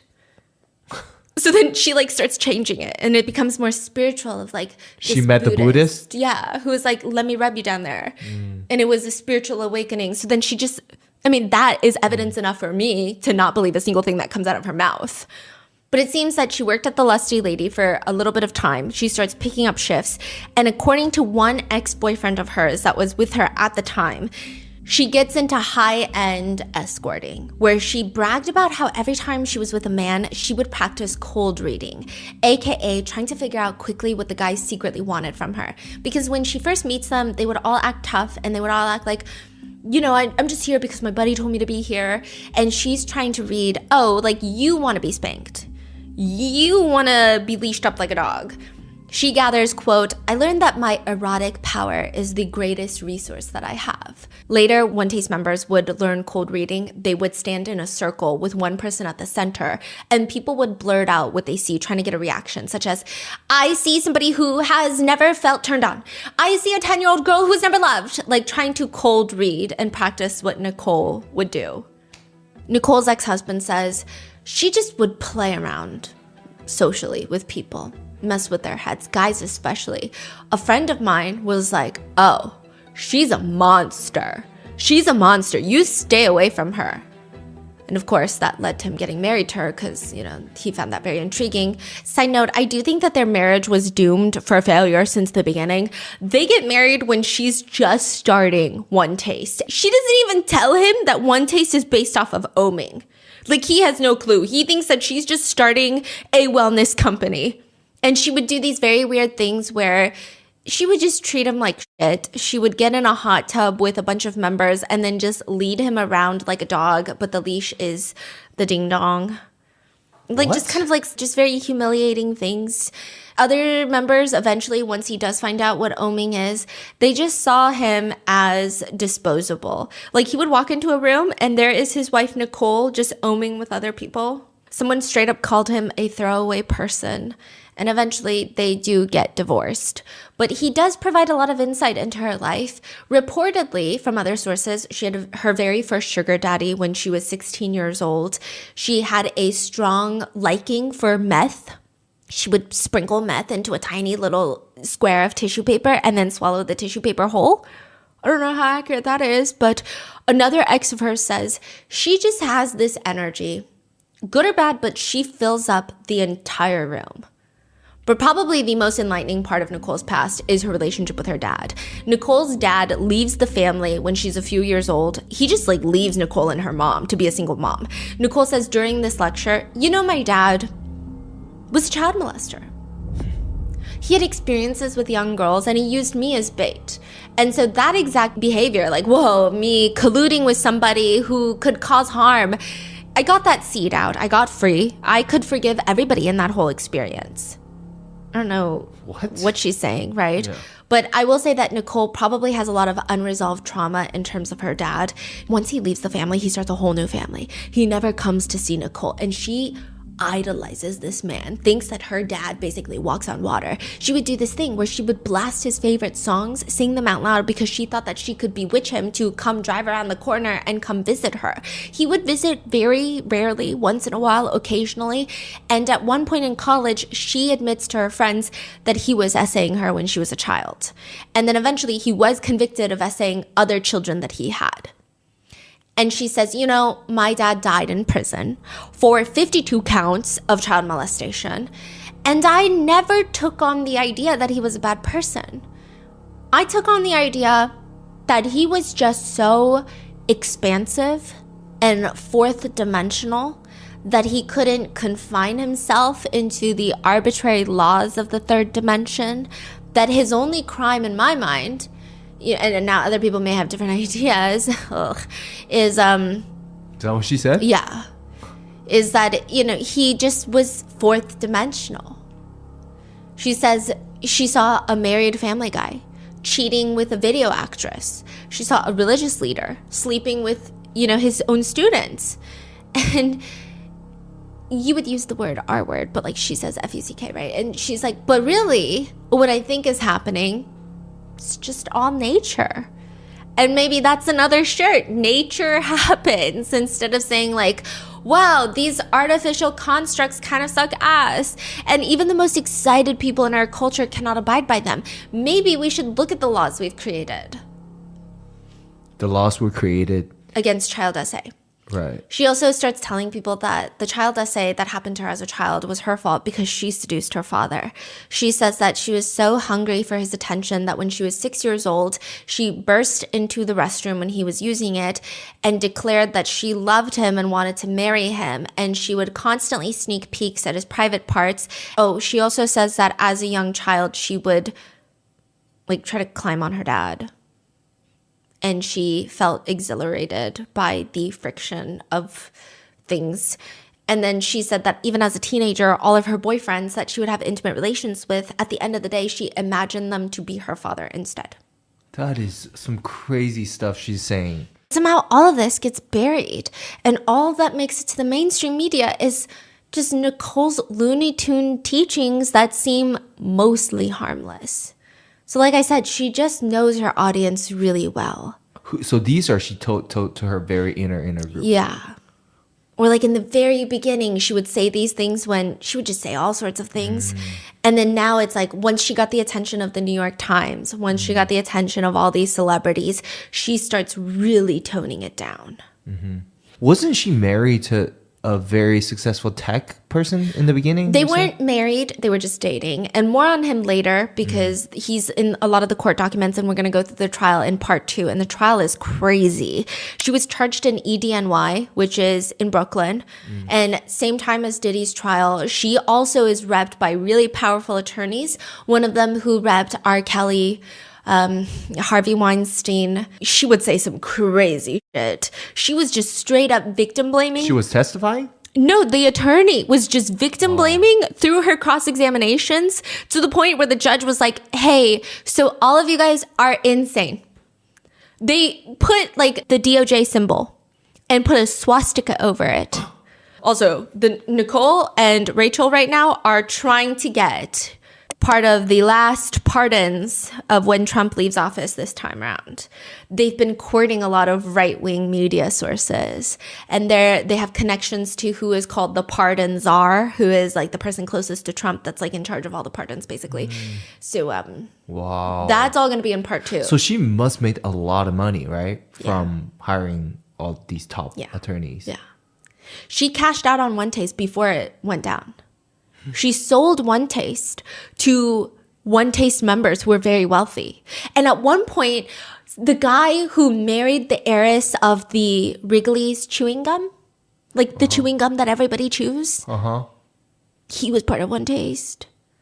Like she was attracting a lot of wealthy people. So I'm sure she has a lot of money. And even during the trial, it's just like Diddy. And when I was reading it, I was like, oh, this is so odd that it was happening at the same time. She would do the exact same things that Diddy would do.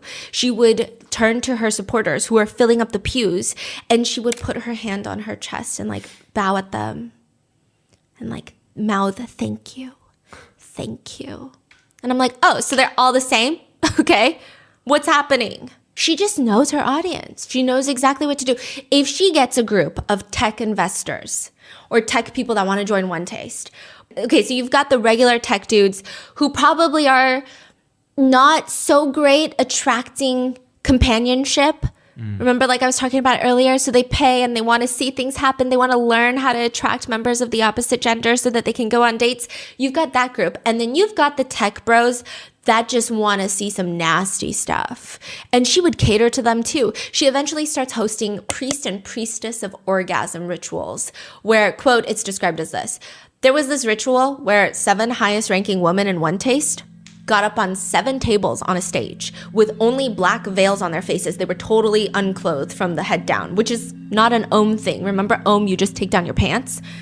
And then 7 men would come up and stroke the woman. And then every few minutes they would all rotate. And the 7 men were exalted as important men in the Om community. They were the priests of Om. Usually these guys had plenty of money. That's basically what it is.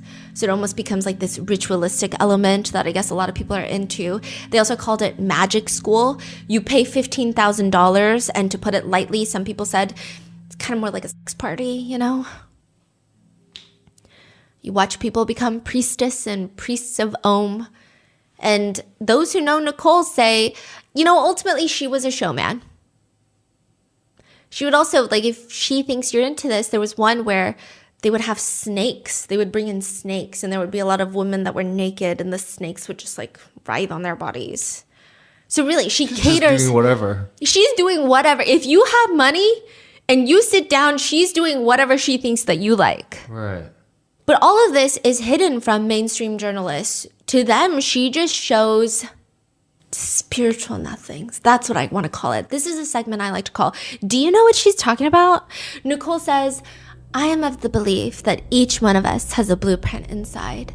What's the purpose of this life? The potential. The purpose of this life first is for you to learn to read your particular blueprint and then develop the courage to live that blueprint. And then you become permission for everyone else to live their blueprint. Does that make sense? No, it doesn't, Nicole. She says, so I have a very deep, embedded, clear blueprint. I talk about it. I talk about all the crazy shit with pride in the pride that I have is that is me. And then I'm going to live it out. In no way do I ever want you to believe that's a prescription for you. I'm much more interested in semantics. It's called description versus prescription. I'm much more interested in discovering what's in there than how do you have that, whatever it is. I'm going into a coma. The One Taste website also says, learning to live unconditionally means learning to live without attachments to the form the energy wants to move in. I'm not saying that that is conceptually dumb. In fact, it's a beautiful concept derived from Buddhist values. I'm just saying, why would you take something so deep and regurgitate it in a way that is so dumb? Perhaps it exceeds my level of comprehension of the English language, even though I would like to say that I think I have a solid basic grasp. I've been mastering the art of talking for at least 2 decades.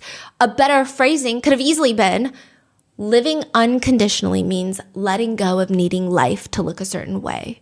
Instead, you allow experiences to flow naturally, however they manifest. That's it. Yeah. Okay? Sense has re-entered our brains. And then, of course, there are other things that I guess also just make sense, but it's goofy. The only way to build steady attention in the face of protest is to stay firmly rooted in power. Power is located in the neutral location of sensation between finger and clitoris. We keep that spot open with our attention and relate to the spot, not to the person. We cannot afford to relate to the individual without the mediator of the in-between sensation, or else we will fall into the personal, which appears as doubt in ourselves. That's crazy. No, yeah, Whoa. Those are literally, Whoa. I feel like you're having an awakening. He says, English is my primary language now. Wow. Yeah, in one article written by Nicole, it's called the Poison to Medicine list, which I guess the whole thing that she's trying to say is go outside and do this. You can get medicine out of poison. It's just like random excerpts. And again, while the general message seems okay, she seems unhinged. She writes, walk into a Safeway supermarket. Imagine that you've entered nirvana. And the name is code for refuge in the world. The great beyond is right there. The guy pricing the Cheerios, he is a deity. The oranges offer the nectar of the gods. The fluorescent lighting is pristine luminosity. You've entered the legendary palace. They've all been there all along, and they are so happy to see you. It's like a middle schooler writing a fanfic. Yeah, this is so insane. I don't even know what to say. But somehow it works. Hiding the unhinged and selling spiritual nothings at this point, it's gaining traction. They have a following. Nicole has seduced powerful, wealthy men to support One Taste, they have initially pretty horrendous, non-existent earnings. Even with those non-existent earnings, they have the powerful backers. That's how they open up a yoga studio in San Francisco. That's like the first headquarters. It's a 2-story building, and it looks like, you know, those fancy concrete perfume shops in LA. You walk in, everything is concrete and wood, and then you have a display of like 5 glass bottles, and it's all like $200 sandalwood scented eau de parfums. That's exactly what the space looks like. It's that feeling. It's airy, it's sunny, but then everybody just like gets naked and starts doing it, and then you just hear moaning, radiating and echoing off the concrete walls. Welcome to the One Taste Urban Retreat Center. The grand opening, they have burlesque dancers. Maybe they're like performative, interpretive dancers, because at one point they take off all their clothes and then they just start cutting into it with scissors. I don't know what that's supposed to mean. So it's like Sanctum the Club, but also meets Erewhon-esque smoothies and wheatgrass shots, meets a yoga center. Unclothed yoga, Om sessions, poetry nights, workshops, community building events. They would have something called the Temple of Sirens, where it's a night you come in, you pay entrance fee. Female employees are going to dress up in hot outfits. You purchase a ticket at the door and they give you attention. They'll blindfold you, give you a food tasting experience. They have foot washing stations for these women to wash feet, which is kind of biblical, I guess. I don't know. She's like just going on FetLife and looking up the biggest KINKs that exist and just like, let me incorporate them to every single event. They do sushi on a nude woman, but because this is a full-fledged LLC, it doesn't meet the health code. So they had to completely saran wrap her body, which I imagine looks even more sinister looking. So she's like completely saran wrapped, and then they put the sushi on top of the saran wrap. I'm like, that... They have an event called The Joy of Chest, where it's just like hundreds of pictures of chests and topless hostesses walking around, and this booth that you can walk up to where you can, quote, come on in and get felt up. So I imagine they have employees that you can feel. So like these things just attract all the rich tech founders, and it seems like this attracts the okay earning tech people. Mm-hmm. The tech founders, it seems like Nicole gets them. Mm-hmm. And I will say Nicole is charismatic. And I think the thing that Nicole has is probably what Lauren Sanchez has, which is like, I think that's what everyone says about Lauren Sanchez. She's not what people think is the most attractive woman in the world. And they think that Jeff Bezos can have every woman in the world. So why Lauren Sanchez? I think both of them are very good at talking to guys. But not in the like, do whatever you want type of way, I guess. I think that she has some sort of allure with these tech founders. Yeah. It's actually, back in the day, they called them courtesans. And I say that because Nicole was very into the idea of being or having modern day courtesans. So back in the day, you have concubines. Concubines are just mistresses. Typically, they came from lower backgrounds. Mm-hmm. They would just live in a residence where a wealthy man would come in, and you're like a mistress. Your duty is to bear children and be ready for this husband. But you're not like the wife. You're not the one living in the main house and living with jewels and all these things. And then you had courtesans. These women typically came from better backgrounds. They were typically highly educated. They were well informed of the arts, and they were essentially very, very high-end yacht girls, essentially. So they know how to conversate. They know how to go watch a play and talk about Shakespearean ideologies and all these things and have these in-depth conversations with wealthy men.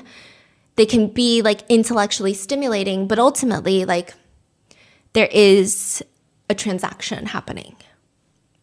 Right. So I think Nicole got a lot of inspiration from that. That's the vibe I get. But Nicole would say, this is why this place is called One Taste. Once you've tasted being inside of yourself and knowing yourself, there is some part of your soul that will always crawl to get back.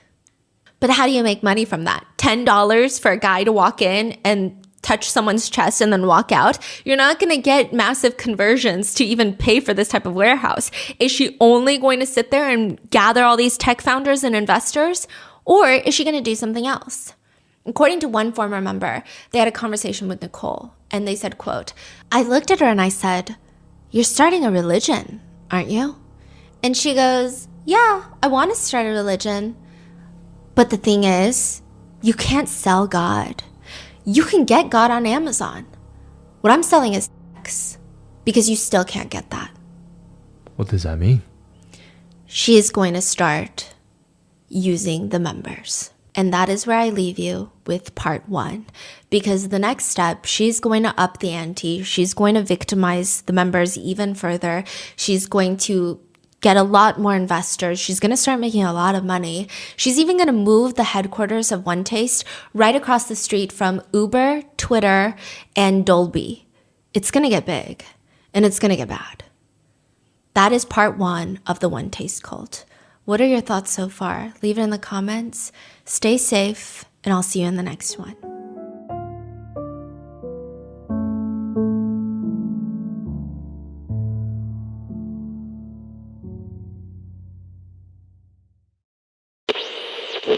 Bada bing, bada boo. During the Olympics, if you ever watch the equestrian games, you're looking at a lot of science inside the horse. The horses are the science. They are fine-tuned like cars. I mean, they're basically Formula One cars, but alive and breathing, and that's, horsepower. They are genetically tested. They're bred to make sure that they are well-bred, that they're well-fit for the games that they're entering. One lab testing that you can get done on a horse is for the speed gene. It's a very specific gene. If a horse has this specific gene, they are going to be more predisposed to develop what they call the fast twitch muscles. They're perfect for the sprint, but they're not going to be endurance horses. So the genes of a horse can even tell you if a horse is going to be predisposed to liking dirt or turf, which is very important. The lab says some clients will even have their horses tested as soon as they're born. Then they can just map out a plan for all of their individual horses, which trainer they're going to go see, which type of sport they're going to specialize in. And there's a lot of specialties. There's a lot of different ways you can look at a horse. I mean, obviously, I'm not just talking from like an ophthalmology standpoint. Let's start with English writing. You have dressage, often called horse ballet. It's how a rider is able to guide their horse through a complex movement performance. It's an Olympic sport. It's all about the grace, the control of the horse. If you are me and you are uncultured and you watch this on TV during the Olympics, it looks like the horse. We did, didn't we? Yes, it's doing like a little dalliance, like a little dance, like a little tippy toe dance. That's what it looks like. The horse is galloping in place. It looks like it's just skipping in place, which, side note, when they skip in place, the horse appears motionless at certain points, but that is exerting an enormous amount of energy on the horse because trotting in place defies the laws of motion for a horse. Interesting. It actually is like physically very difficult. They're probably sweating from trotting in place. And I'm just like, look at him. Look at the tippy toes. That's what it is. These horses have to train for like a minimum of 8 to 12 years to do the tippy toe dance. Wow. That's dressage. Then you head into show jumping. That's where the horses and the riders, they have to clear a course of obstacles. They look like fences without knocking them down. It's about speed. It's about clearing the rounds, although most of them look incredibly graceful, I will say. But with any equestrian event, there has to be a lot of trust and relationship established between the horse and the rider. Show jumping, with that being said, so elegant, so graceful, so beautiful. I could never do that. If you've never seen it, I'm just going to give you a visual in your head for the audio listeners. You know when you have the dog competitions and you have the dog like jumping through the obstacle courses? It's like that, but you're on the Australian Shepherd's back. But also, your outfit is great. It looks good. It looks artistic. I'm uncultured. It's the only way I can describe it. The third of the English disciplines is called eventing, where you do dressage, show jumping, cross country. Cross country is essentially American Ninja Warrior, but on a horse. You go through like a full outdoor obstacle course. You've got logs in ditches of water. You've got water features that complicate the horse, and horses get spooked very easily. So you have to make sure that they don't get spooked, and you get penalized for refusals. That's when the horse is like, yeah, I'm not going to do that. You get penalized for that. You get penalized for falling, obviously. Or, interestingly, you get penalized for going too fast or too slow. I didn't know that was a thing, but you have to be in the sweet spot of allotted time. You actually get penalized if you're faster than that allotted time. Every second faster than that little sweet spot time, you have a penalty. Why is that? I think that they're also trying to prevent reckless, dangerous acts on a horse. by going too fast. And it's about like the agility and the consistent speed instead of just like bursts of sprinting through. So they're looking for a lot of different things. These sports, how much of that is the horse doing the sport versus the person on top of the horse? Both. So there are really, really good riders, but the horses, that's why horse juice for reproduction is one of the most expensive liquids in the world. If you have a really well-bred stallion, if you have a really well-bred show horse, their specimen to procreate other horses can be very expensive to purchase. So it's all about the horse lineage and also the rider. Yeah. It's a mixture of both. I mean, I don't know. It's hard to say, but I think the Western ones are a little bit more fun. So the Western riding disciplines and competitions, you've got reining. This is about the athletic prowess of the horse. So it's dressage, but kind of more rodeo level. I mean, it's all about how a horse can do a series of patterns, sliding stops, spins, flying lead changes. One Redditor says it primarily focused on moving your horse with very little hand movements. The focus is on using your seat and your legs almost exclusively to control this horse. And the energy is different. It appears that it's taking place inside like a dirt pit in a stadium.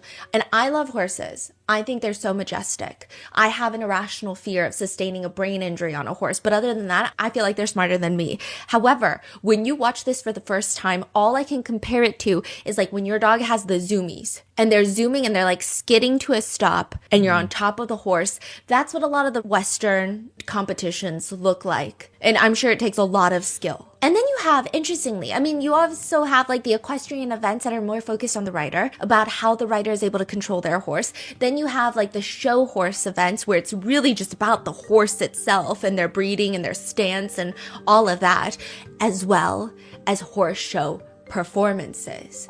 Cavalia. It's like Cirque du Soleil meets horses. Acrobats on a horse. I mean, these are just a few shows in sports that horses are the center of. And of course, sports like polo. I can't forget polo before everyone gets mad at me. This is a field that's 3 football fields long. Everyone is on a horse. These horses are like 1,000 pounds, even though they're called polo ponies. They're not ponies, they're massive horses. And the riders have to use these little mallets to hit and aim at this tiny white ball. Each polo pony is going like 30 miles per hour. All their tails have to be wrapped so that nobody's equipment or their tails don't get tangled with each other, causing injuries. It's a very dangerous sport.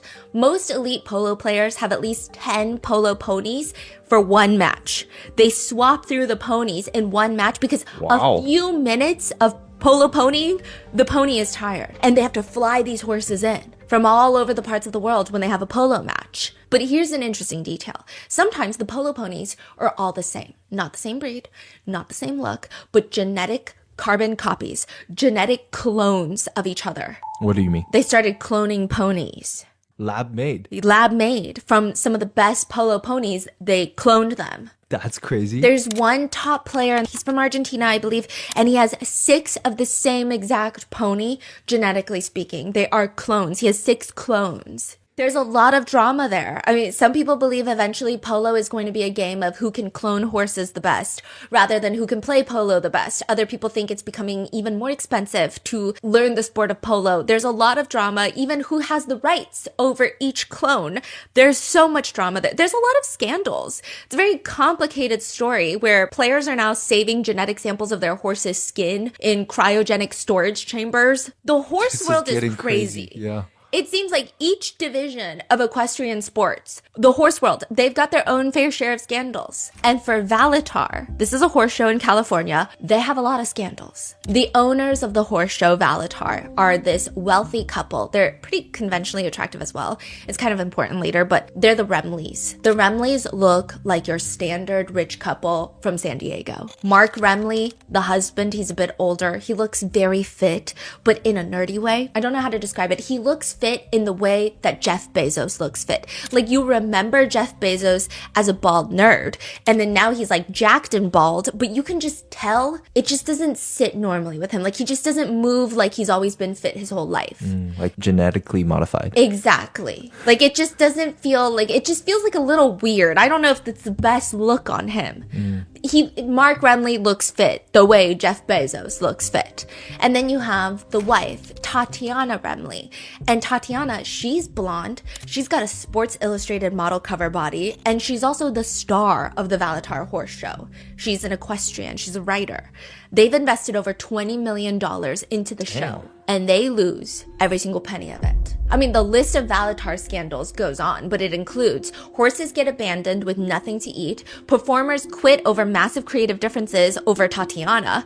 Later, the owners are known to be swingers at a sex club that a lot of celebrities attend. And this is not necessarily a scandal, but that was more of an interesting side quest. And former staffers will come out to say more or less, Tatiana doesn't even know how to ride a horse. Their horse show, what exactly do they do? Like which branch of the It's like division? Cavalia. They are acrobats on horses. Cirque du Soleil meets horses. So it's like performance. Yes. Not like a competition. No. I see.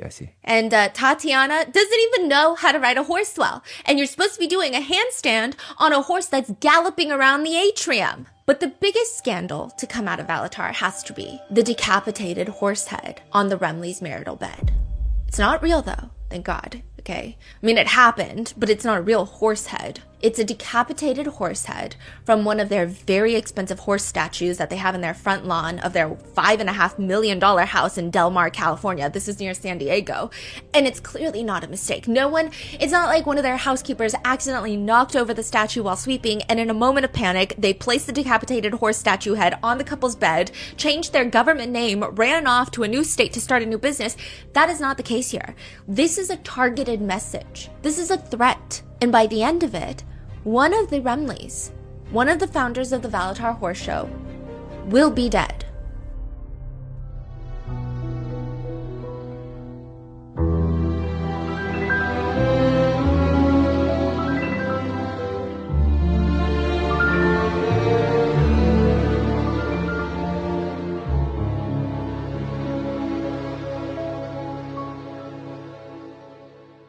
We would like to thank today's sponsors who made it possible for Rotten Mango to support the National Immigration Law Coalition.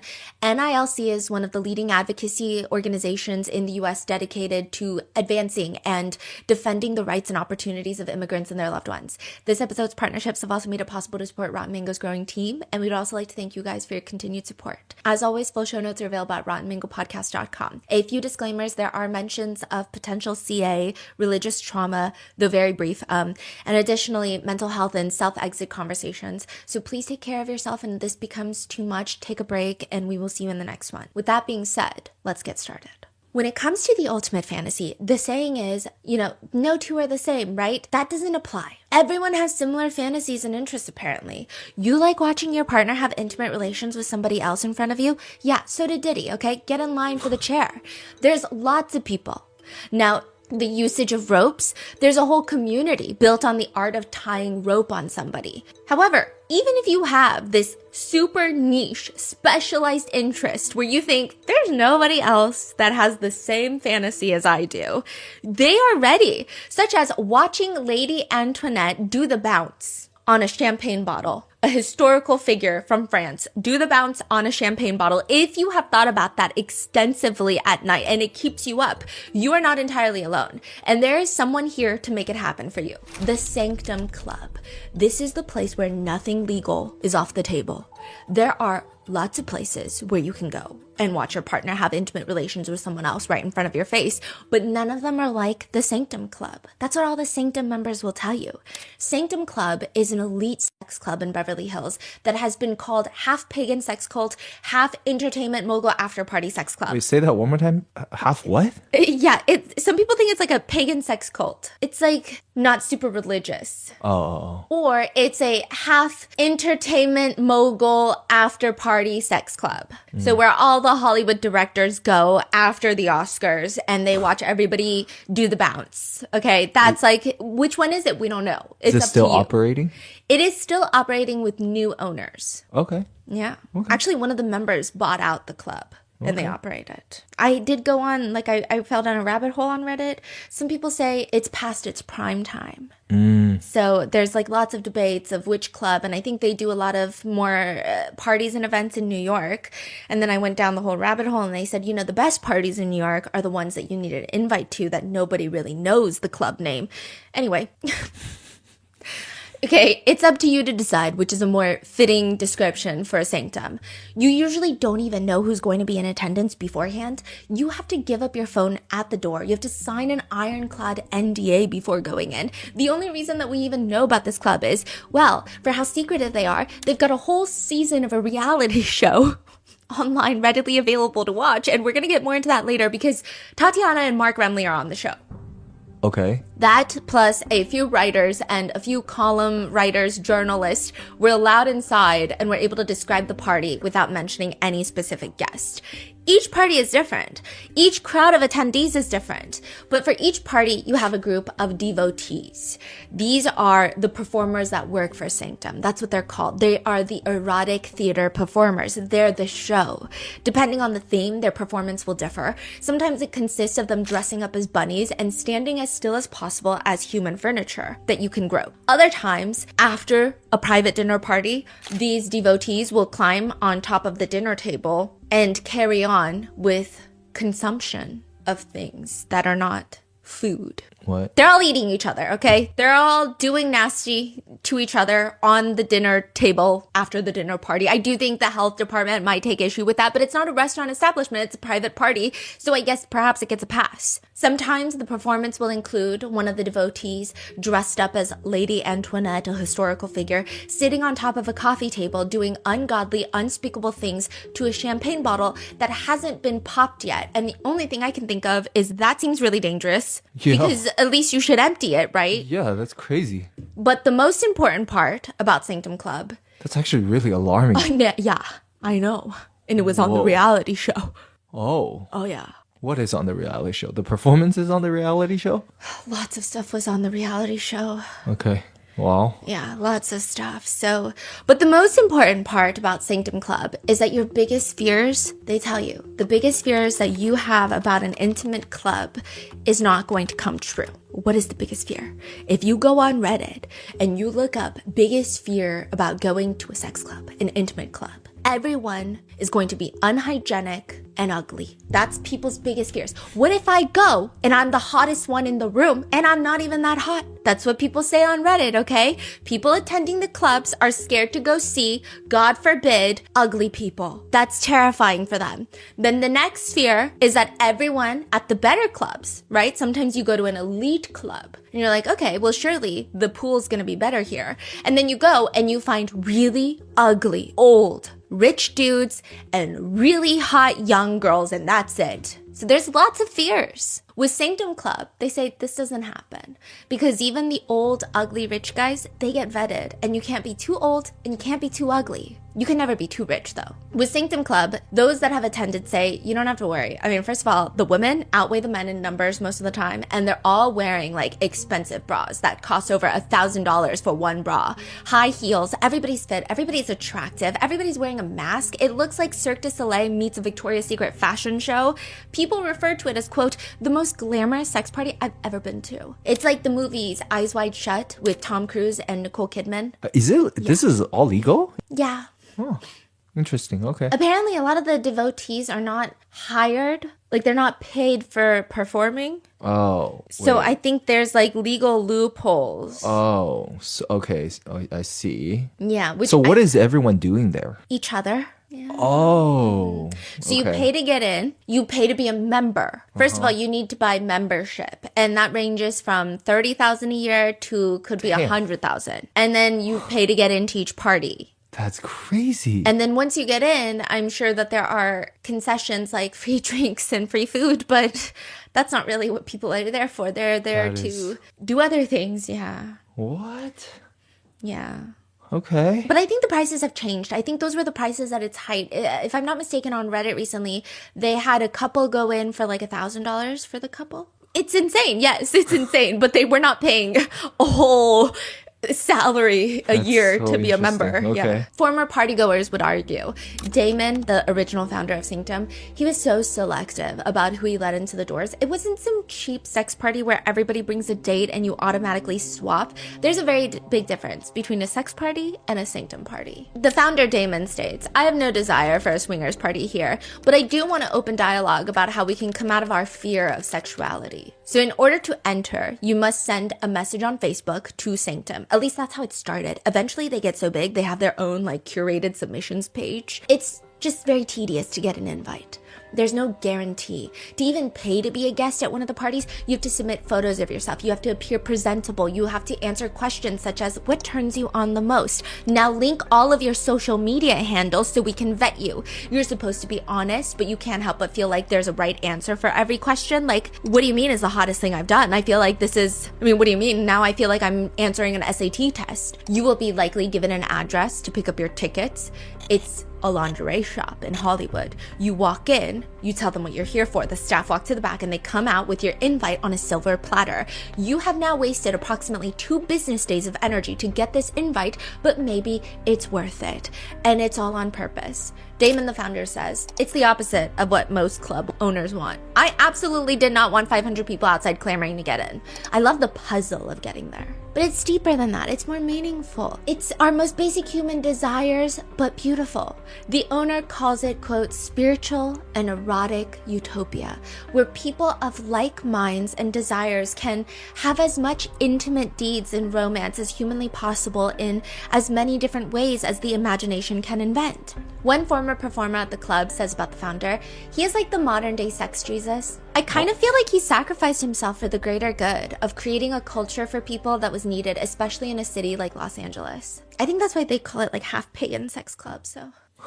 Esquire states about one party's guest list. Among those confirmed are a man who owns multiple hotels in New York City, a billionaire from Moscow, several wealthy couples who have been married for more than 20 years, the producer of a number of well-known television shows, an actress with a reputable IMDb page, the 21-year-old son of a movie producer, international models, and a couple opening a big new store near Rodeo Drive. According to Business Insider, they state that the alleged celebrity guests at events include Gwyneth Paltrow and, the founder of Goop. Yeah, and... They just name dropped? Yeah, but they said allegedly, and Business Insider said it, and they have a lot more money, so go sue them first, right? So...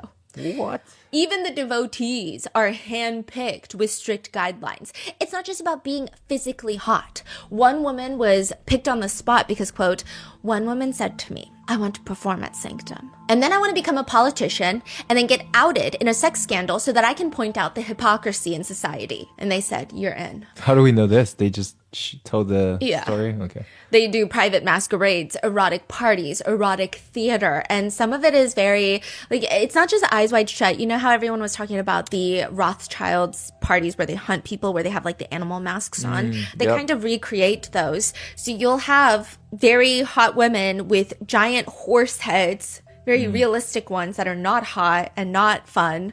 They look very real.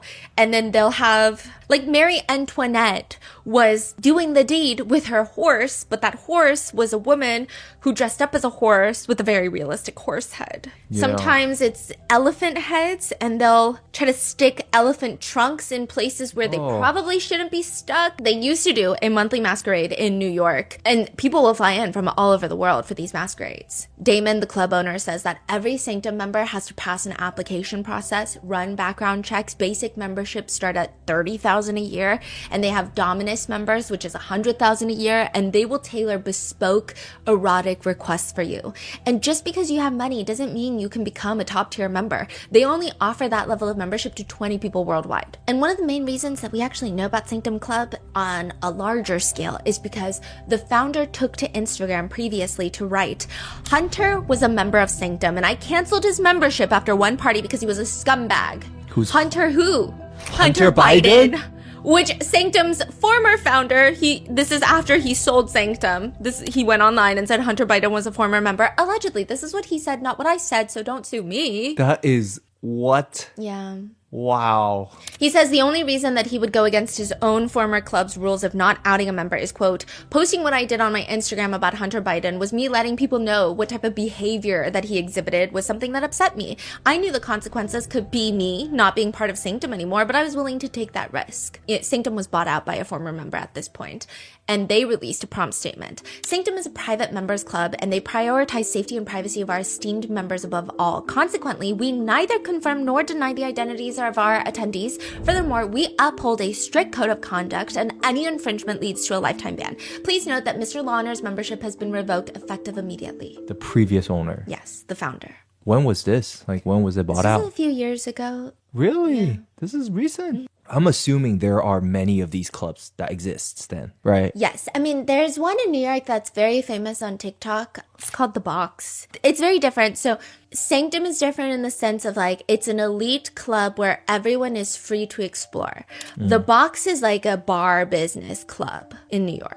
But I believe there's a few in Europe that a lot of Americans like to try to get into. But I think the way that they're described is they're a bit like raunchier. They're a little bit more on the, don't ask me why I fell into this rabbit hole, but there's so many different variations of clubs. So some of the clubs, they're more on that raunchy shock value sex factor. This is where it's just all about shock. People say it's not even hot. It's just shocking because you'll just see someone have bodily fluids empty into a bucket and they're just like swinging it around in the club. It's sometimes unhygienic, just shocking, just what the is happening.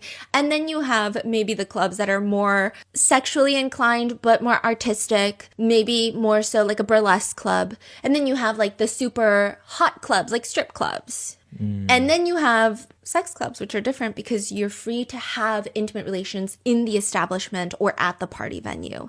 They'll even have beds usually and different types of furniture. And it's set up so that you're encouraged to join in the activity. Most of these clubs in New York, like these public establishments when you're of age, they're not encouraging you to do anything. In fact, you could probably get arrested. Okay. It's just like, that's the entertainment. That's the show. I see. But Sanctum, there's a show and there's an interactive element. Okay. And then there are clubs where there are no shows. Lots in Vegas where there's tons of rooms with tons of mattresses and beds that I think you should probably like do a blue light or a black light, whatever, black light on. And they're like swingers clubs. So there's no show, but lots of like-minded people gather and they will do things with each other. So it's like Sanctum without the show. Right. Okay. I see. That makes sense. So there's like lots of different variations. Yep. And there are an alarming amount of girls on Reddit that were invited to one of these establishments by their boyfriend, and they were not specified on which kind of establishment that they were invited to because they all thought they were going to be like the Box in New York.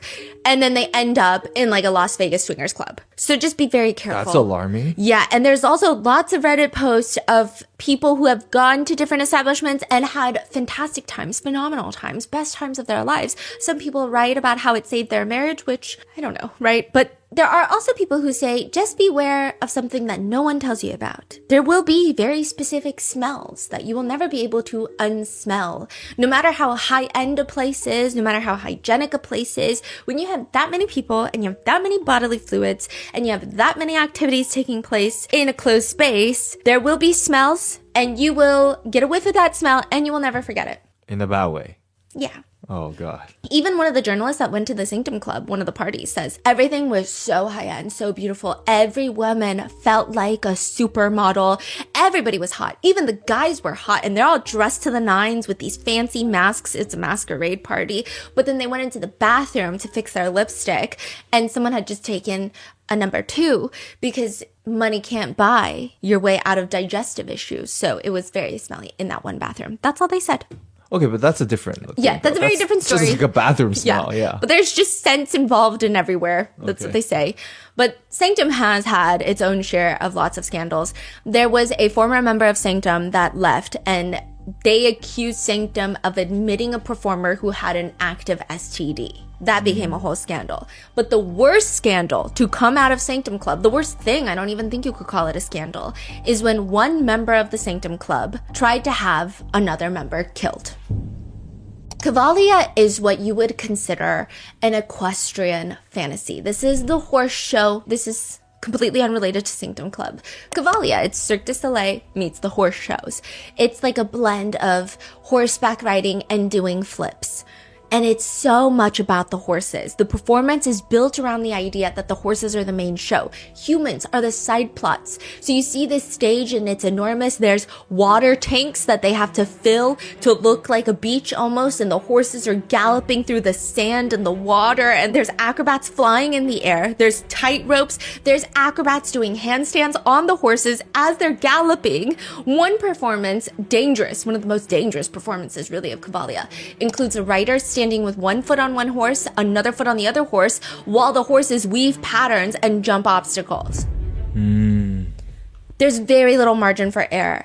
And, you have to know a horse really well. These types of performers say you have to be able to see when a horse's ear flicks just a little bit. Because even like a little ear flick of the horse, maybe they're getting spooked by something. Maybe they're agitated. Maybe something is uncomfortable in their hoof, like their little hoof. During its peak, Cavalia was bringing in $40 million a year, but they have since filed for bankruptcy, citing that they are close to $30 million in debt. But that was, that's recent in this year. A few years ago, they were at its peak. That's when Tatiana and Mark Remley decide that they're going to take Cavalia down. They want to compete with Cavalia and make their own horse show, but better and probably hotter. Tatiana, with her blonde hair slightly covering her face, she tells a local reporter in San Diego who's reporting on this, there's like this massive red tent, and they find out it's called Valitar, the new horse show that's coming into business soon. She says, when I was around 14, I went to a Russian Kazakh circus. It's different than your regular circuses in the US. It's just stunning. A lot of amazing riding with a rider going under the horse, under the belly at a, fast gallop, just edge of your seat suspension, just intensity. And it hit me. It was just this desire started going into me to want to create a show that's different from anything that's ever been created. I'm so excited. This is my dream come true, and I want to bring this magic to the lives of everyone that will allow me to bring it to them. A lot of people love horses and can't have them, and so by coming here, they live this dream, and they can touch them and come close to them and see them and experience the magic. What year was this? This was early. This was I believe they closed down in 2019. How long did they run it for? Like a few years? 2 shows, 4 shows. Oh, okay. Yeah. Oh, wow. Yeah. It was in production for a really long time, but actively in business, and you could go watch their horse show, 4 shows. Okay. The opus of Valitar lies in this gargantuan red tent in the middle of Del Mar, California. It looks like a giant red circus tent for a state fair, but massively bigger. There are also 4 small tents connected to the big one. Collectively, under this tent, it's 45,000 square feet. Damn. It's a huge tent. That's bigger than a neighborhood suburban shopping center fit inside of this giant red weatherproof tent held up by this massive steel structure. The tent alone costs over $2.1 million. The plan is this. Mark Remley is a tech entrepreneur. We like some of his software. What the f does he know about horses? Nothing. Mark Remley knows nothing about horses. The husband. Yeah. Tatiana, the wife, Tatiana Remley, has been riding horses ever since she was a kid. But is she an equestrian? Is she the best horse rider? Probably not. You say he's a tech founder? Is he really loaded, like a billionaire? No, he's worth about $30 million. He's not a billionaire. His tech corporation was Signal Corp, unrelated to Signal messaging app, but they were a defense contractor. Oh, I see. Yeah. I guess we don't like some of his software. But anyway, Tatiana has been riding horses ever since she was a kid. And she thinks, I got it. I'm going to do Valitar. I'm going to plan the show. We're going to fly in all of these writers, all of these directors, producers, performers from all over the country and be a part of this exciting mission. You want to see someone do do a headstand on a moving horse, you gotta come to Valatar. Or you could go to Cavalia, that's like 20 minutes away, but no, come to Valatar. It's better, it's newer, and Tatiana is going to be the face of it. There are billboards put up all over Southern California and randomly in seemingly bizarre places in the West Coast where Valatar is not even present, like Seattle. We'll get there. The billboard shows these two edited stallions, black stallions with their manes like in the air. And they're facing in opposite directions. And then Tatiana is in the middle holding a stick. It kind of looks like an AI-generated medieval times type of poster or like a strip club billboard. That's what most people describe it as. The marketing feels a bit seductive. Like, I don't know if this is a family-friendly horse show. I don't know what this is, really. But after bringing in a team of producers, directors, they put together this choreographed performance that's ready to go. They have to get housing for all the performers. They have to feed the horses, insurance, a parking lot, administrative work, HR. They got to spend over $20 million on this project. But once they launch in November, they have this whole plan. November and December, they're going to have 45 shows in 2 months.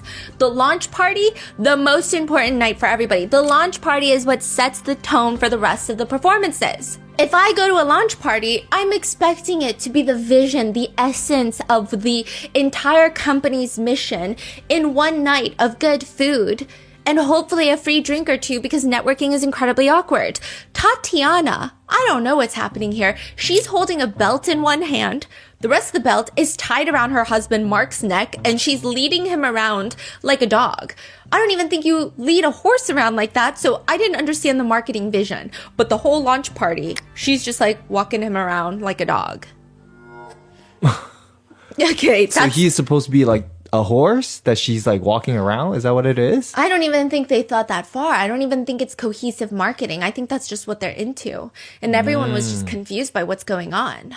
Okay. And there are just full forums about lessons that you are not prepared for until you start your own business. And then you just kind of learn it the shitty way. Like the cheapest client is the most expensive client. I don't know what that means, but a lot of business owners were sounding off in the comments like, exactly. The cheapest client? Is the most expensive client. That makes sense. Okay. I guess your cheapest client is going to cost you the most money or whatever, yeah, right? Okay. But when you start a business with horses, probably the biggest alarming red flag you'll learn as a business owner is when the horses start going missing. Something is very wrong. Huh. One producer of the show Valatar, let's call her Emma, she invested over $25,000 of her own money into Valatar. She moved here with her horses. And after 2 performances, Valatar had 2 performances, opening night and the second performance. There's just a lot that could have been done better. They gather all the performers, producers, directors, all the staff in the massive tent. Maybe not the horses.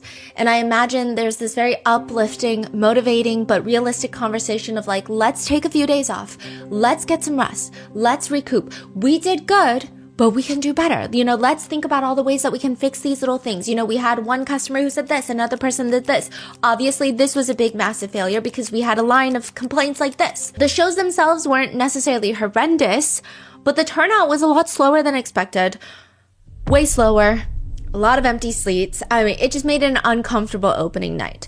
But also, there were just awkward moments in the show they can fix. Nevertheless, everybody gets a few days off, except Emma. She comes back because she's got to feed the horses. The horses don't know what an off day is. They need to eat. And when she goes to the stables, a good chunk of the horses are gone. They're missing.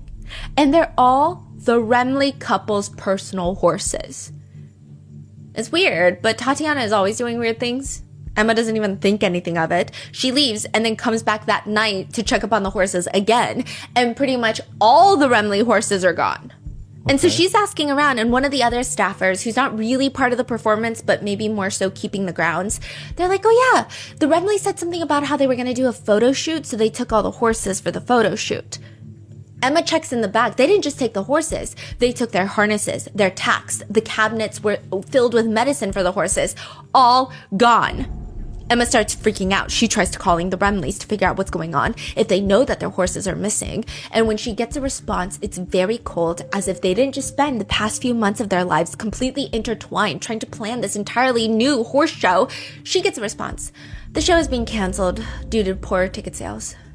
This is after $20 million invested? Yes. That is bizarre. That's just it.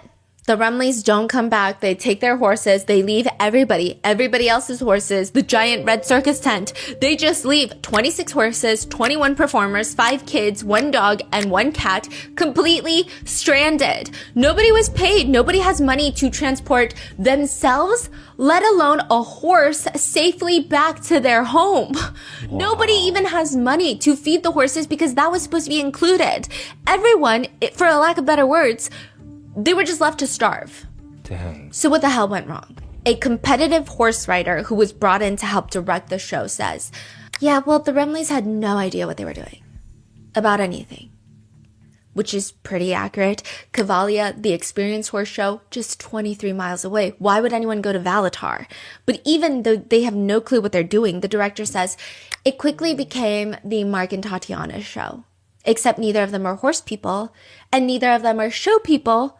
So what are we doing? They have no clue what they're doing, and that is going to lead them to leave a huge group of people and the rest of the San Diego community who now has to pick up, and they're all volunteering to try and feed the horses and get everybody back home because Del Mar, California is a pretty tight-knit community.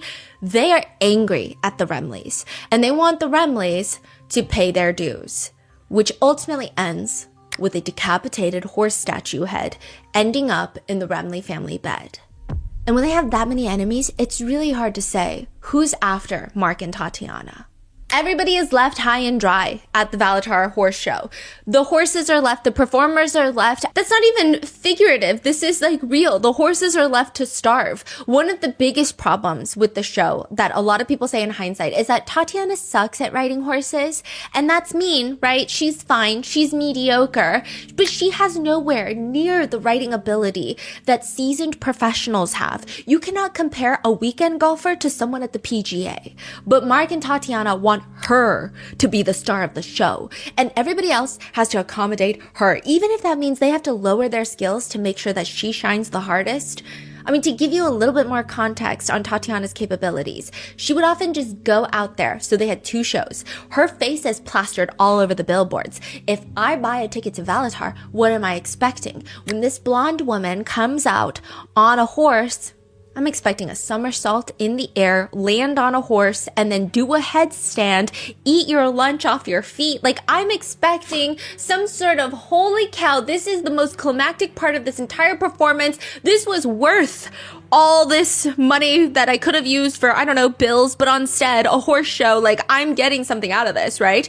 She would just come out on her horse and do a few figure 8s. Not on the horse. Like, she's not doing figure 8s on the horse. She's just riding the horse like a normal person, and the horse is doing figure 8s. It's not like she's walking. Like, the horse is just trotting in a figure 8, and the whole thing is awkward because everybody in the crowd, the customers, they're sitting at the edge of their seat. They're holding their breath. The music is getting more climactic. They're expecting something insane, but then she just disappears. It's said by people who went to the first 2 performances, nobody even knew how to respond. So they were just all looking at the person that they came with, like, what? And clapping, like, what's happening? This caused so much tension that a lot of the seasoned professionals that would have performed to bring in the viewers, they all end up leaving. There are allegations that the couples they also just spent money that didn't make any sense. Some people said that they were willing to spend unreasonable amounts of money on billboard advertisements with Tatiana's face everywhere. They were willing to spend money on Tatiana's costumes, but then when a horse would get injured, they would cheapen out. So they're trying to do this thing for all the wrong reasons. Yes. Like, she want to be like a celebrity horse rider. Yeah. I don't even think she wants to be a celebrity horse rider. A mutual friend of theirs would later come out and say her goal in life was to be a housewife, but not the housewife you're thinking. One of the housewives of a major city on the Bravo TV network. Oh, Housewives of like Orange County. Real Housewife. Yeah, the Real Housewives That's of Beverly crazy. Hills. That was her goal. Yeah. And she spent $20 million. Yeah. I feel like there's gotta be a cheaper way. I feel like you could have paid, I don't know who is it still the Cohen guy? You could have paid, I feel like bribery could have been a good answer for that one. Yeah. Someone in the Bravo TV network, I think you could have bribed them for way less than $20 million. Yeah. No offense. That's crazy. Yeah. In another instance, this is very dumb, but apparently Tatiana just shows up one day with a new horse and just casually mentions, oh, I got a new horse. Okay, these are horse people. They know horses. And there really is no price, no value that you can put on a majestic horse's life. But you can, because that is a $30,000 horse. You can. That's a $30,000 horse. They ask her how much she paid for it. $70,000. Again, you can't put a price on life. You can't put a price on a horse, but that's a $30,000 horse. She got scammed? Yes, she got scammed $40,000 more. A mutual friend who witnessed this later says the asking price for the horse at the time was $30,000. So she managed to spend $40,000 more than the asking price just because she decided she wanted that horse and someone saw a sucker written on her face, I guess. That was their quote, not mine. Wow. Yeah.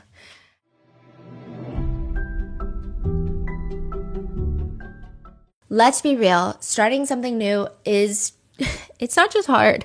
It is terrifying. And when you're launching a business, that fear, I think, gets amplified about 1,000 times. You're putting yourself out there, you're investing your time and money, and you hope that people are going to believe in what you believe and what you're building. And that's exactly why having a partner like Shopify makes all the difference. Shopify is the commerce platform behind millions of businesses around the world and 10% of all e-commerce in the US. This includes iconic brands like Aloe Yoga, Rare Beauty, Chamberlain Coffee. When my husband and I opened Grandpa Mingo's art studio selling his grandfather's limited edition paintings, some of our favorite Shopify features were the ones that we didn't even know that we needed.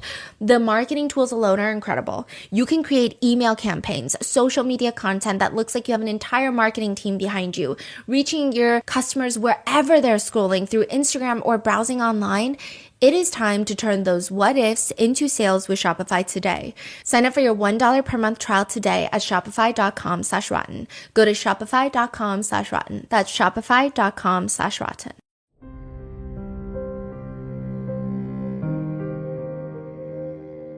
After the fall of Valatar, the Remleys come home one day, and one of the valuable horse statues in the house is left decapitated on their bed.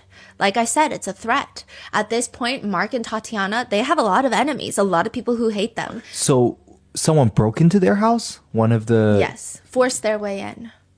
Forced their way in. And Tatiana claims she knows exactly who did this. She knows exactly who's behind it. It's none other than her own husband, Mark Remley. I think stereotypes are inherently really bad, but one could argue that Mark and Tatiana don't really care. They kind of fit it. Everyone around them knew it. Mark is rich, worth close to $30 million. Tatiana is very hot. I would say out of couples I've seen in Southern California, there isn't even a massive discrepancy in appearance between the two. Both of them are conventionally attractive. They seemed like they would hit it off. How old are they? He's probably like in his 50s. She's probably in her 30s at this point. Oh, yeah. Okay. To 40s. 40s? Yeah. Okay. They meet at a Starbucks, a chance meeting. Mark falls in love, marries Tatiana, moves her into his $5.5 million house, and now they're on a reality show called Naked Sanctum. It's all about the Sanctum Sex Club. It's a whole season, a documentary following the founder, Damon. He goes around and it shows him preparing for these sexual erotic events while his entire family life falls apart. It's like riveting and depressing at the same time. The minute things start getting hot, if you will, in the documentary, it cuts to him being like, yeah, so my daughters won't talk to me anymore because they're getting bullied at school because someone found out about my job on Instagram, and yeah, they're bullying them. And I'm like, oh, that's not the right time to put that part in. And then it cuts to him having like a 3-person intimate party with 2 young girls women of age in his bedroom. And then it's just like a monologue. It cuts to him sitting there being like, I miss my ex-wife. What? I think she was my soulmate, but she left me because I chose this life and she didn't. And then it just like cuts to like moaning noises, Marie Antoinette with a champagne bottle. And then it cuts to him being like, I'm actually really lonely. So I'm like, okay, what? I don't know how to feel. Damon is a very Was this like guy. Yeah. on like a main, like a network or on TV? I think you can watch it on streaming platforms right now. And there's a lot. Damon is a very interesting guy. He says he has a lot of knowledge of the human intimate experience now just from running Sanctum. He says, you know, a lot of husbands, they bring their wives, and watching their wives interact and have intense intimate relations with another person in front of them is hot. Basically, he's talking about cucks. He says The guys I've talked to directly about it say they get turned on seeing their partner turned on. They genuinely don't have jealousy or fear. They know that the woman's coming home with them. They know that. They're not worried, and they really like to see their partner get pleasure from somebody else. That just turns them on. Also, of course, they're with another woman, so they have freedom too. So I'm like, okay, maybe they're swingers. Even for a couple that don't do anything, you know, a guy sees other guys hitting on his wife and he's like, oh yeah, I forgot my wife is hot. I forgot how hot she is. Or like, you know, the same thing in the other direction. It was healthy for a lot of people. You know, a lot of people told me it saved their marriage. But obviously, it's not just a great therapeutic experience for married couples. He mentions one time there was this very famous actress who came into an open room just having intense, intimate relations with her husband and another guy. And he says, I could tell she was on too much Xanax or something. And it was like it was not good. We had to break it up because it seemed like she was not in her right mind. Which I believe now that he's left Sanctum, if you're interested in following his life ever, he owns a restaurant bar on Sunset Boulevard in LA called Puzzle. It's kind of like Sanctum. There's dancers, but it's a dinner and you can't have full-blown intimate relations. But one review from someone, I don't think they realized the environment they were getting into. The review reads, we went to Puzzle last weekend for my birthday. We went to the restaurant and the lady who was attending to us, first of all, was clueless. It was a tiny place, barely 10 tables. Music was no good. The singers were singing and dancing literally on top of our heads. The dancing lady did nothing but take off her clothes with the music and stayed almost naked the whole time. I was confused. Yeah. But in the reality show that aired a few years back, there's a very specific couple on there. A couple shows up under the pseudonyms of Vladimir and his wife, Ilyana. But they get invited to this exclusive, so Damon is holding a private dinner at his house in the Hollywood Hills, I believe very close to the Playboy Mansion, which would also make it very close to Sean Diddy Combs' house. Here we are again, right? But they will eat, they will watch each other eat, and they will eat... and they will eat other things and watch each other eat other things and then repeat. And not all the steps are obviously involving food. But Vladimir and his wife are seated at the table. These are pseudonyms. It's not Vladimir and Ilyana. It's Mark Remley and Tatiana Remley just sitting there in the flesh, okay? Mark Remley says, what Damon has created here is an opportunity for people to open their minds. Tatiana is just staring lovingly at her husband as if he just discovered quantum physics. She's like nodding, and then she chimes in. I'm all about pushing limits, and we're going to follow Sanctum, and we're going to go where it goes, and just pursue it, and enjoy it, and life, and pursue ourselves, and our love, and our romance, and our sexuality. And I had zero clue what that meant. And once most of the meal is over with, all prepared by this personal chef that had a Michelin star restaurant, I believe, a violinist walks down the steps of the mansion. And in walk two girls wearing bunny masks, and they're naked. One has the word touch written on her chest. The other one has eat me written on her chest. So it's very like, the directions are pretty clear. They're climbing onto the table. They just start making out before heading into the final act where they're just both like laying on the dinner table doing things. The violinist later says, they're showing all of this in the show? You don't, like, you see lots of nudity, but you don't see explicit, but like you see where the placement of body parts are. Right, you infer. Right, okay. Obviously, you know, the violinist is standing there and she says, I was just trying to focus on playing the violin really well, which obviously takes a little bit of focus. And then it just like cuts to her playing the violin and her eyes are just staring at the two girls on the dinner table. And I'm like, what am I watching? Then another girl comes in with a maid costume with a cake. The two original girls, somehow there's like giant carrots put inside the cake. They take out the carrots. You know what they do with carrots. And then they're like, there's icing everywhere. And then at one point, Tatiana gets up on the table and starts eating a bunny meal. Like with one of the girls, you were saying? Yes, and Mark Remley is just admiring his wife visually and physically, and the camera is like behind her and he's like lifting up her skirt. I don't know. And then she finally gets up and she jokes, I think I look guilty. And he says, you do. The proof is on your mouth, because she has icing on her mouth now. Then it just cuts to them sitting together outside, and Mark Remley says, the entertainment is bar none. And Tatiana looks really serious, as if she is witnessing a profound, enlightening moment. beautiful. She's like interjecting, beautiful. He says the quality of the performers, you know, the sexuality that they exude, it just gets you off. It gets you going. It really does. Tatiana says the bunnies were beautiful. They're sensuous. There's something enticing about their energy and it draws me to them. I cannot stop myself. Like all the taboos of this world, everything just dissolves in their energy. And then it cuts to one of the bunnies coming over to hug Tatiana, and Mark is just watching as they just start getting unclothed, and we see Tatiana unclothed, and they just start doing a lot of things. And Mark Remley tells the viewers, you know, sex is probably the biggest part of our lives. Yes. Tatiana's gonna say yes. Sex is the center of our universe and everything we derive around it, and it revolves around it. And in the beginning of our relationship, we weren't into this lifestyle. But as time grew on and our sexuality grew together, and Sanctum made it all that much more amazing. Mark continues, I'm kind of like an adrenaline junkie, actually. You know, I love to take risks and I love to live life on the edge. I'm drawn to things that push the limits. Tatiana looks at him, and we live life to the fullest every moment we can. I think people have a hard time in this environment, in this country, in this day and time, embracing their sexuality and embracing, you know, being all that you can be. I think they want to embrace it, but they're scared. It's magical. It's amazing. You feel incredible. You feel real. Mark and Tatiana, like I said, Vladimir and Ilyana are their pseudonyms. These are the owners of the failed Valatar horse show. Do you know if this is before or after, or just happening at the same time? Happening seems like at the same time. Okay. Yeah. And the founder of Sanctum is asked about the couple. Because, you know, he saw them and then, you know, they make news later. And he says they seem to be really happy with what was going on. They seemed really happy with each other and really excited about the experience. I mean, they seemed really into it. It's just that the wife, Tatiana, didn't really seem like an authentic character to me. She seemed a little bit fake. You know, I've been doing this a while and I've been dealing with people like this a long time, and I have a pretty good sense of character at this point. There was something off about her, for sure. But I don't think he saw it. I think he was in love with her. I think he really cared for her.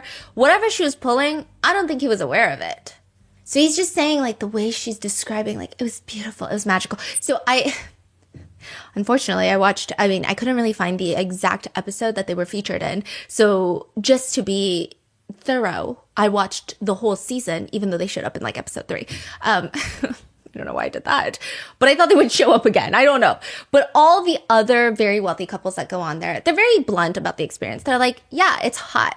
Like, it's hot. We do it. It gets us going. And then we're hotter to each other and we like it. It's hot. But then when you see Tatiana, it's very like ethereal and spiritual. And it's like this moment. Yeah. When all the other couples are like, I just like looking at hot people do hot things, and it makes my husband and wife hotter to me. That was about it. So I think that's what he's insinuating. It just felt, and it did feel performative in the sense of like, you do meet some people who are very into like tantric experiences where they think and they genuinely feel it's like an awakening as they're doing certain things with their partner. And it's like this connection that transcends above all in this very physical moment. But that was not the vibe that she was giving. She's just performative, like doing a lot. Okay. Yeah. A former business partner of Mark's that also knew Tatiana says, I mean, at one point, Mark was just calling him nonstop. Like, he's explaining, he's just calling me nonstop. What does that mean? So he used to work with Mark. They had multiple failed business deals. They're not really besties anymore. There's no reason for them to be calling each other. They don't really have a friendship outside of that. But Mark keeps calling him and is like, come to San Diego. Let's hang out. And he's like, what are we going to do? Hang out? Like, are you trying to get me into another business venture that's going to fail? And he's like, no, let's just hang out. He's like, I don't know why you keep saying hang out. We're not really friends. He says, quote, eventually I got sick of dealing with Mark and I stopped returning his phone calls. A month later, maybe 2 months later, a mutual friend of ours was at my place and we were just talking about it. And I just brought it up, like this weird thing, like, why was Mark Remley bothering me? And he immediately knew the answer. And he just said, oh, Tatiana wants to sleep with you while he watches. Damn. So apparently they were trying to get me to come down there and have sex with Tatiana while Mark watched for whatever reason. We never did get the answer if he went or not. But here's a very odd detail on the show. They go as Vladimir and Ilyana, which seems like a random choice of pseudonyms for the show. And there is a speculation of a intense interest in Russian culture and Russian aesthetics. And no one really knows if Tatiana is even Russian, because we don't think Tatiana is her real name. We'll get to it. But it's not random. Tatiana has allegedly stated in the past that she was essayed by her brother. Now, the people she told about this, she told them that her brother's name was Vladimir. Huh. Okay. So why would you choose a pseudonym for your husband? That is, first of all, your brother. Even if he didn't assault you, that's a very odd choice. Right. Or like that's not even her brother's name, right? Yeah.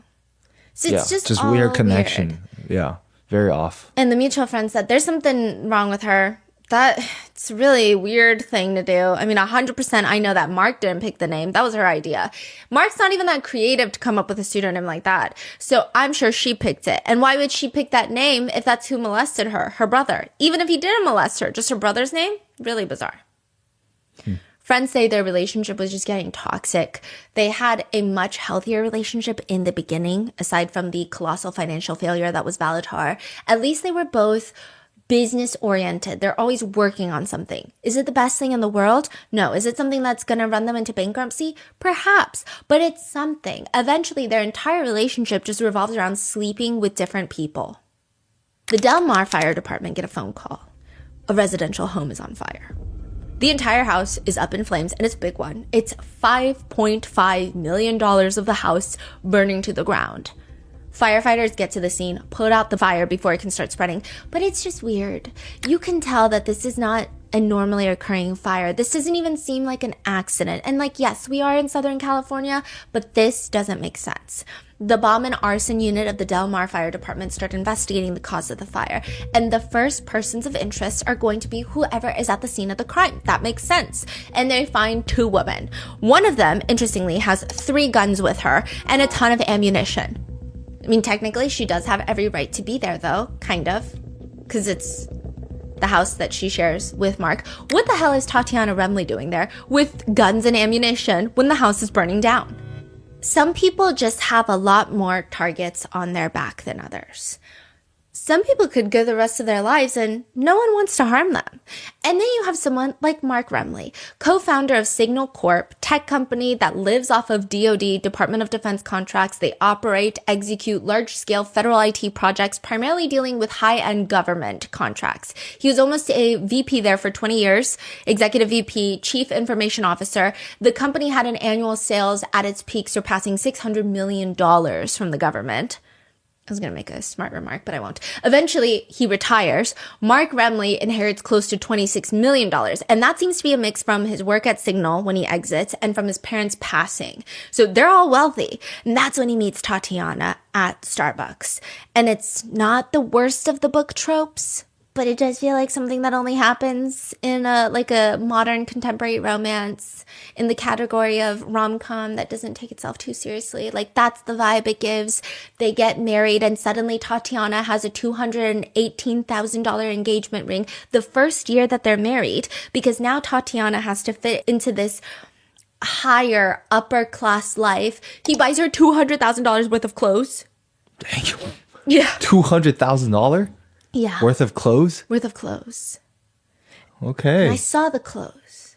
Okay. It's just like designer on designer on It's just designer. like not a lot of clothes though for clothes. Really? Yeah, I think it was a lot of lingerie for $200,000. And she moves into the $5.5 million house. They have multiple properties all over San Diego, Hawaii, California. And by the way, that's not like a weird remark. I think, like, if you want to, you can wear whatever you want to wear. I was just saying, $200,000 is like an unthinkable amount to spend on clothing. Yeah. I'm like expecting a house full of clothes. You get the house and the clothes. And it's just, they're living this life. She even posts on Facebook in Hawaii, making lunch in the kitchen. And you just see this massive rainbow across the island. But there are some things that even money cannot buy. Like some things that you can't even pay someone to make you forget. Like your ex. Because 1,300 miles away from Valatar, the horse show, near Seattle, Washington, on a giant billboard taking up the eyeball real estate of a boring highway where there's really nothing to look at except for the exit signs and maybe a Chick-fil-A sign, maybe an In-N-Out sign.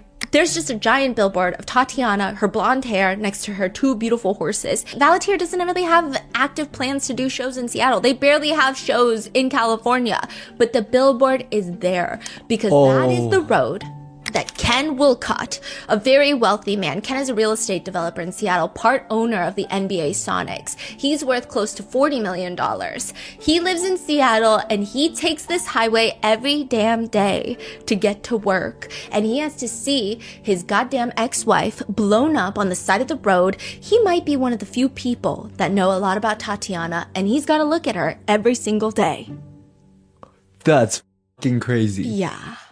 So she only did that on that one specific billboard in that city for her ex-husband to look at. Yeah. Is it to rub it on his face or okay? Yeah, they had a very contentious divorce, and he seems like he is the only one that might know a lot about Tatiana. I mean, there's not a lot about her out there. There's so much of her out there, but really not a lot about her out there. That is crazy. Yeah. This is like one of the craziest things. Her name is probably not even Tatiana. It's speculated that she was born Tanya. Uh-huh. Tatiana's parents seem to have like a Russian fixation. Tatiana perhaps leaned into it. It seems like maybe they had some Russian heritage in their family line. I don't know. Her parents are just from Bend, Oregon. Tatiana was born in Phoenix, Arizona, and it's speculated she was Tanya. They never really went to Russia. They never grew up in Russia. Not saying that you have to grow up in Russia to be part of the Russian culture or to celebrate your Russian ancestry. It's just her parents are Vera and Brian, and she just leans into the Russian aesthetic really hard. And then she starts leaning out. I think that's where it gets interesting. Leaning out as like her look or? Her look, the obsessions that she has. So when she was very into the Russian aesthetic, it was all about how you can be an equestrian in like the Russian way. So every different country has their own style of horse riding. So Russia has a very specific type, and they like specific horses that fit that aesthetic. And you have like the long blowing blonde hair, and then you wear like very swaying fabrics. It's like a very specific look. And then you have like the country girl horse, which is like you've got the tight jeans, you've got the boots, you've got the cowboy hat, also beautiful, but it's like a very different aesthetic. Yeah. So she just kind of picks and chooses, and some people speculate she picks and chooses depending on what she thinks the guy that she is dating will like. I see. So if the guy is like, I love me a cowgirl, she will be a cowgirl. If the guy is like, I love like that Eastern European... Yeah. You know, but I will say a mutual friend does say something very interesting. They say Tatiana is perhaps a persona that she made up, and maybe it came from childhood trauma. And she just like needs a character that she would become that wasn't tortured. I don't know, but I don't think any of it is real. So that's what the friend says about Tatiana being a character that she plays. Ken Wilcott, Tatiana's ex-husband, says her childhood was really rough. She grew up near Bend, Oregon, but in the rural area. She didn't have any social interactions really with anybody growing up. It sounds like her parents might have been involved in a religious group that might border the loosely defined word of a cult. She wasn't allowed to have traditional medicine or medical care. It's believed that her family fully rejected all forms of any life-saving medicines, any discomfort-alleviating medicines. The way Ken Wilcott saw it and the way he later describes it is he thinks a lot of Tatiana's emotional disruption comes from the fact that she was essentially held captive for 10 years by her parents. They didn't allow her to have any friends. She wasn't even enrolled in school after the 4th grade. Impressively, she got her GED, but it was just a rough life. Before marrying Ken Wilcott, Tatiana had a daughter with a separate guy. She marries Ken, has a son with him, and they are married for a total of 11 months. And short does not mean simple because their divorce is very, very messy. Ken alleges that Tatiana misused his finances. More specifically, he gave Tatiana a card to use to purchase clothes. She would buy the clothes with his credit card and then return the clothes and then ask for cash for the return instead of for returning it back to the card. Which I feel like that's impressive. And I feel like as a husband, you should support that because why are you okay with her spending the money on clothes unless she's spending the cash on something else? I don't know. You would think that a millionaire would be impressed by her financial ability to think ahead. But no, he's very upset. He also accused Tatiana of being inattentive to their son, who was born with extra support needs. And that's when they separate. He says that he wasn't going to send her $9,000 a month to care for their son because she's using it fully on herself. She's not using it on their son. So he wants full custody of the son and he wants to stop paying her child support. He also just overall disagrees with the way that she's living her life. So ultimately, he ends up with full custody. But this is where things get interesting. And I think this is where lots of people have sympathy for Tatiana. All the guys in her life still like her to some degree because he continues paying child support, even though he has full custody, out of his own volition. It's not because the judge orders him to. Okay. So just keep this in mind. Okay. But some of Tatiana's friends say that she had a strong pattern of going after wealthy guys and then depending on them for her financial needs. But she also seems to have an energy that they seem to love. According to friends, the relationship between Mark and Tatiana Remley is interesting. Technically, on paper, Mark is the one with the power. He's got the substantial resources. But friends say he's like a dog, like a little puppy dog. He's obsessed with Tatiana. Whatever she wants, he's doing it, no questions asked. Mark seems so obsessed with Tatiana, even to the point where he still loves her no matter if they fail at their businesses, lose $20 million, if she frivolously spends money purchasing billboards for her ex-husband, if she goes to intimate parties and has intimate relations with other people in front of him, and even when she tries to have him killed. August 2nd, 2023. There is another chance encounter at Starbucks. Or at least that's what it feels like. It's a very casual meeting. A guy sitting on the patio with an iced drink. He's wearing a tank top and shorts. It's August, it's hot. And then you have a woman sitting there. At one point, he leans in, says something to the woman before getting up and walking into the Starbucks and entering the restroom. She leans back in her chair, waiting for him, and that is when 4 San Diego police officers pull up in 2 separate vehicles. Tatiana Remley, you are under arrest for trying to hire an undercover officer to kill your husband for $2 million. What? $2 million? That's the highest we've ever heard, right? Yeah, and it's not $2 million that she has. I mean, perhaps the worst part of all of this is that she would be using Mark Remley's money to kill Mark Remley, to get the rest of Mark Remley's money. Do you know how she did it? Is it just like Googling and... No, you're gonna... Well, I don't want to say that, but... You're going to laugh. She reached out. I mean, they're all like swingers. They're reaching out. They're doing things with each other. She reaches out to a mutual friend of them and is like, hey, can you kill my husband? He's like, let me think about it. It's crazy. Call San Diego Police Department. Oh my God. It always happens like this too. Yeah. They're just like calling friends and calling someone so randomly. I don't know who in their life knows anyone that would have any experience with a hitman. Yeah. Okay, so the mutual friend just called the cops. Called the cops and was like, I don't know what to do. Calls Mark and is like, hey, Mark, you better watch out. Oh. So then the cops are like, we know what to do. Tell her you know somebody who can do it. Undercover cop. They meet at a Starbucks. Something about Starbucks. Did they record the body cams? No. Oh. Yeah. And so he goes into the restroom. She gets arrested. So, and you said the friend called Mark as well. Yeah. So Mark knew? Yeah, and Mark actually dates her after she gets out of prison. Oh. So. Okay. Yeah. Wow. Yeah. Now, how did we get here? How did she go from everything that they're doing to like all of a sudden attempt murder? Like, oh yeah, let me tell you. There is a saying that if you want to live a financially stable life, you don't date someone who treats money like water. Because no matter how much you cup your hands, if you try to keep water in your hands, the money's going out. You're not going to be able to cup it. Obviously, this is not towards people who have reasonable bills to pay, and the cost of living is drastically higher than the wages that are being offered in the job market. This is for people that whenever they get extra disposable cash, they buy the most ridiculous thing that they don't even need. And it's not even just them spoiling themselves to feel good about this impending recession and doom and depression. It's like, why did you buy the 12th air fryer of the year? Like, you don't need 12 air fryers. Those are the types of people that it's going to be very difficult to live a financially responsible life. And that might be Tatiana. And Mark acted like he had unlimited water. After the $20 million fail that was Valatar, they open up Rhythm and Power, a cycling studio, like a Soul Cycle.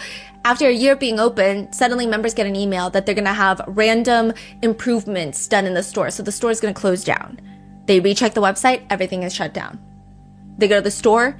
The studio had a staff of 5 people, and the full year that they were open, they only made $51,000. Then one day, Tatiana wakes up and she spontaneously decides that she's going to be the head of a women's polo team, which cost Mark $500,000 to get the whole team together. They have to buy horses. They have to invest in the team marketing, team shirts, team name, LLC rights. Yeah, and then they enter the San Diego Polo Club, and a few minutes into their very first match, Tatiana falls off the horse, breaks her arm, and quits polo. Wow. A mutual friend describes their relationship as he did whatever she did, whatever she said. Didn't matter if it was a good idea, bad idea, made no difference. I mean, he got drug around by her doing what she wanted with no real say in it. He just threw money at whatever it is she wanted to do. He was her dog. People also say that Tatiana has always been, quote, a control freak. She likes to push boundaries, push limits. She's an instigator, and her biggest aspirations were to be the Real Housewife of insert major city. That was her dream. And so after all of these business things, Mark Rumley files for bankruptcy. And by the end of all of these failed business ventures, they decide that they are going to end their very tumultuous marriage. They are going to get a divorce. Mark Rumley files for bankruptcy. They file for the divorce. And then Tatiana decides, I actually think I'm just going to kill him instead. What's up? Where does that come from? She was not getting enough financial support from him. And I think if he died, perhaps she thought there was still money left that would go to her. You think it was a money motivation? Yes, because even in the divorce filings, her lawyer complains about how she was living off of $50,000 a month. That's her allowance when they were married. And he's cutting it down to $12,000 to $15,000 a month, which is just like an unreasonable amount. Wow. So according to the divorce documents, Mark Rumley had invested, he still has, I think this is like after the bankruptcy. I don't even know how this works, right? But he still had a portfolio worth about $8.6 million, a bank account with $400,000, and multiple multi-million-dollar properties, vehicles, jewelry, all amounting to be $8.2 million. And so with that, the shit-slinging divorce begins. Tatiana claims Mark was not only verbally and physically abusive, that he allegedly put a gun up to her head in front of another employee, and another time he chased her around the house with a knife. According to Tatiana's divorce filings, he stole property from her, he destroyed her property, he's mentally unstable, and after the massive financial colossal failure that was Valitar, he had a meltdown and he discharged one of his guns inside of their house.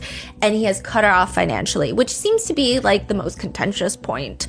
Tatiana's attorney argues the wife is experiencing extreme financial strain. She is unable to maintain her realistic monthly expenses of just $12,000, much less than what she was accustomed to at $50,000. She has no income and does not have the same access to funds and assets that the respondent does.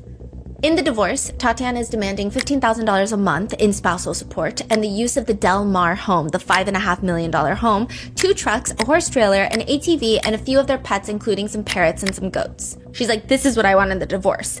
But this is what's weird. That's the house that burned down. It's not like fully burned down, but it's pretty wrecked. Why does she want that Del Mar house? So the fire happened. I'm confusing with the time. Yes. Okay. So all of their business failures happen. Yep. And then the fire happens. And then she very quickly is like, I'm going to hire someone to kill him. And Wait, all of this. Where's the gun and the ammos and all that came from? The girl with the gun and ammos. Oh, yes. Okay. So all their failures happen. They decide that they're going to file for divorce. Then the house fire happens. Tatiana is there with a bunch of guns and ammunition. And now the fire department is investigating it for arson. And then she gets arrested for trying to hire a hit on her husband that they are in the process of divorcing right now. Right. When the fire department came to the house, they got rid of the fire. What do you mean? Like she's standing in the house holding a gun? She had them in her possession. And so it gets tricky later, but she does get arrested for this fire later. They don't arrest her that day. They arrest her way later. They're just investigating what's going on. And then in their record, it's indicating that, she was in the house and she has possession of these firearms. I see. And then they don't do anything about it. They just continue investigating. Now, the San Diego Police Department arrests her first for trying to hire a hit on her husband that she's in the middle of getting a divorce from. So all of this is happening. But the most disturbing allegation in the divorce comes out where Tatiana claims throughout their marriage, there has been lots of heinous things that Mark has done to her. But one of the most heinous is that Mark coordinated with his friend. Mark's friend breaks into the house, forces their way into the house, holds Tatiana at gunpoint and essays her while Mark is watching, and then cuts the head off of their horse statue and throws it on the bed. This is an accusation that comes out during the divorce proceedings.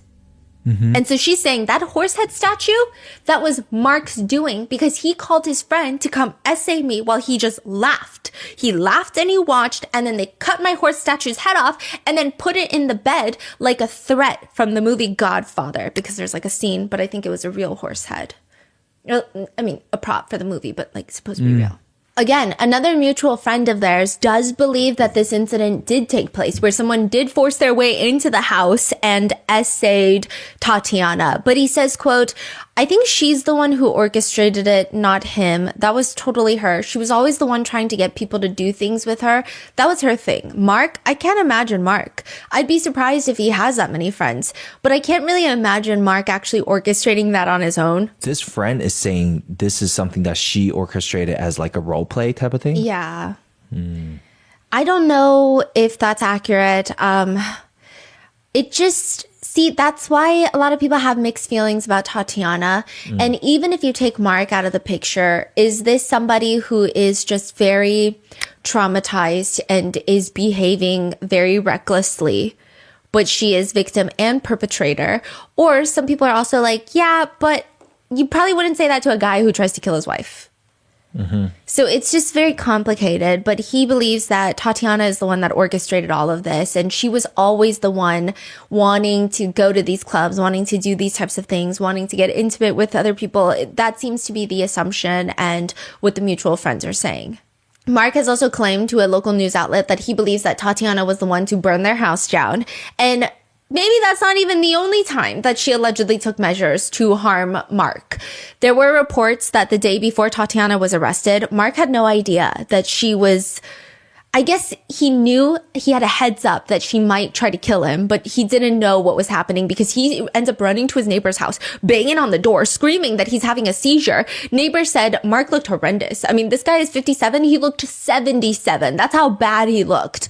Neighbor calls the police. Mark is taken to the hospital. When was this? This is the day before she's arrested at that Starbucks. So some people think that she tried to poison him before and then she got arrested the next day. I don't know. That's all speculation, but this is just something happened the day before the arrest. Before we go there, Yes. about the fire. You're saying the fire, people think she tried to kill him with the fire. Yeah. So it wasn't for insurance or No. anything else. Yeah.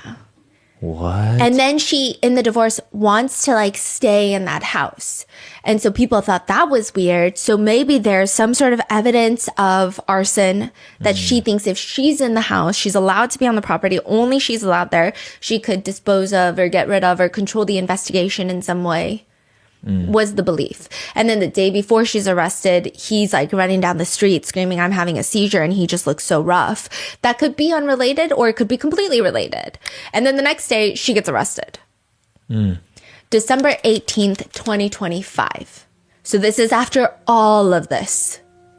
This is a few months ago. Yeah, this is after their divorce is finalized. This is after she gets out of prison for trying to kill her husband. Yeah, we're going to get into how much time she served. In the middle of San Diego's Little Italy neighborhood, outside of a bar, Tatiana Remley, who served her jail time for trying to get Mark killed, she's a free woman, and she is laying on the curb now with a gunshot wound to her head. She's dead. 2 years before her death, she had pled guilty to solicitation to commit murder and a firearm charge. She was initially facing 9 years in prison for the little Starbucks meetup and trying to kill Mark. However, she's ultimately sentenced to 4 years in prison, but she only ends up serving 1 year before being released. She gets out after 1 year, and when she gets out, she dates Mark here and there, starts dating other guys, and there are a few changes in her life. She kind of starts leaning more into that country girl scene, and she starts posting really intense things on Facebook about how life is about what you make it, and quote, maturity is when you have the power to destroy someone who did you wrong, but you just breathe, walk away, and let life take care of them. which some people think maybe there was a lot of trauma that she endured in previous relationships. Like, it just, no one really can understand what happened. Like, it's hard to pinpoint directly if she is a victim turned perpetrator or if she's just a straight perpetrator all the way through.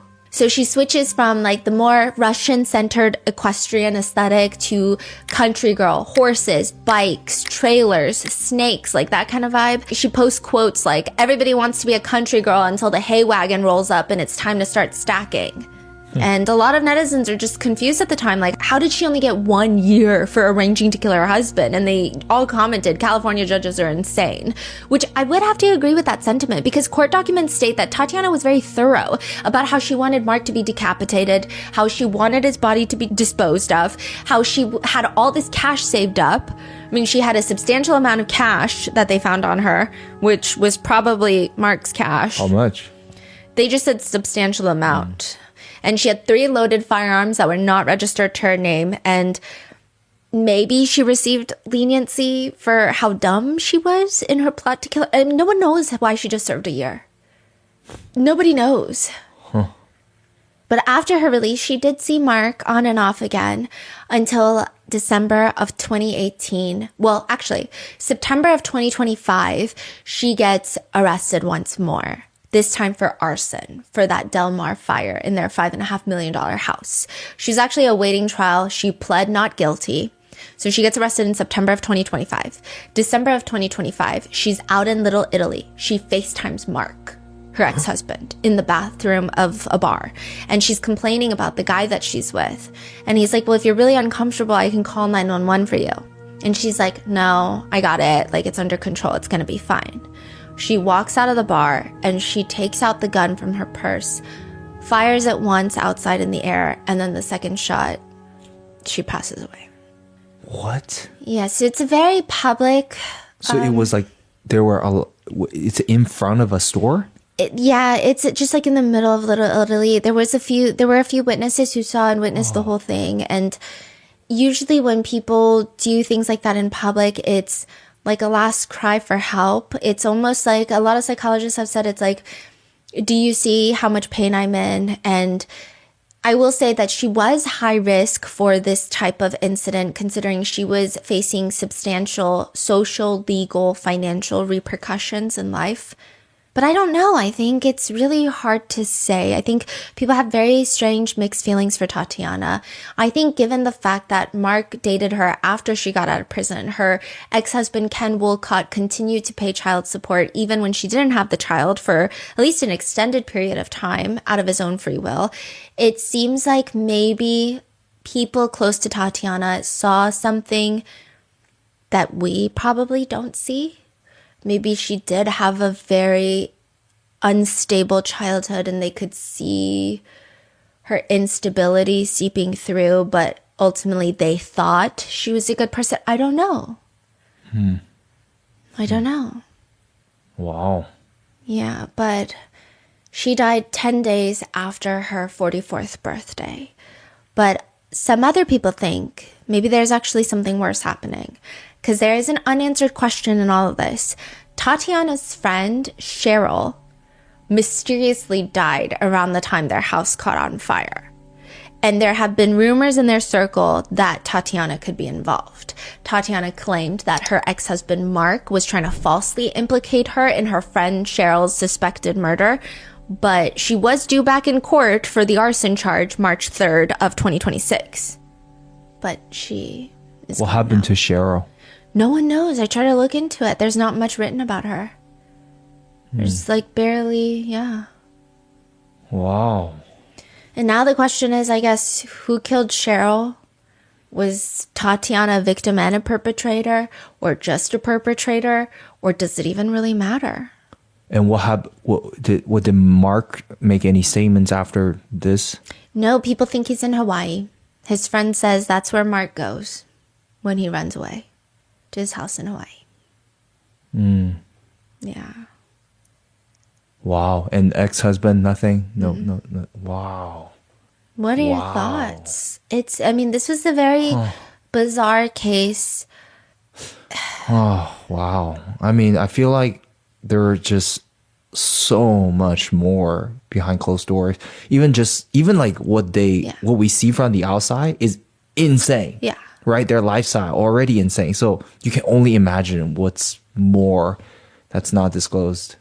And then obviously there's questions of course, all of their mutual friends are saying that Tatiana is the one that wanted the lifestyle. But I guess some netizens are also confused of maybe she got into the lifestyle and then was pressured to do things she didn't want to do, or things happened and that led to her wanting people dead.